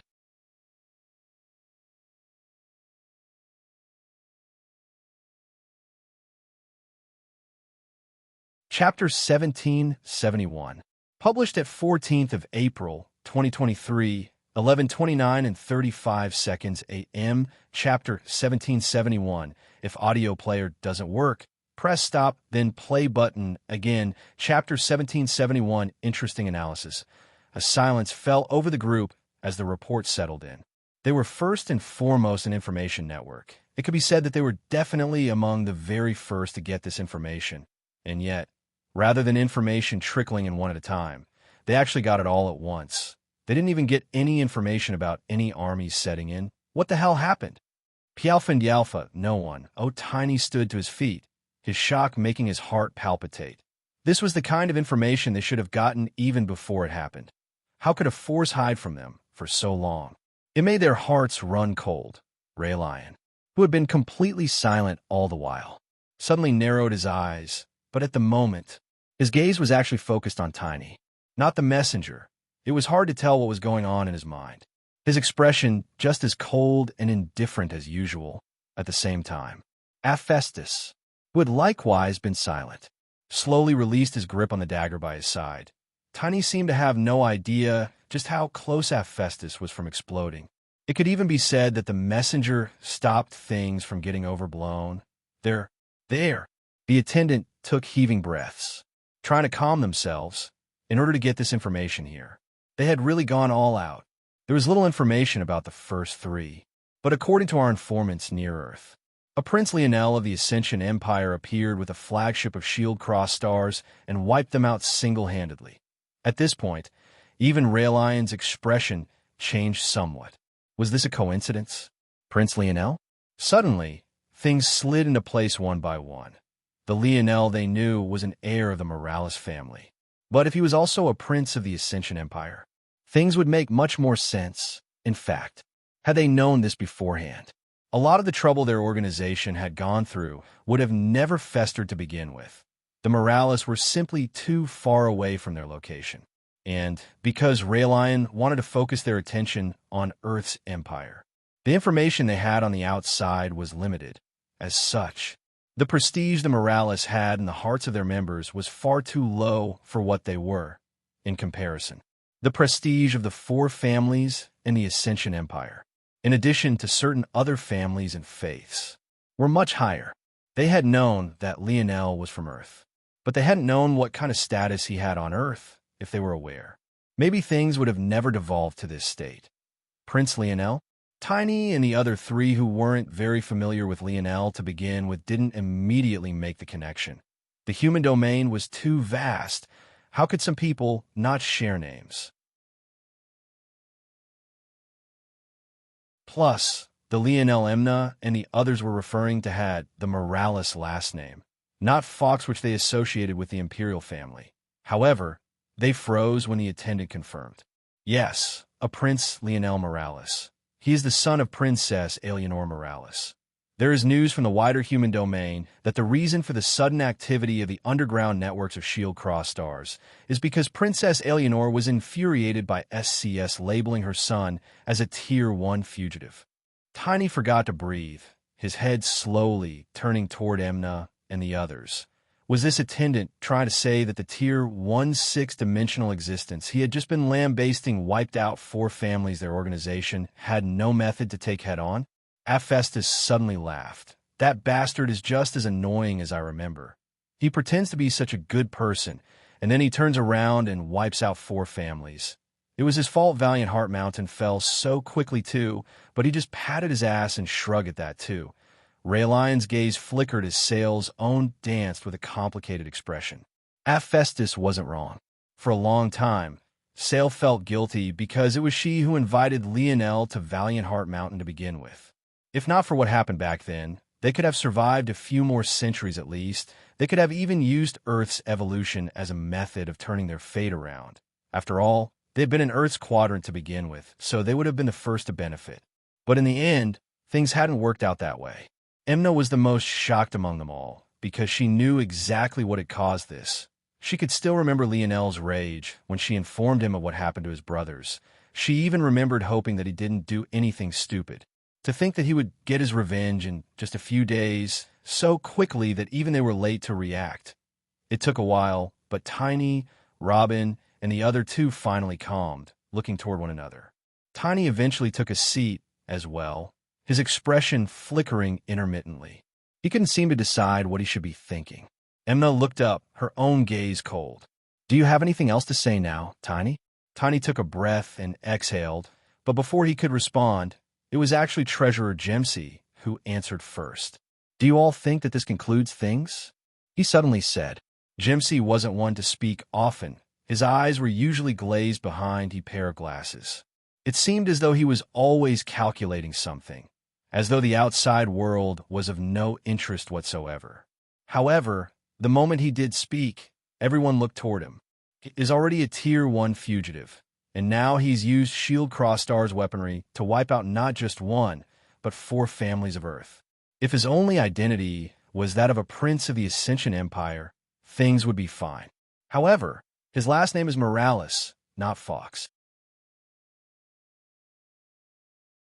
I'm sure if you all take a moment to think about it, you'll see what the problem is. Suddenly, due to his actions, competition over Earth's main resources have all been eradicated. It won't just be Shield Crossstars that's unhappy about this. Interesting analysis. The sudden voice came from nowhere. This time, it wasn't just Tiny who stood to his feet, where he gazes looking toward the entrance.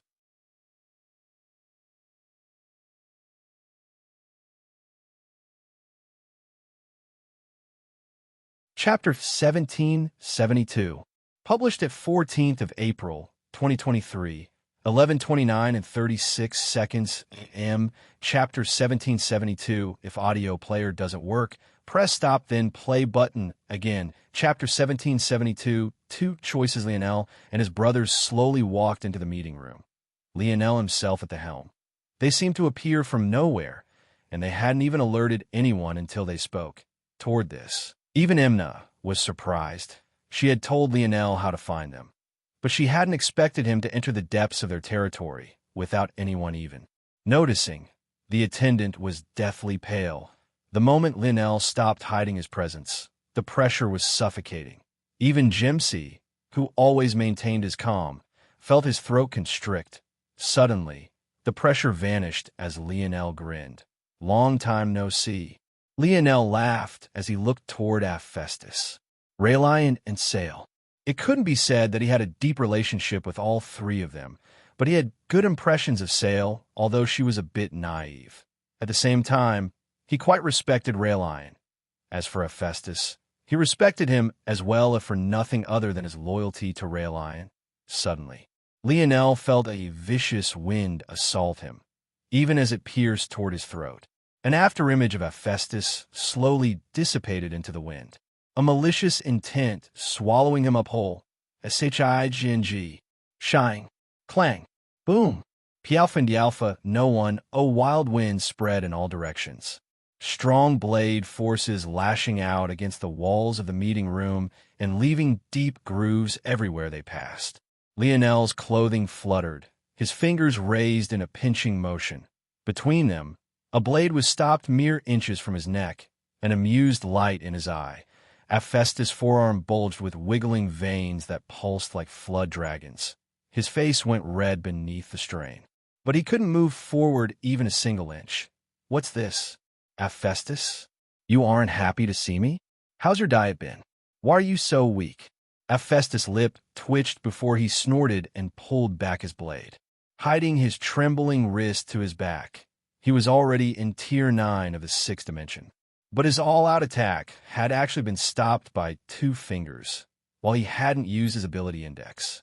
That was still at least 50% of his strength in that single assault. The fact Lionel had stopped it so casually went to show the sheer gap between them. "My diet?" Hephaestus snorted. "I went easy on you. Consider this a welcome gift," Lionel laughed. He remembered Hephaestus' ability index quite well. He could gain the characteristics of what he ate. The trouble was that the more talent he wanted to extract, and the more talented his target, the more of it he needed for someone like Hephaestus, especially since he left the evolution of the tentacle womb up to Anastasia. He probably had the highest ceiling of anyone here outside of Emna, who was only a measure away from forging her own path. All Lionel had to do was feed him a large number of demon corpses. "HM?" Lionel looked toward Sale and blinked. Maybe not. Lionel hadn't expected that Emna wouldn't be the only one who was a real spark here. To think that Sale would be a real spark too. It was quite ironic. The original strongest amongst them, Raelion, actually seemed to have the least potential now. However, when Lionel looked into Raelion's eyes, he could see the very same fire he had seen back then. He might not have gotten the same opportunities as the rest of them, but his heart is still firm. That is more than worthy of praise.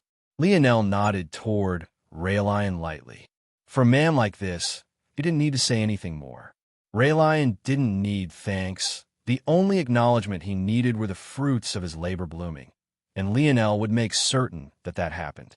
After Lionel greeted the 4 heads he was familiar with one by one, he finally turned his attention toward the remaining 4. They were all looking toward him with gazes ranging from wary to somewhat curious.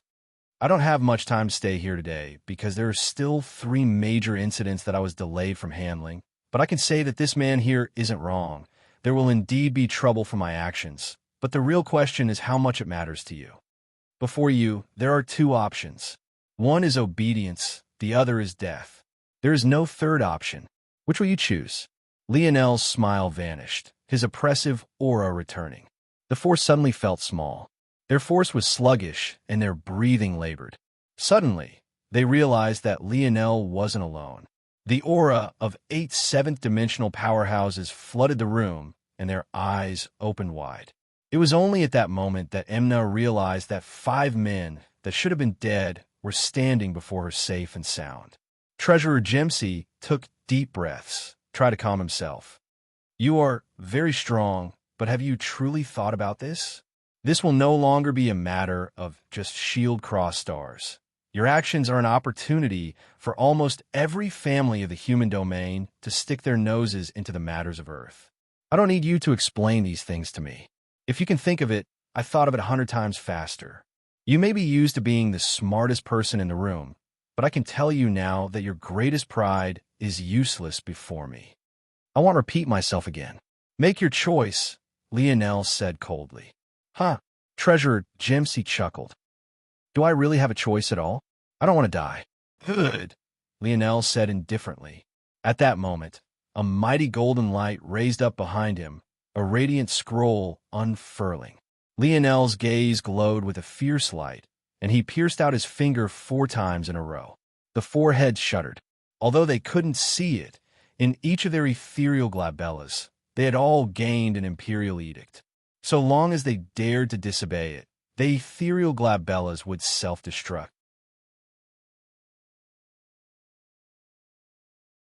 This ability was a fusion of Emperor's Gaze and Emperor's Edict, known as Emperor's Mark. Lionel had deduced it on his own, without the Emperor's Might tablet, because his comprehension of its 2 halves were absolutely perfect. This would also make certain things far more convenient for him. Now, like I said, I don't have much time. The 3 most pressing issues are the Zoltine Faith, the Thrusting Skies sector, and the reemergence of the Viola family. I need information about these 3, as things don't seem so simple.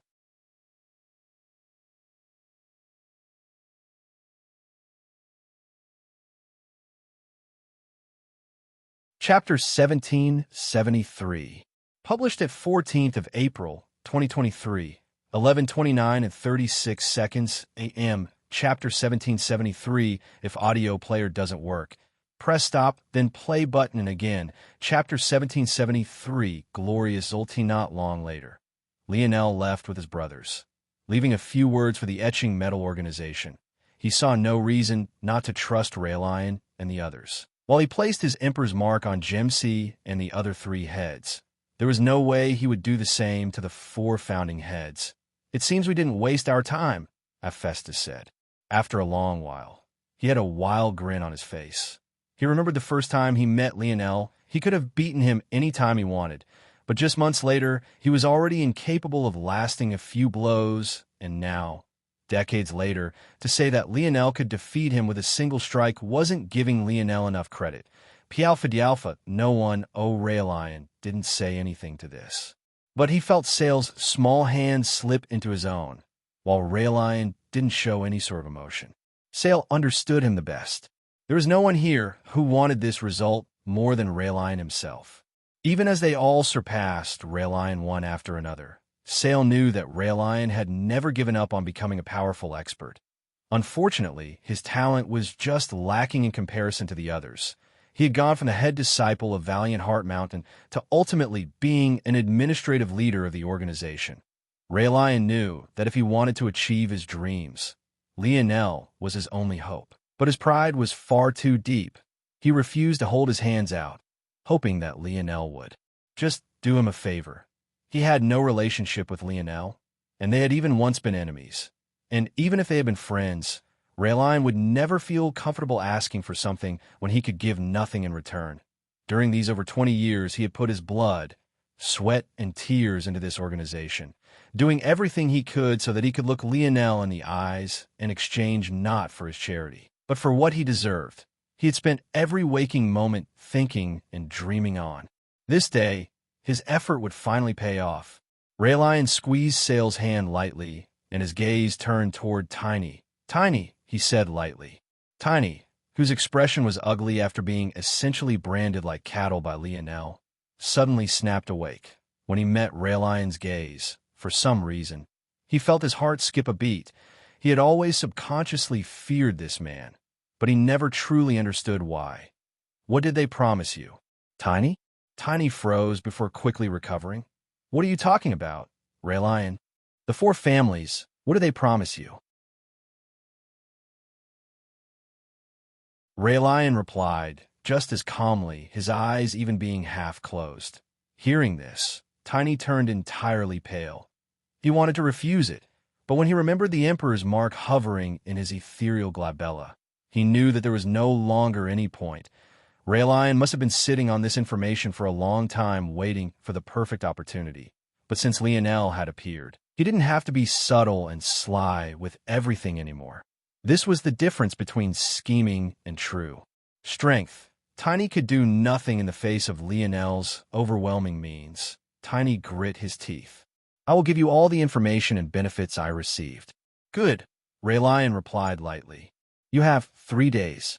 I assume with this that we will see a 150% boost in revenue and the effectiveness of our network. Since we won't be shooting ourselves in the foot anymore, I expect us to be in peak form within the week in time for Lionel's return." Raylion stood to his feet, holding on his Sail's hand. "Our goal is beyond this. Very soon we will be on the world stage. As the founder of the Etching Metal Organization, I officially announce that our first growth phase has come to an end. Our goal of becoming the best information network of the human domain has been successful. Our next goal is as follows: to make Lionel Morales the official heir of the Morales family." The teleportation formation flashed, and a group of 9 appeared. Lionel looked around and sighed. "What's wrong, Cap?" Drake asked. Lionel rubbed his forehead. "I didn't have time to make us any cool uniforms." Lionel's 8 brothers looked toward one another speechlessly for a moment before bursting into a fit of laughter. Raj wrapped his arm around Lionel's shoulder and trudged forward with big strides. "Cap, if you can make me a uniform that makes the ladies realize that this is the true peak masculine form, they'll get Milan to give you a foot rub." Raj's big belly rolled with his laughter. As far as he was concerned, Clothing designers were the real people screwing him over. The group walked out laughing, seemingly not realizing that they had a tall task ahead of them. They appeared on a barren moon to stare down at a planet. Or at the very least, it was what should have been a planet, but was instead a temple the size of one. This place was none other than the headquarters of the Zoltene faith. According to reports, this faith had recently been making an aggressive push in Earth's territory, forcefully seizing offerings and spreading their shrines, even in areas where there was no consent on the part of the inhabitants. Lionel could see the various clergymen of the Zoltene faith walking around. They all wore robes that flickered with holographic images that changed depending on the angle you saw them at. There didn't seem to be any rhyme or reason to the flickering colors, although there was probably some mysterious ranking system associated with it.